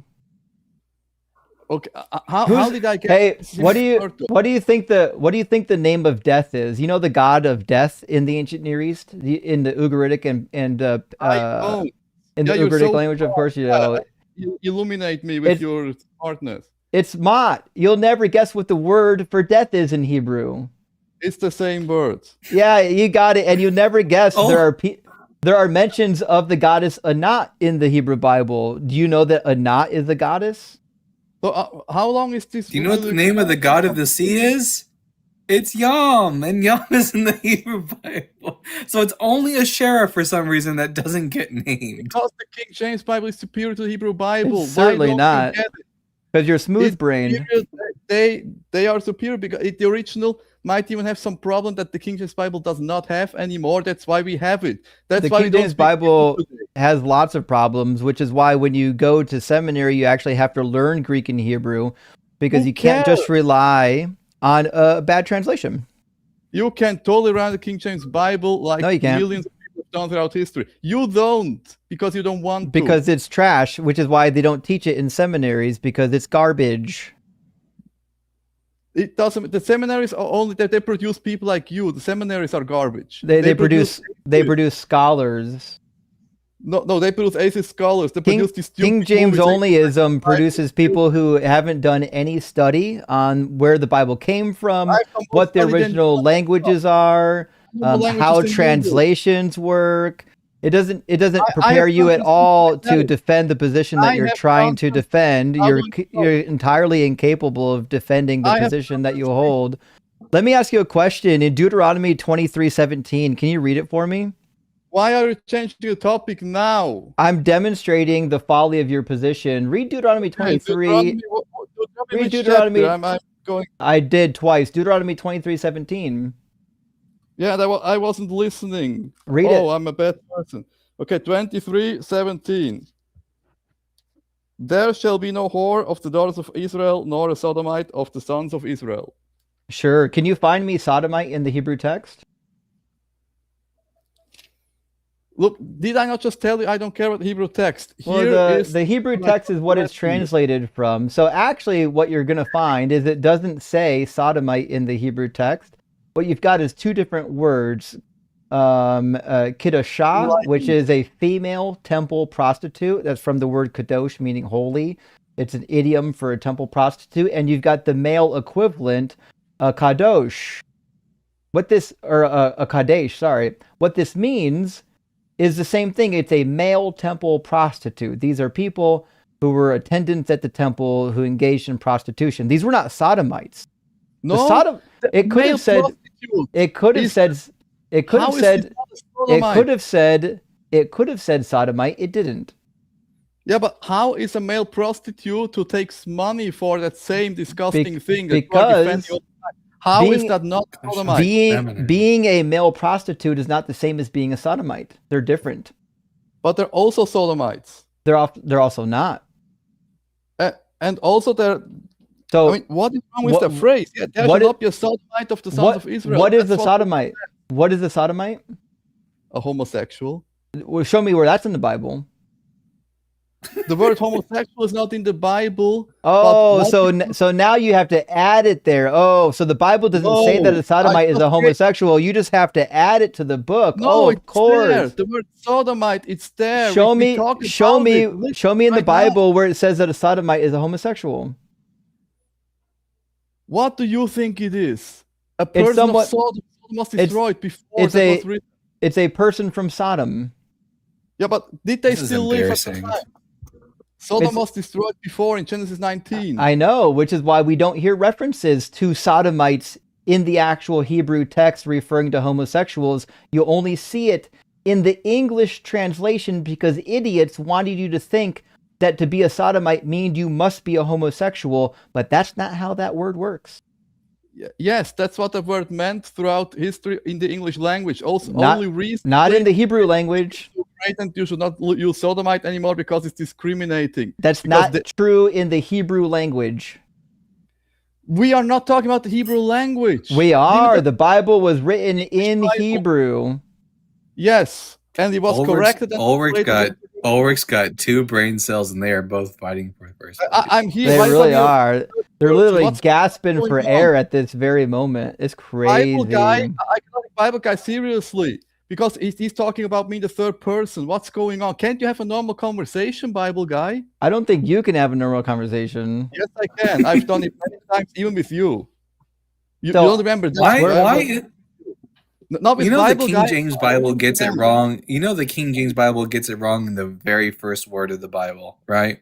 It translates the very first Hebrew word wrong. It does. Ulrich, what does Bereshit mean?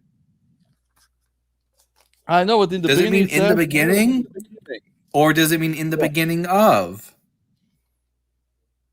It doesn't matter. Meaning God created heaven and earth. That's what it means. What's it mean? If you do a translate, no, it's not what it means, actually. You cannot do word by word translation. It would sound weird. If I would talk to you what German in my mind into English, word by word, it would sound weird. You have to change word order and structure and everything so it makes sense. Yeah, but you know that Genesis chapter 1, verse 1 isn't a complete sentence, right? Even though the King James renders it as such. It is.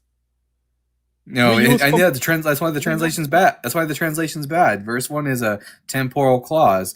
In the beginning of God creating the heavens and the earth was without form and void, because God, it's not creation ex nihilo. Your Bible gets it wrong. Verse 1. And every other translation makes a whole sentence too of Genesis 1:1. No, it doesn't. Not the new not the new Jewish Publication Society translation or the new Revised Standard Version updated edition. Both translate it as when God began to create the heavens and the earth, and it's not a complete sentence.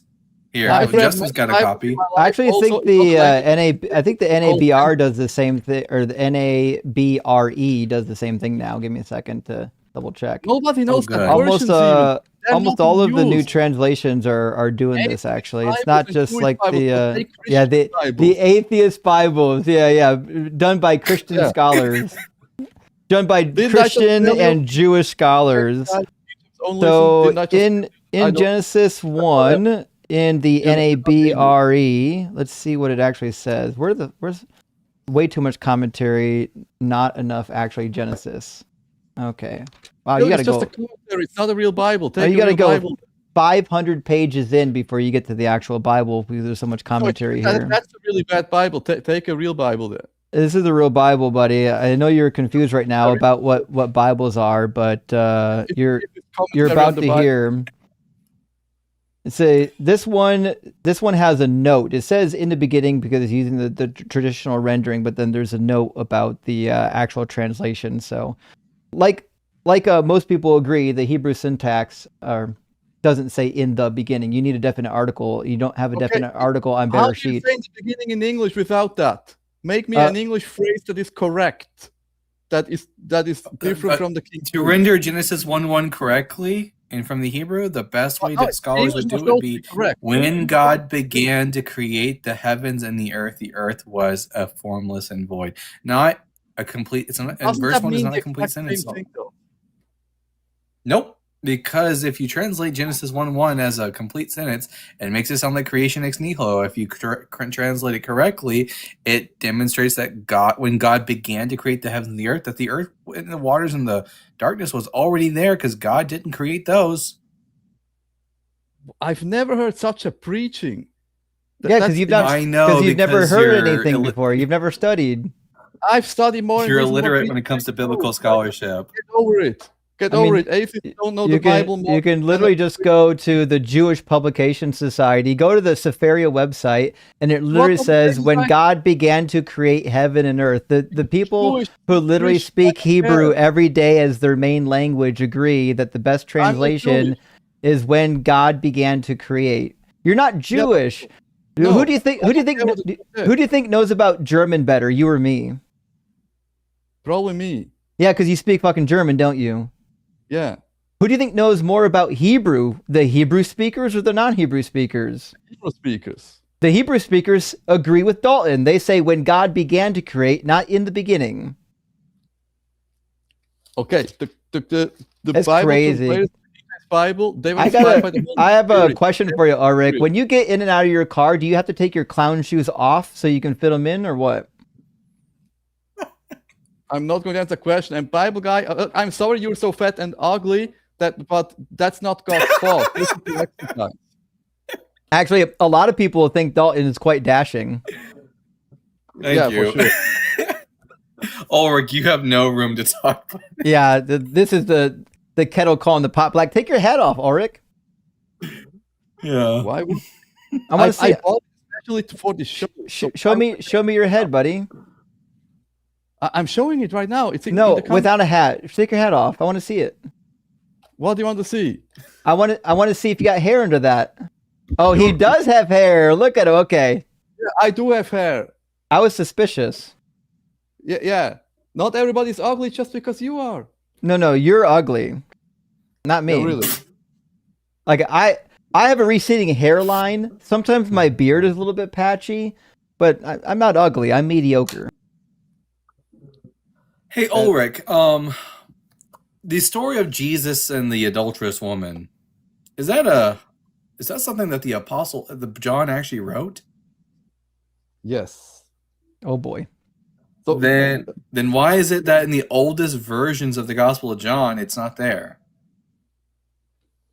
Because the scribes that wrote that left it out. Why? Why would they do that? Because if you copy a text, it might happen. I've also copied text and left out some words. A whole ass story gets omitted. Yeah, it might also happen. Have you ever copied the text and left out something? No, show me one example where we have scribes that just in the biblical text omit a whole ass paragraph.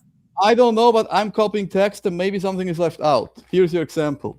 Yeah, because that's just because you're an idiot, Ulrich, not because like the scribes of the scribes in the New Testament were a lot more competent than you.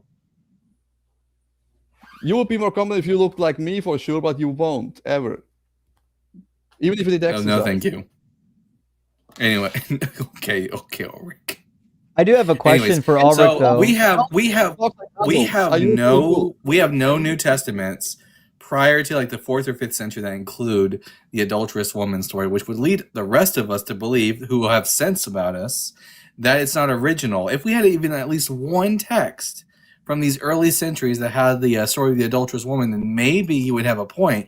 But if it doesn't show up ever for hundreds and hundreds of years, and at first it shows up in the margins and then it makes its way into the main body of the text, it's obviously a fucking addition, Ulrich. Get a grip on yourself, bud. We don't have the original manuscripts. If you wouldn't talk so much, you could just. I know you. I know you're I know you're allergic to the original Bible. You hate the original Bible. Therefore, you have to like yank it all night to the King James Version Bible. But the rest of us actually care what the authors of the New Testament had to say. You don't give a shit what they had to say. Yes, and I know what they had to say is translating to English the King James Bible. Can we move on? It's you don't mean you make a point. Imagine thinking the King James Bible, which is done in like 1611, somehow got the translation correct, but you don't need to actually check the original manuscript to see if it was correct. How do you know that they translated it correctly, Ulrich? Because it makes sense, and in other translations it doesn't. No, it doesn't make sense to you because you're smooth-brained. No, like it says the marriage bed is undefiled, which is a truth. And the other Bibles say you have to keep it undefiled, which is nonsense. I'm sorry.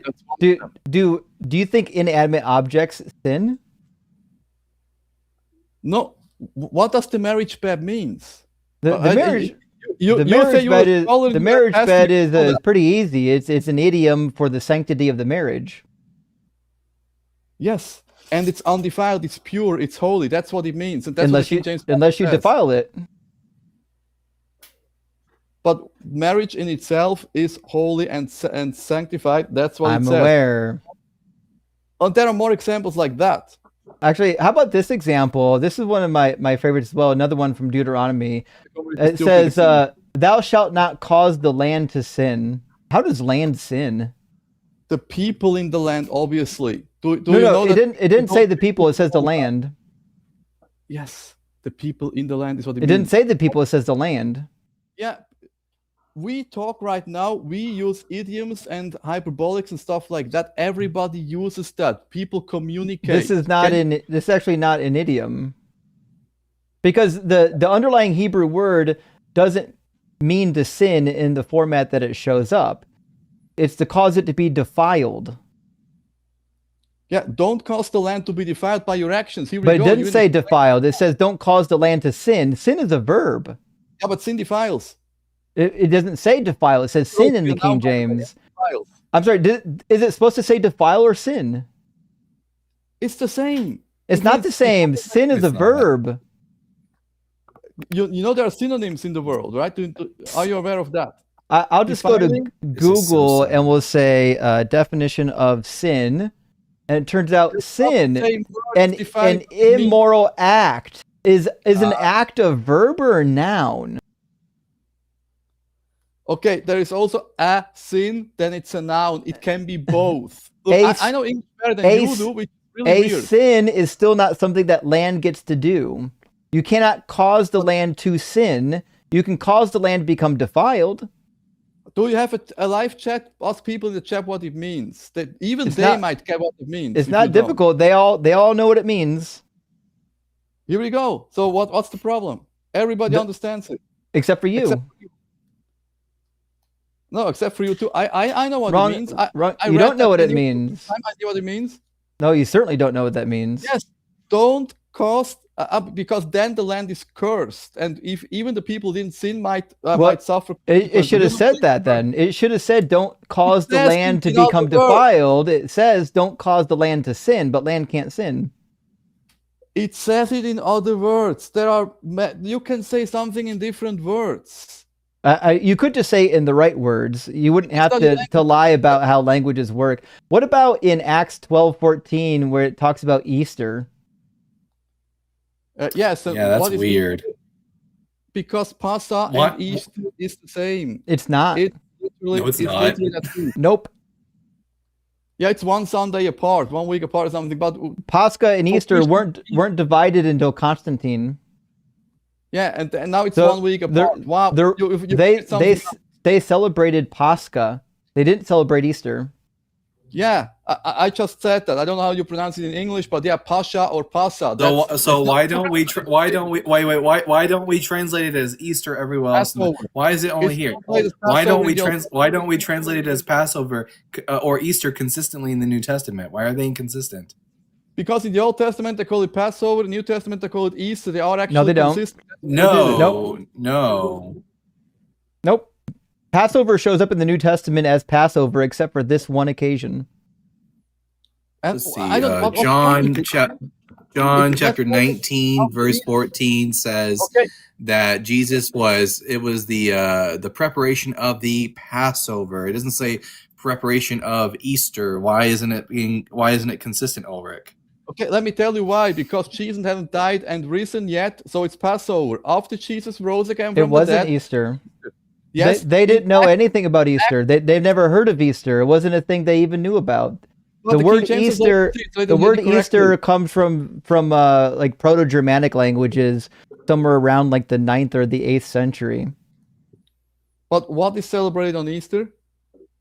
Not this. They weren't celebrating Easter. What is celebrated on Easter then? Not this. This is Passover. Because if you bother to read the chapter in Acts chapter 12, they're waiting for the Passover to pass so that they can kill people, because these are Jewish people acting. It says, about that time King Herod laid violent hands upon some who belonged to the church. He had James, the brother of John, killed with a sword. After he saw it pleased the Jews. Okay, so right off the bat, he's trying to please the Jews. And it says he proceeded to arrest Peter also. This was during the festival of unleavened bread, when he had seized him, and he put him to prison and handed him over to 4 squadrons of soldiers to guard him, intending to bring him out to the people after Passover. Herod, a Jewish man, is attempting to appease the Jews, not the Christians. So he waited until after the Jewish holiday of Passover to murder somebody, because you're not supposed to murder people during the festival of unleavened bread. It's not Easter. Yeah. If it's referred to the Jewish festival, it's Passover. The Christian one is Easter. Everybody knows that. And this is the Jewish festival that he was referring to, and there's no mention of Easter prior to the Honorable Bede in the 9th century. Okay, what is celebrated on Easter?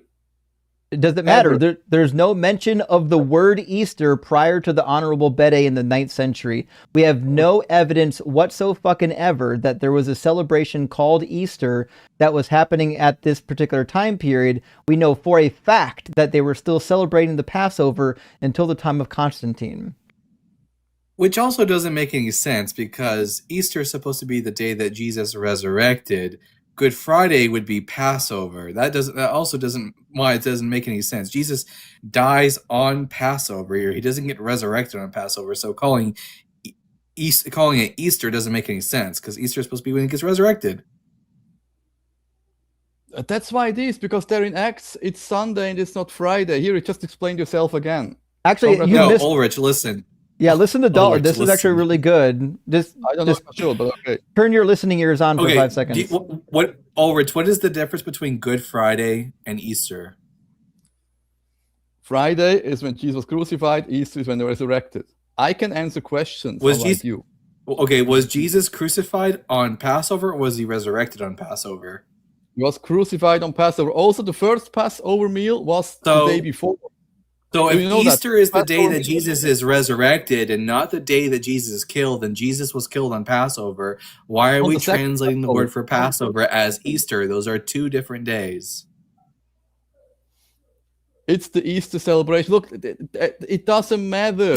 And it actually does matter, because just for you, it's better understandable. Why does it not matter for Christians? How many years passed between Jesus' resurrection and this event with Herod? Not many, but I don't know how many. How many? How many? It's the same year. Like 30 years. It's the same year.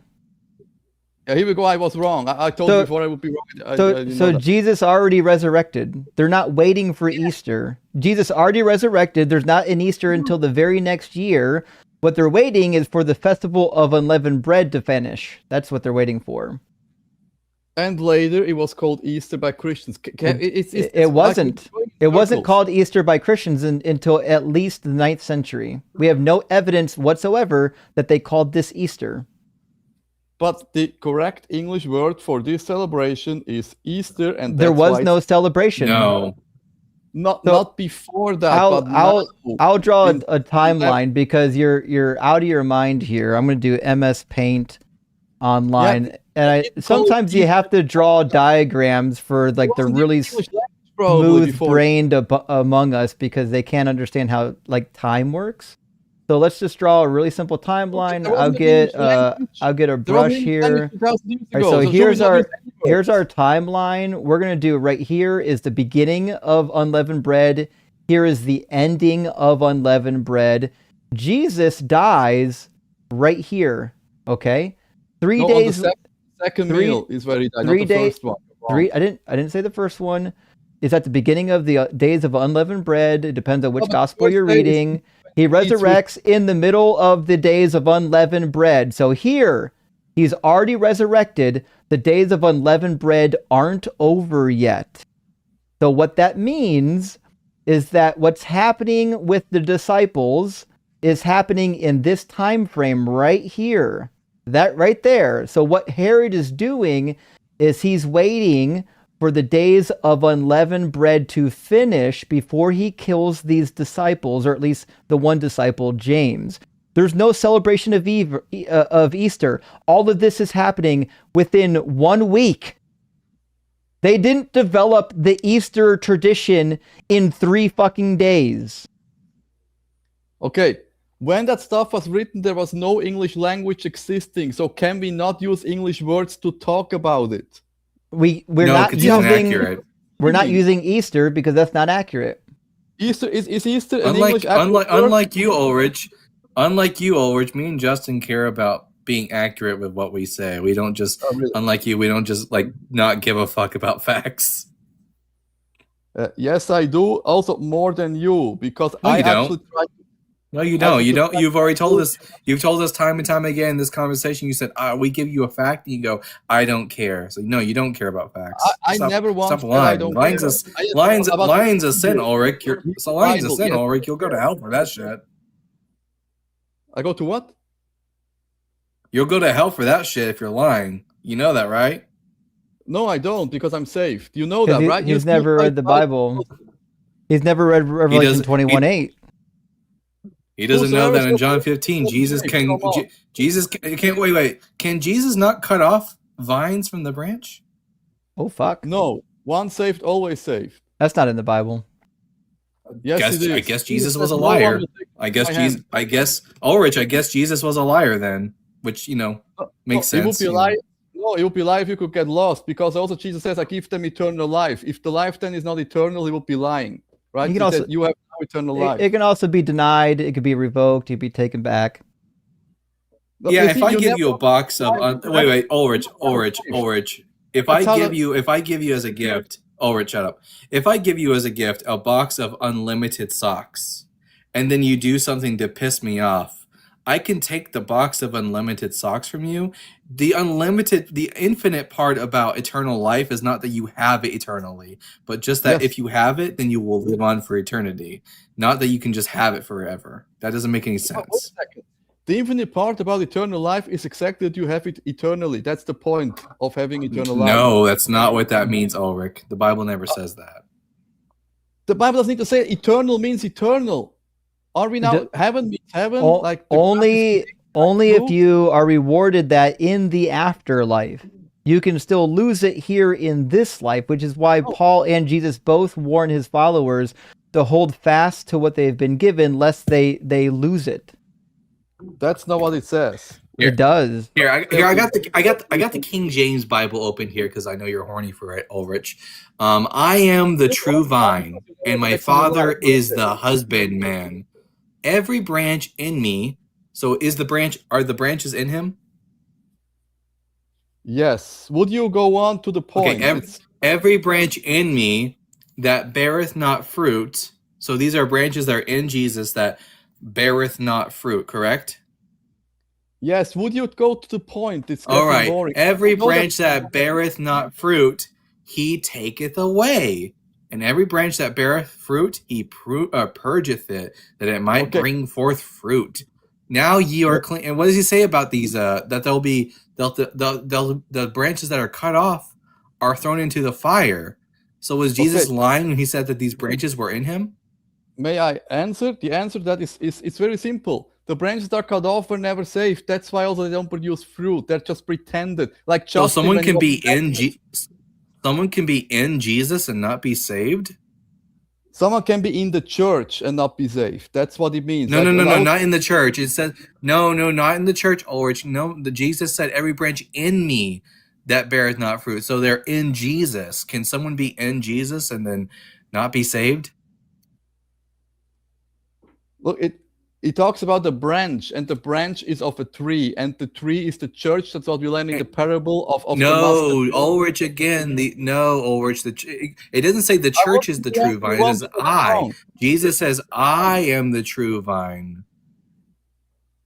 Yes. Stop lying about what the Bible says, Ulrich. It's embarrassing. I'm reading it. I am the true vine. Who's the I there? Look, can you go to the point? It's getting so annoying. I know that text. I almost Ulrich, I know you don't like what the Bible says, Ulrich, but you're going to have to answer it. Who is the I?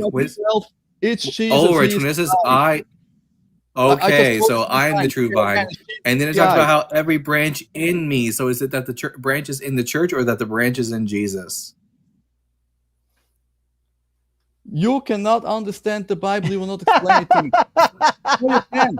Just never got it. The coping is crazy here. The fact that you think that you can understand the Bible just because you have some fictional Holy Spirit in you is crazy. Not fictional, it's real. You're incapable of engaging in Dalton's argumentation, and I guarantee you're incapable of engaging in Hebrews.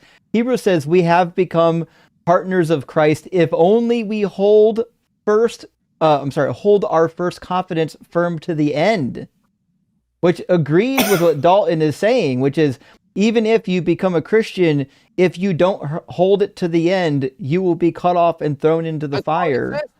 Why don't you just read what it says? It says you're partners. You're not a partner anymore if you don't only if you hold to our first confidence all the way to the end, meaning you can change your mind and you could walk away, which is why it says in Hebrews 6:4, it is impossible to restore again to repentance those who have once been enlightened and have tasted the heavenly gift and have shared in the Holy Spirit and have tasted the good word of God and the powers of the age to come, and then have fallen away, since they are crucifying again the Son of God to their own harm and are holding him up to contempt. The Bible says specifically that you can lose your salvation.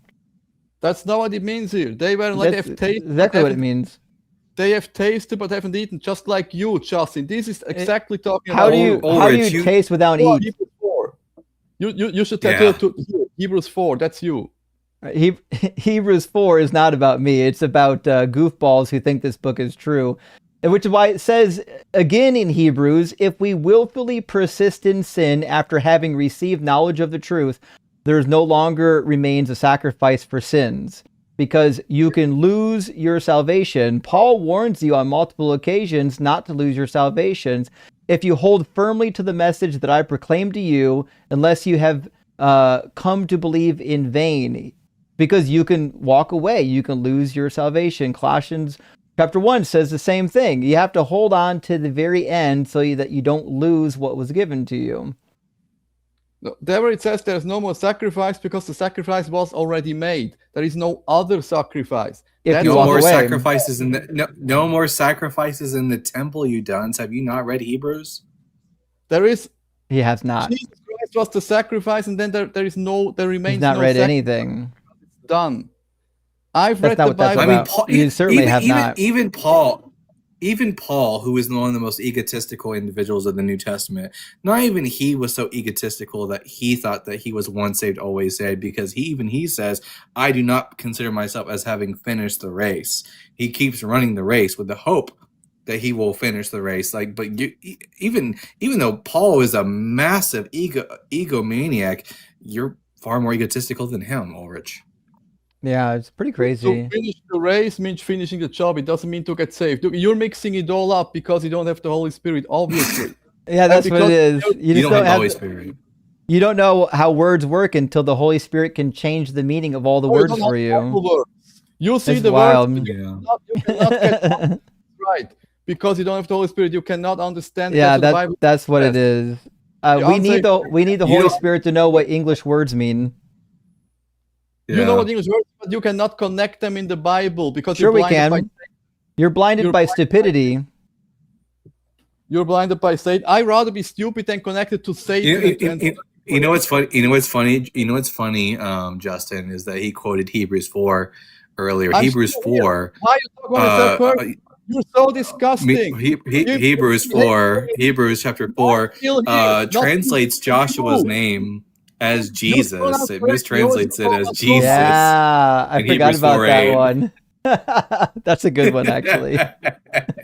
Use pronouns correctly. You can't even use pronouns correctly. In fact, Timothy says the same thing, actually. We got more of this nonsense of your salvation is only if you hold on to the end. It says, according to women, that Adam was not deceived, but the woman was deceived and became a transgressor, yet she will be saved through childbearing, provided that they continue in faith and love and holiness with self-control. Why is it that her salvation requires her to continue in these characteristics? It's almost like if she doesn't continue in them, they'll lose salvation. No, saved from what? That's not talking about salvation from hell. Saved from what? Everybody was what's she being saved? What is she being saved from? She's being saved from the original sin here. Genesis, she's being saved from original sin by having babies. That's what it says there. It doesn't say anything about original sin. It says she will be saved. Why do you need saving from original sin? Because there is original sin. Oh yeah, but why do you need saved from it, dummy? Because it's on you. Yeah, but why do you need saved from it? Why is original sin a problem, idiot? Is that how you preach? Why is original sin a problem, Ulrich? How could you be a pastor once? Why is original sin a problem? I already know the answer to the question. I'm waiting for you to catch up, smooth brain. Original sin is a problem because you'll go to hell. No, the reason why you need saved is so that you don't go to hell. Getting saved is being saved from hell, specifically the punishment. So it doesn't say anything about being saved from original sin. This is about being saved from hell. You can also be saved from tribulation, like in the Revelation. It says no flesh could be saved. It means from tribulation. I think you need to be saved from your smooth brain interpretation of the Bible. That is not based in any actual scholarship or informed opinions. It's just you literally in your bedroom jacking off to the King James Bible. I'm not a scholar. Hey, are your pages stuck together right now? Justin, you know that one scene from Family Guy where Peter is doing kung fu against a 5-year-old, and he just instantly wins because he roundhouse kicks her. He's like, I don't care, I'm an adult and I can overtake. That's exactly what it's like watching you talk to Ulrich. He just doesn't stand a chance. He's basically a clown. Well, that worked out pretty well because it's now 11 o'clock, which means I got about an hour to read super chats, and we ran out of guests. Ulrich was so unbearable that all the rest of the guests left. We had 3 or 4 of them when he started. I'm so happy I was here for this because last time I had to edit an Ulrich video, I was yelling at the screen the whole time. It's hard believing that people that are that dumb out there exist. Yeah. I love how he tried to pretend he's not a MAGA follower. He clearly is. So if people are asking if my finger slipped, I didn't cut Ulrich. Ulrich is a gold mine. Every time he comes up here, he produces an amazing clip. So he dipped. He was done. He just decided he didn't want to stick around anymore. Oh well. Are you going live tomorrow? Tomorrow, yeah, at 5 p.m. Central Standard Time. Okay. All right, give me a second. In fact, I just had the idea, by the way, that this year on Easter, I'm going to debate Justin, the Catholic Answers AI, on the resurrection. So that's what the special is going to be for Easter. And we now have a mascot for my channel. We actually have a mascot for my channel now. What is it? Peggy the Holy Strap-On. Fuck yeah! Yes!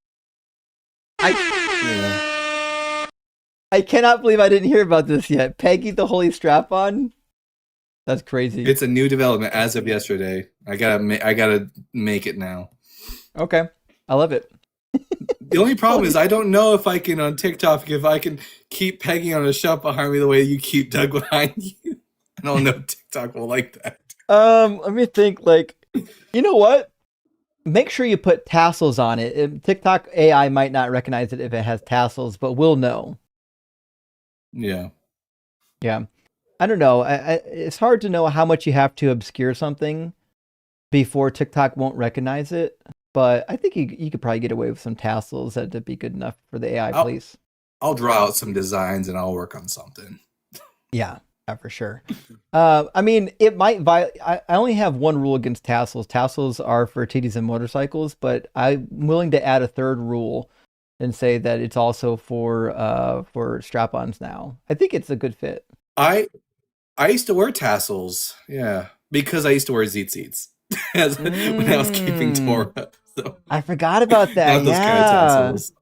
Okay, fair enough.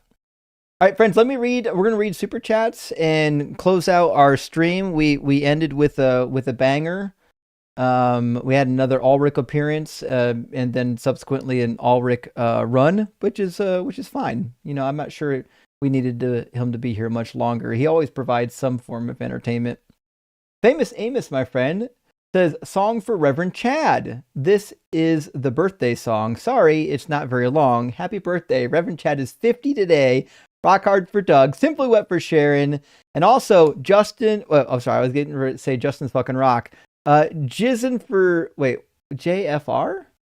Oh, that is Justin's fucking rock. When I looked at it just now, the F and R were backwards because I'm old and I think my eyeballs are falling out of my head.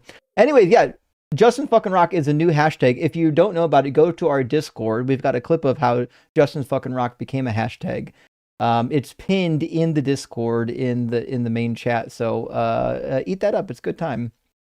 Gentleman Viking with the additional super chat. Thank you so much. Says constructing and eruv. So I don't have to go outside. Oh, interesting. What's an eruv? An eruv is in Judaism. They are the you'll see like these lines that you're only allowed to walk so far from your dwelling on the Sabbath, and what is considered in the Torah says you shall not go out from your place. So Jewish people have eruvs, which are like borders around their neighborhoods that goes, oh, this is the Sabbath day's journey. This is as far as you can walk. It's like a borderline, basically. Makes sense. Okay. So you've got a border now, so you don't have to go outside. Okay, fair enough. I didn't realize Gentleman Viking was practicing Judaism, but I guess now we know. And Jamie, thank you for the rock hard for Doug, Justin's fucking rock double hashtag. Appreciate that, friend. And Beard of Empathy, good to see you tonight. Hope you're doing well. It says, I recently had a dyslexic spiritual awakening. I converted to the worship of dog. Beard's looking good, man. Rock hard for Doug and gay for Justin. Well, thanks. I appreciate that. I don't mind growing the beard out in the winter. In the summer, it gets a little, scratchy. But in the winter, it's actually not so bad. Dalton, when are you growing your mustache back out? Now that I'm growing my hair back out, I'm gonna dye it blue because I'm a blue-haired liberal. I think I might grow a mustache to go with it. So. Oh my gosh, are you gonna get any piercings? Maybe a septum ring or? Oh man, I thought about it just to piss off the conservative Christians. Not a real one because I don't think I could do that, but like a clip-on, maybe something like that. Fair enough. That'd be fun. Clip-on be okay. All right, fair enough. And Ace of Spade, thank you for the $5 super chat. Says, hey Justin, you referenced the Dead Sea Scrolls many times. Which translation do you prefer? Wise, Vermes, or Ebeg Jr.? Thanks for everything you do. Well, Wise and Ebeg are actually joint on a number of translation books. It's not, you don't have to pick between one or the other.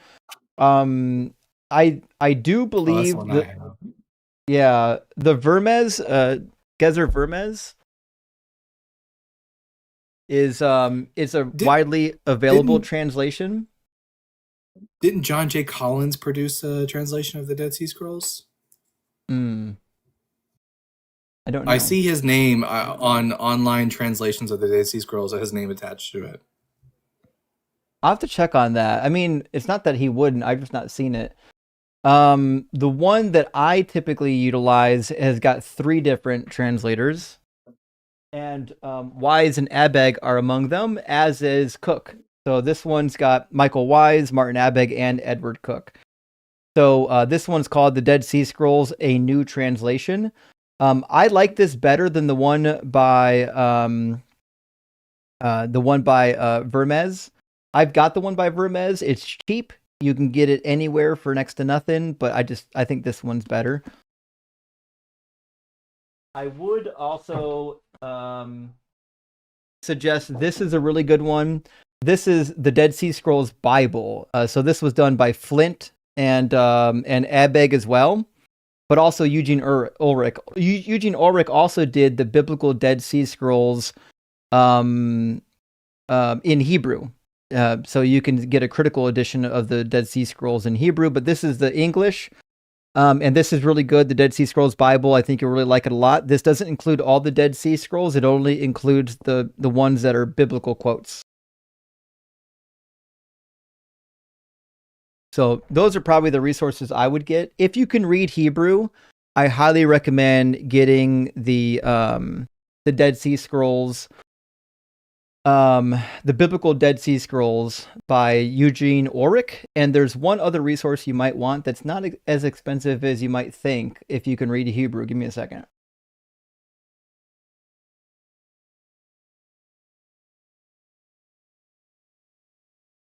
There is a 2-volume series called The Dead Sea Scrolls. It's by Garcia Martinez and Tigshalar. And it looks like this. It's the Dead Sea Scrolls Study Edition, and what they don't have translations in this. They're basically we're going to call them typed out in Hebrew of the Dead Sea Scrolls.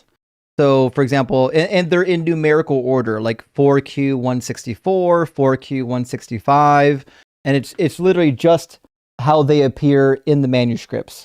So you can get this and know what's actually in the manuscripts if you want to translate it yourself without tracking down each individual manuscript. So this is where you get this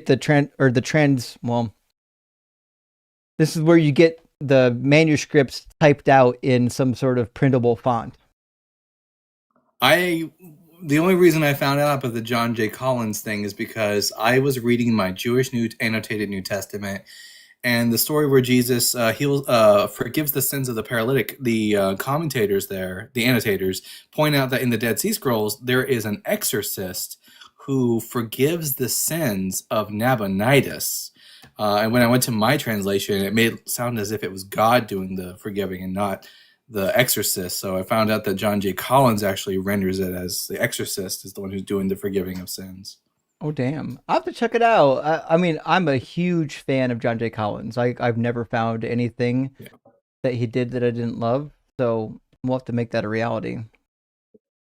Klein, thank you for the super chat, says, so God overturned biology and the official sources are 4 unsigned memoirs like Trust Us, We Were There-ish. Makes sense. Actually, that's the crazy thing is the sources don't really even say they were there. You know what I mean? Luke explicitly says that he wasn't. He just went out and got information from unnamed sources. Mm-hmm. So trust me, trust them. It's pretty wild. Coffee Town Atheist, thank you for the super chat, says, happy Monday. Everyone enjoying some barbecue with Justin and Ems. Praise Doug and Sharon Stone. And now Dalton joined us for our let's say our, the closing.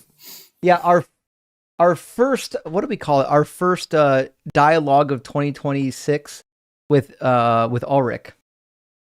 There you go. He'll be back though, but I think we know well enough that he'll be back to cry from him. Lunas says, don't pray to the sun, pray to Joe Pesci. Listen, You will get just as many prayers answered praying to Joe Pesci as you will to Jesus. I can promise you that. And wasn't that a joke by George Carlin? I think that was his bit. I have to look at that. Look it up. Gentleman Viking says, "Our ISP, who art in the cloud, give us this day our daily memes and forgive us our type. Forgive us out typos." Doing a typo while saying "forgive us our typos" is fucking amazing. By the way, Gentleman Viking, I hope everyone caught how good that was. Lead us not into X hamster, but deliver us from AI slop. That this is a prayer we can all get behind. Amazing use of words, Gentleman Viking. That was great. And Simeon Urchin, thank you for the super chat, is going to throw some love to a creator who needs way more love from our community. Check out Misunderstandy. Very funny and informative vids on the Bible. Fuck, I've never heard of this channel. I'm going to make a note, though, to check them out after the live stream. It's Misunderstandy. Okay, we'll check them out. Hey, thanks for the shout out. And Nikki says, cedar waxwings get drunk. Madagascar roaches ostracize members of their colony that show aggression. Elephants bury their babies. We are not special. That's, yes. Like, what we're doing is like a more advanced form of what the animals are doing, but it's not like, we're not that fucking unique. What the animals are doing and what we're doing are basically the same thing. Just different levels.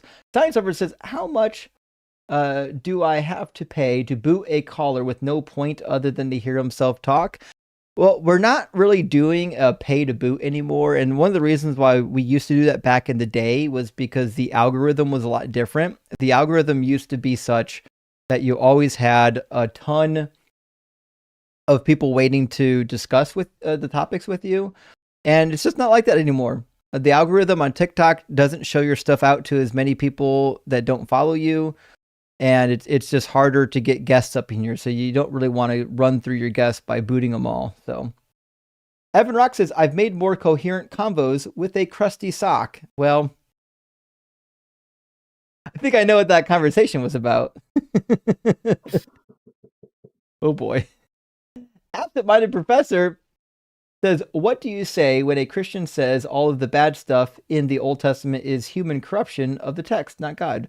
Well, what I would typically is something akin to like, okay, well, if we can't trust what's in the Hebrew Bible, then we can't trust what's in the New Testament either. And neither did Jesus. Jesus says to not depend on bread alone, but on every word that proceeds from the mouth of God. But we don't fucking know what those words are. What was he referring to? So why was Jesus constantly quoting from a corrupted text? You think he'd know better. Right. And it's funny, even when Jesus said that to live on not bread, but the word that proceeds from the mouth of God, that's a quote from the actual text that shows up in Deuteronomy. So, and he says in the Gospel of John that the scriptures cannot be broken, and yet they're corrupted. Right. Interesting. That's pretty crazy. But Christians will do anything to get rid of the Hebrew Bible. They fucking hate that thing. They hate it with a passion. Miss Meg, thank you for the super chat. It says, friend, you says, you mean growing up believing in something and emulating it like Christians? True. I really firmly believe that if nobody was raised Christian, very few people would become Christians. I don't see many adults. I can't envision many adults converting to Christianity as adults having not known anything about it. It's just a preposterous thing. And Miss Megs again says childbirth was a ticket to heaven for women, so dying before giving birth would be bad. This is actually a good point, Miss Meg, in reference to Judges 11. If you died without having children, a lot of times it was thought that you were cursed by God. It was often thought that you were disfavored by God. Now, the ancient Hebrews didn't really believe in this notion necessarily of heaven, but there certainly was a time, like we read 1 Timothy chapter 2, where Paul says that women would be saved through childbearing. So they're, they've really put a lot on women having babies. Jay says, God's really sending his best today, isn't he? Well, to be fair, Ulrich might be God's best. They don't have a whole lot of warriors in the army. It's a pretty sparse conscription that they've cobbled together. The Duncan Idaho Gula says, just a tip for Justin's fucking rock. Rock hard for Doug. Well, thank you, Duncan Idaho Gula. I appreciate that. I knew Justin's fucking rock would take off eventually. And Chris, thank you so much for sending 5 DZ Debate gifted memberships. I really, really appreciate that, friend Big W. And Tracy, artist formerly known as Yantu, says, Duncan Heine in his house. How did you get Heine added to your name? That's the first I've heard of that. I feel like it might stick though. It's got a ring to it. I mean, we talk about my ass a lot on my channel. I don't know. So maybe this has to do with it. I mean, I don't know. You do have a god of pegging now. I know. Somehow, somewhere down the line, pegging became associated with my channel, and now it's part of my brand. Listen, you gotta have fun. Gotta have fun. Scribbles says, LOL, no, I've been Scribbles by Janice for months. Company name since Kashi Girl. You just abbreviated it. You're right. I probably did. Maybe that's the first time my brain let my mouth pronounce the entire title. You're right. I think I usually call you either Scribbles or Janice. I try to keep the chatters in the community straight. Sometimes my brain misfires. You know what I mean? But I'm working on it. I'm trying to make sure I recognize everybody. Speaking of which, Kelly, good to see you today, friend, says Dalton joins Justin. Just saying. I mean, we all love it when Dalton joins. Oh, yeah. Hey, Misha's here. Good to see you, Misha. Thank you for the super chat. It says, yes, Mo married a rich, noble merchant widow who was older than him. Sugar Mama's money likely helped spread Islam, and she was his only wife while she lived. I really didn't know that. I do have to learn more about Muhammad's first wife. In fact, I'm going to see if I can get a Wikipedia page for Muhammad's first wife. Yeah, she got a wiki page. All right, I'm gonna study up on Muhammad's first wife after this. I'm deeply interested in this particular topic now.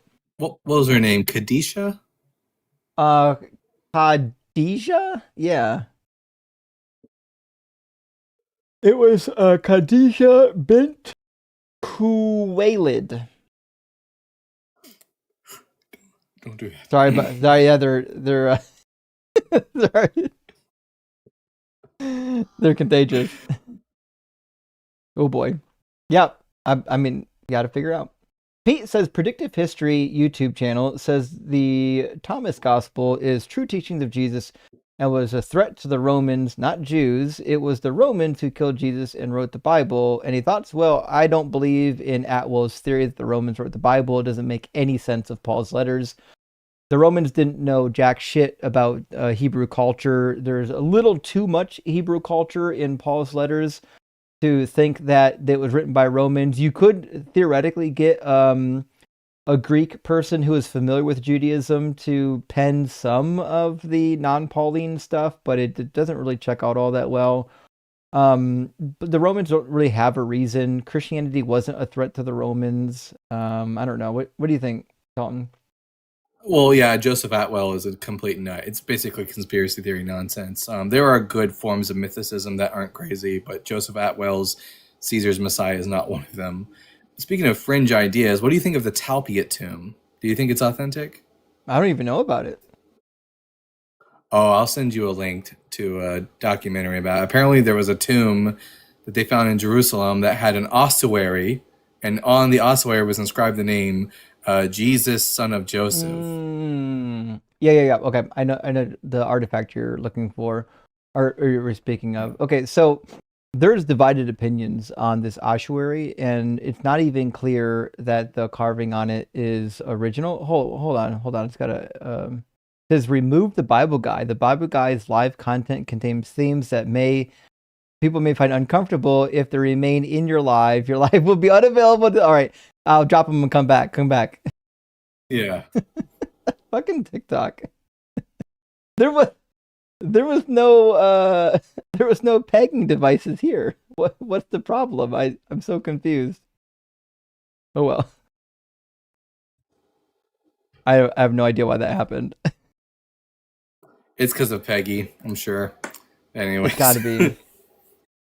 It's gotta be because of Peggy. But anyways, we're back on track, friends. We'll get through this. Okay. All right. Katrina, hey, thank you so much for the $5 super chat, friend. Says, loved when you made him acknowledge God doesn't want child sacrifice and that Jeebus himself was a child sacrifice. Thank you. You rock like Doug. Yeah, isn't that such a glaring, like, a glaring contradiction in the text that, like, God was like, I hate child sacrifice. Jeremiah, he's like, it never even crossed my mind. And then he's like, oh, my plan for the world, fucking child sacrifice.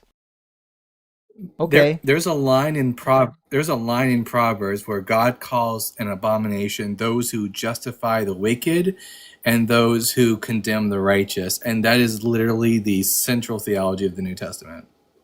Yeah, he was talking about things that he hates. These are things that I hate. Oh, what the fuck? TikTok says live visibility restricted for 10 minutes. Your live is not eligible for recommendation and restricted in search results for the next 10 minutes because the Bible guide does not comply with our community. How? Fucking. What did I say? Don't go anywhere. Here, I'm just gonna fuck them. God damn it! TikTok's after you, bro. They're after me. I know. Wow, I'm doing something right. Oh well. We'll get through it.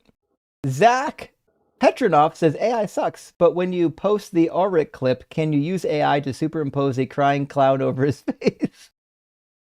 I can just Photoshop that. Yeah, we can make that happen. I'm sure he is a clown. Every time he comes in, at least he's an entertaining clown, and we don't have to pay to see him. I don't think I'd pay to go see that show. William Rogers, thank you so much for the 2222. Really appreciate that, friend. Says, how much influence did Zoroastrianism have on Judaism and Christianity? And has it been theorized that the biblical magi were actually Zoroastrian priests from Persia? Kind of yes to the last question, but let's talk about it. So Zoroastrianism seems to be where Judaism got its idea of having like a character that opposes God, like somebody that is the cause of the bad shit here. And they also had this idea of like hell, like a punishment for people that were truly bad, rather than just going to Sheol. Now, it's hard to know exactly where the transition comes from because also the Greeks had, they didn't have the good God, bad God concept. They just have polytheism, which is a little bit different, but they did have Hades where people go to get punished. It seems like they took the bad power and the good power concept from Zoroastrianism and the afterlife from Zoroastrian, but then when they came in contact with the Greeks, they melded that with Hades as well. So it seems to be the thing. I think it's obvious that Zoroastrianism was influencing the Israelites as they're leaving exile because it looks to me as if the author of Isaiah in chapter 45 verse 7 is trying to directly contradict the idea that there's a God who's like the origin of good and then another equal in power God who's responsible for the evil by having Yahweh be the source of light and darkness, good and evil. It's like his way of attempting to combat growing Zoroastrianism sentiments amongst the Jewish people, which I guess he failed. Seems to be the case, yeah. Gentleman Viking says, ask Eric to explain the pillow hunt in Ezekiel. Wait, what? I don't know anybody. Pillow hunt. Hold on.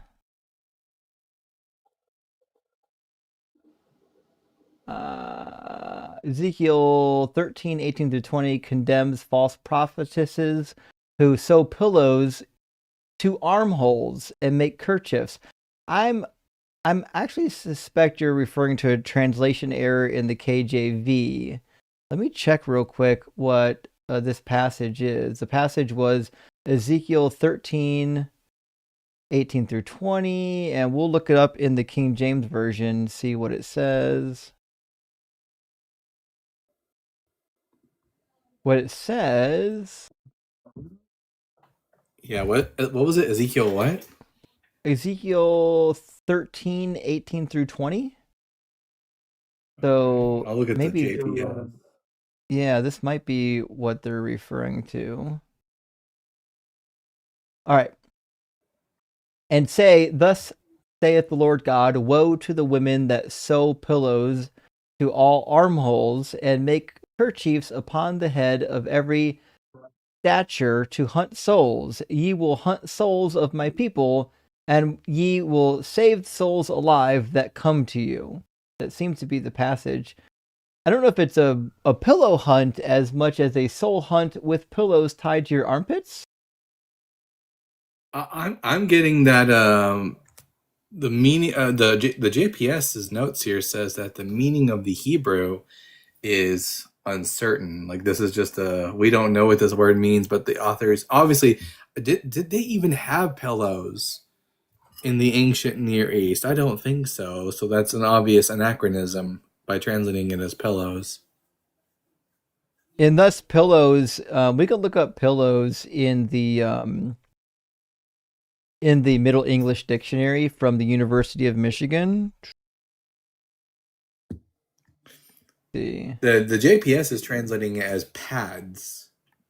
Oh, interesting. I'm going to look up pillow in Middle English. In Middle English, it says a bed cushion or a pillow or a headrest.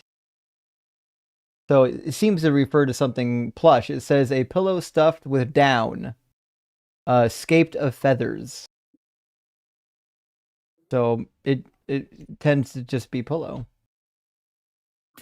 The Brown Drivers Briggs says about this Hebrew word, it's also used in Ezekiel. Oh, in 2 verses later.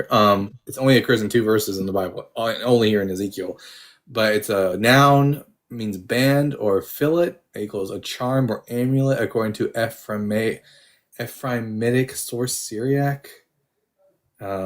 Usually a cushion, bolster. Yeah, it seems like there's a lot of question as to what it's intending to mean. It's unknown. Well, Sirishfuck isn't a pillow. They're not tying pillows or armrests to their armpits. That's insane. Okay, I gotta add this to my list.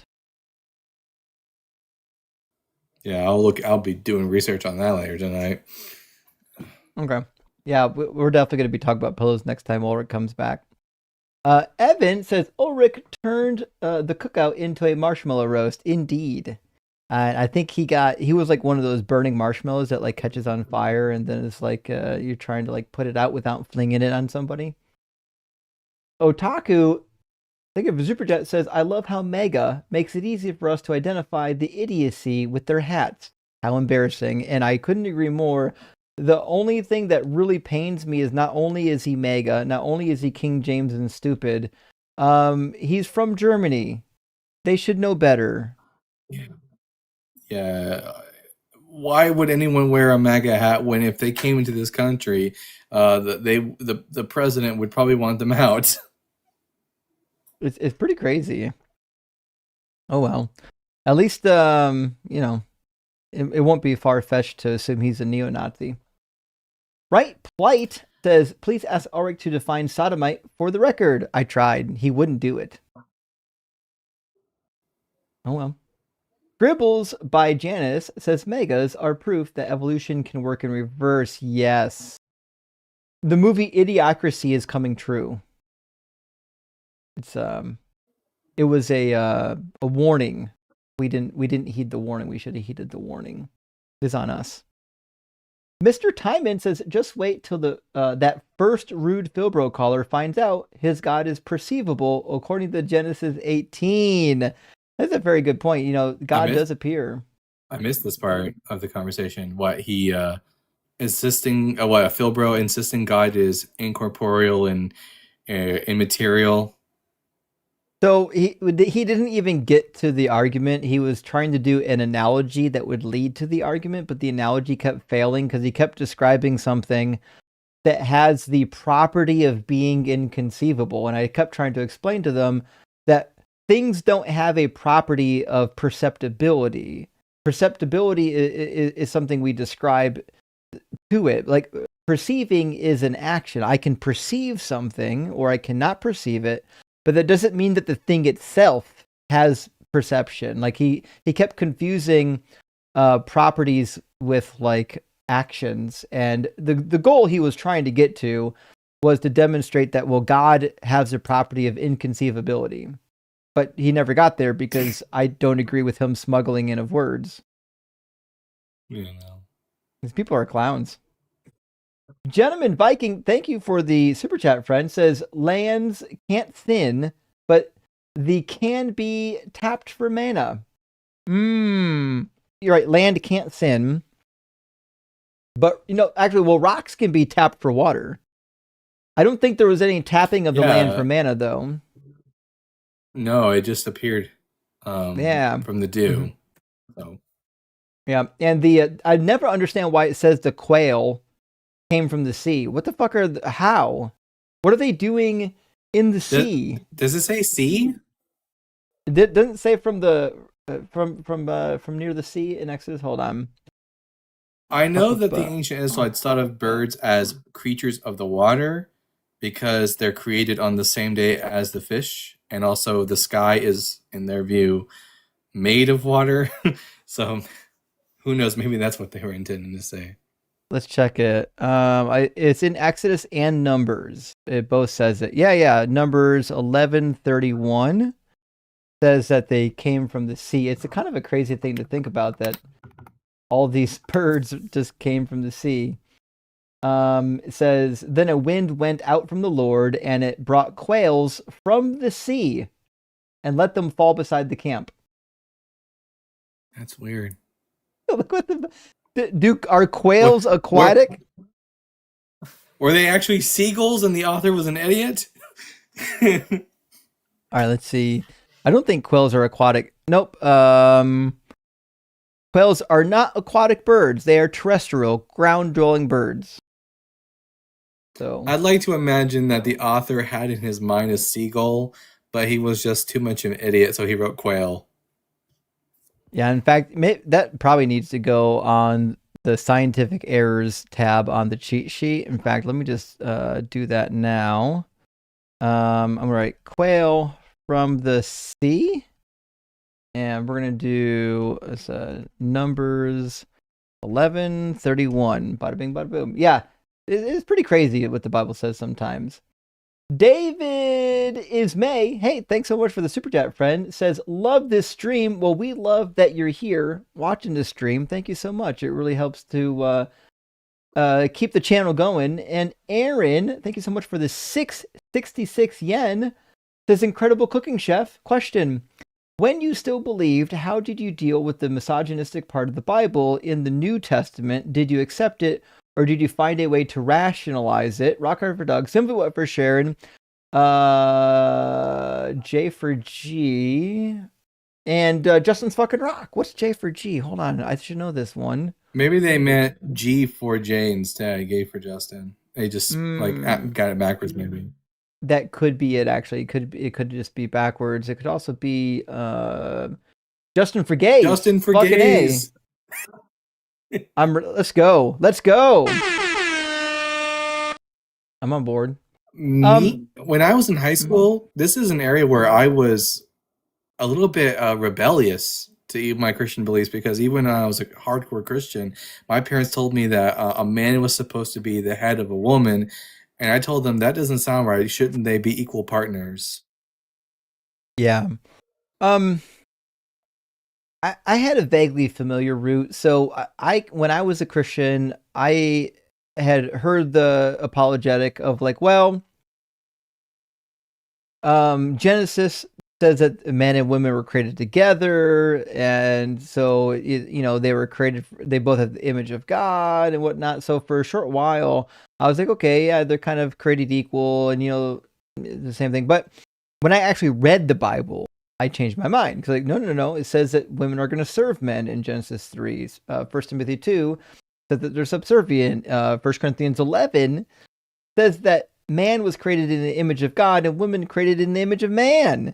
So I'm like, they can't be fucking equal if the New Testament's true. So one thing I did early on with this particular topic was initially I just accepted it. It's like, okay, I don't know why God created men with special status.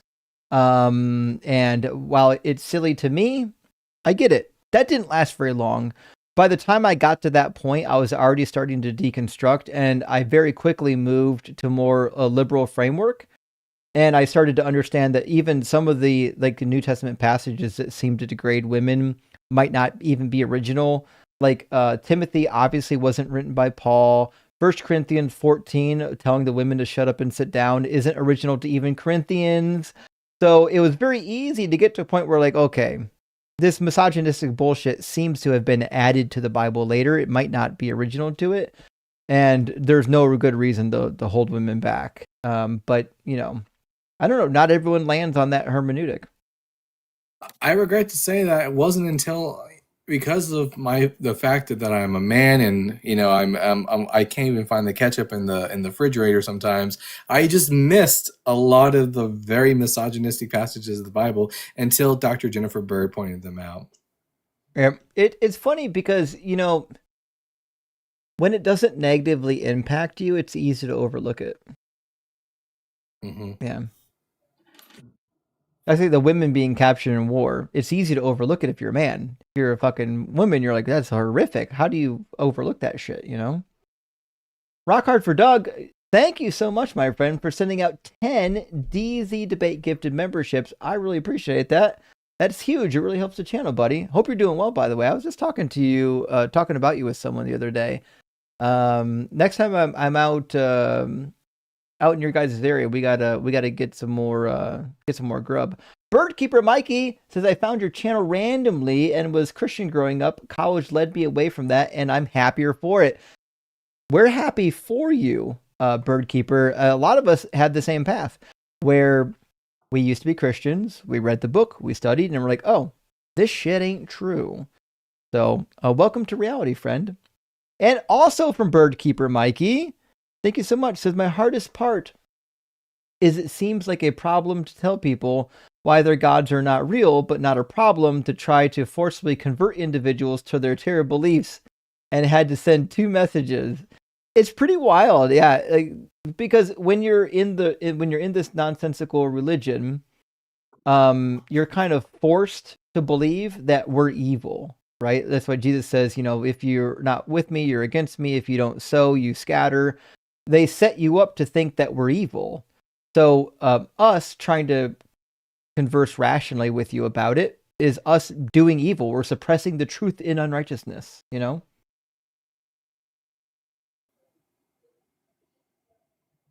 And inane glory. Hey, good to see you. Beautiful kitty, by the way. Why is native German speaker claiming an English translation of the Bible is the perfect version of the Bible? I totally didn't. It didn't click with me, but this is actually a really good fucking point. I was wondering that the whole time. I was like, doesn't he have a preferred German version or something like that? Martin Luther's Bible or something? I don't know. That's crazy. Kosher Dill, thank you for the level ship. I appreciate that on TikTok. That is pretty wild. You're right. The fact that a German speaker wouldn't turn to like an actual German Bible is pretty crazy. People are wild. Birdkeeper again. Hey, Birdkeeper, thank you so much for the super chats. Says, one more. I think since I haven't been here before, it's awesome seeing you and someone who has vast knowledge in this category breaking this down for people who can't see it. Thanks so much for everything. Well, thank you, Birdkeeper. And Dalton's actually got a huge knowledge base as well. And I think it's one of the reasons why like Christian arguments just come here to die.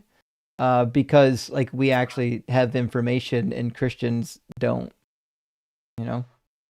Primordial Puggles? Thank you so much for sending out 10 DZ Debate gifted memberships. I really appreciate that. I have quite a few people get memberships here tonight. And not just, Jesus Titty F in Christ. Thank you for the $5 super chat. It says, I'm tired of you calling my best followers smooth-brained or small-peened.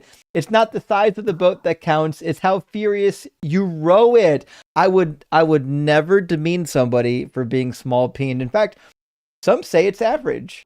Some might even say it's above average. The same. But they are smooth-brained. Let's just be honest. Yeah.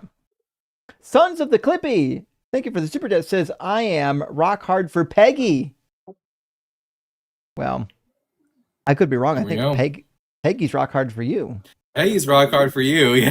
Yeah. Just be very clear on this. This is going to go both ways.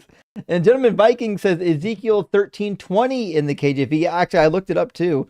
It's in Ezekiel 13:20 and in Ezekiel 13:18. But let me see if 13:20 talks about the hunting for the pillows that we were looking for. Yeah, there's only 2 verses where that word for pillow occurs, and it's in verse 18 and verse 20 of that chapter.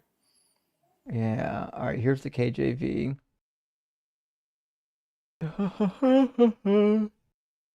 Behold, I am against your. Oh my God. Wherefore, thus saith the Lord God, behold, I am against your pillows. God fucking hates pillows. Wherewith ye there hunt the souls to make them fly, and I will tear them from your arms, and will let the souls go, even the souls that ye hunt to make them fly. So, God fucking hates armpit pillows. You heard it here. Guys, if you have one of those body pillows that you hug at night, you better watch the fuck out. Like, always gonna fuck you up. A Trippy Kenpachi, thank you so much for the $5 super chat. Says, a German friend once told me that white supremacists there use white supremacist racist symbols since Nazi stuff is illegal. Oh, so the neo-Nazis in Germany can't use the actual neo-Nazi symbology, so they have to use like Americanized white supremacist symbols so that they don't get in trouble. I believe that shit. America's got a lot of white supremacy. Crazy. It makes me sad to live in a country where that still happens. Like I realize Jim Crow was like not that long ago, but I kind of had high hopes that we can move beyond it. But fucking with enough time and maybe we were doing great until 2016, and then it went downhill. We were steadily moving forward, you know. Brian Peck says land is sin. Goblin Char Belcher FTW. You know what that means? For the win. Well, who's Goblin Char Belcher? That I don't know. Brian, you'll have to explain that to me later. Let me find. I'm going to type it in. Goblin. Is it like a Pokemon or something? It's a Magic the Gathering card? Okay. Goblin. Oh, that's right. Yeah. Char Belcher. Okay. I think maybe it was Dr. Brian who told me yesterday, or someone who told me that apparently there's a spell in Magic the Gathering called Swords into Plowshares. No fucking way. Yeah. I did learn that there is a what do we call it?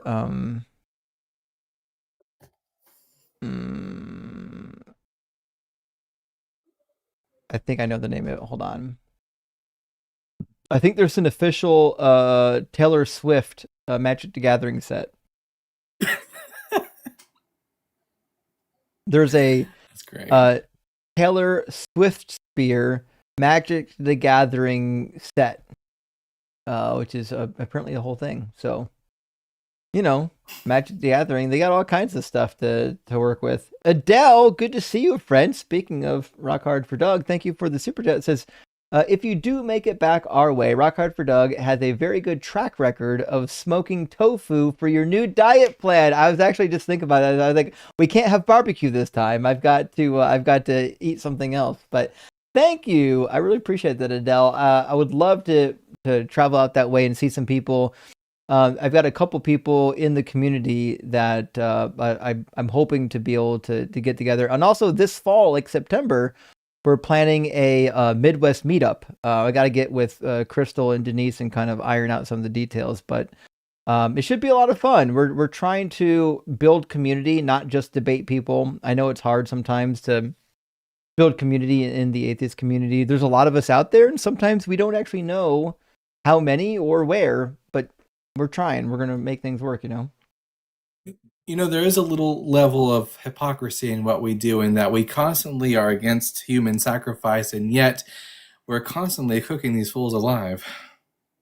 That is the case. It's a difficult world to live in. You have to balance a few different things. It's like there's anytime you get like a real good slavery debate, you'll hear somebody in the comments say, "You hypocrite, you're against slavery," but he just it's a good line though, isn't it? Yeah. Oh man. All right. Who's live right now that we can go raid? I'm looking on YouTube right now. I don't see anyone live on YouTube that we can go raid. There's got to be somebody though that's live on TikTok we can go raid. Is Thinker not live right now? I've never disrespected. Let's see who is live.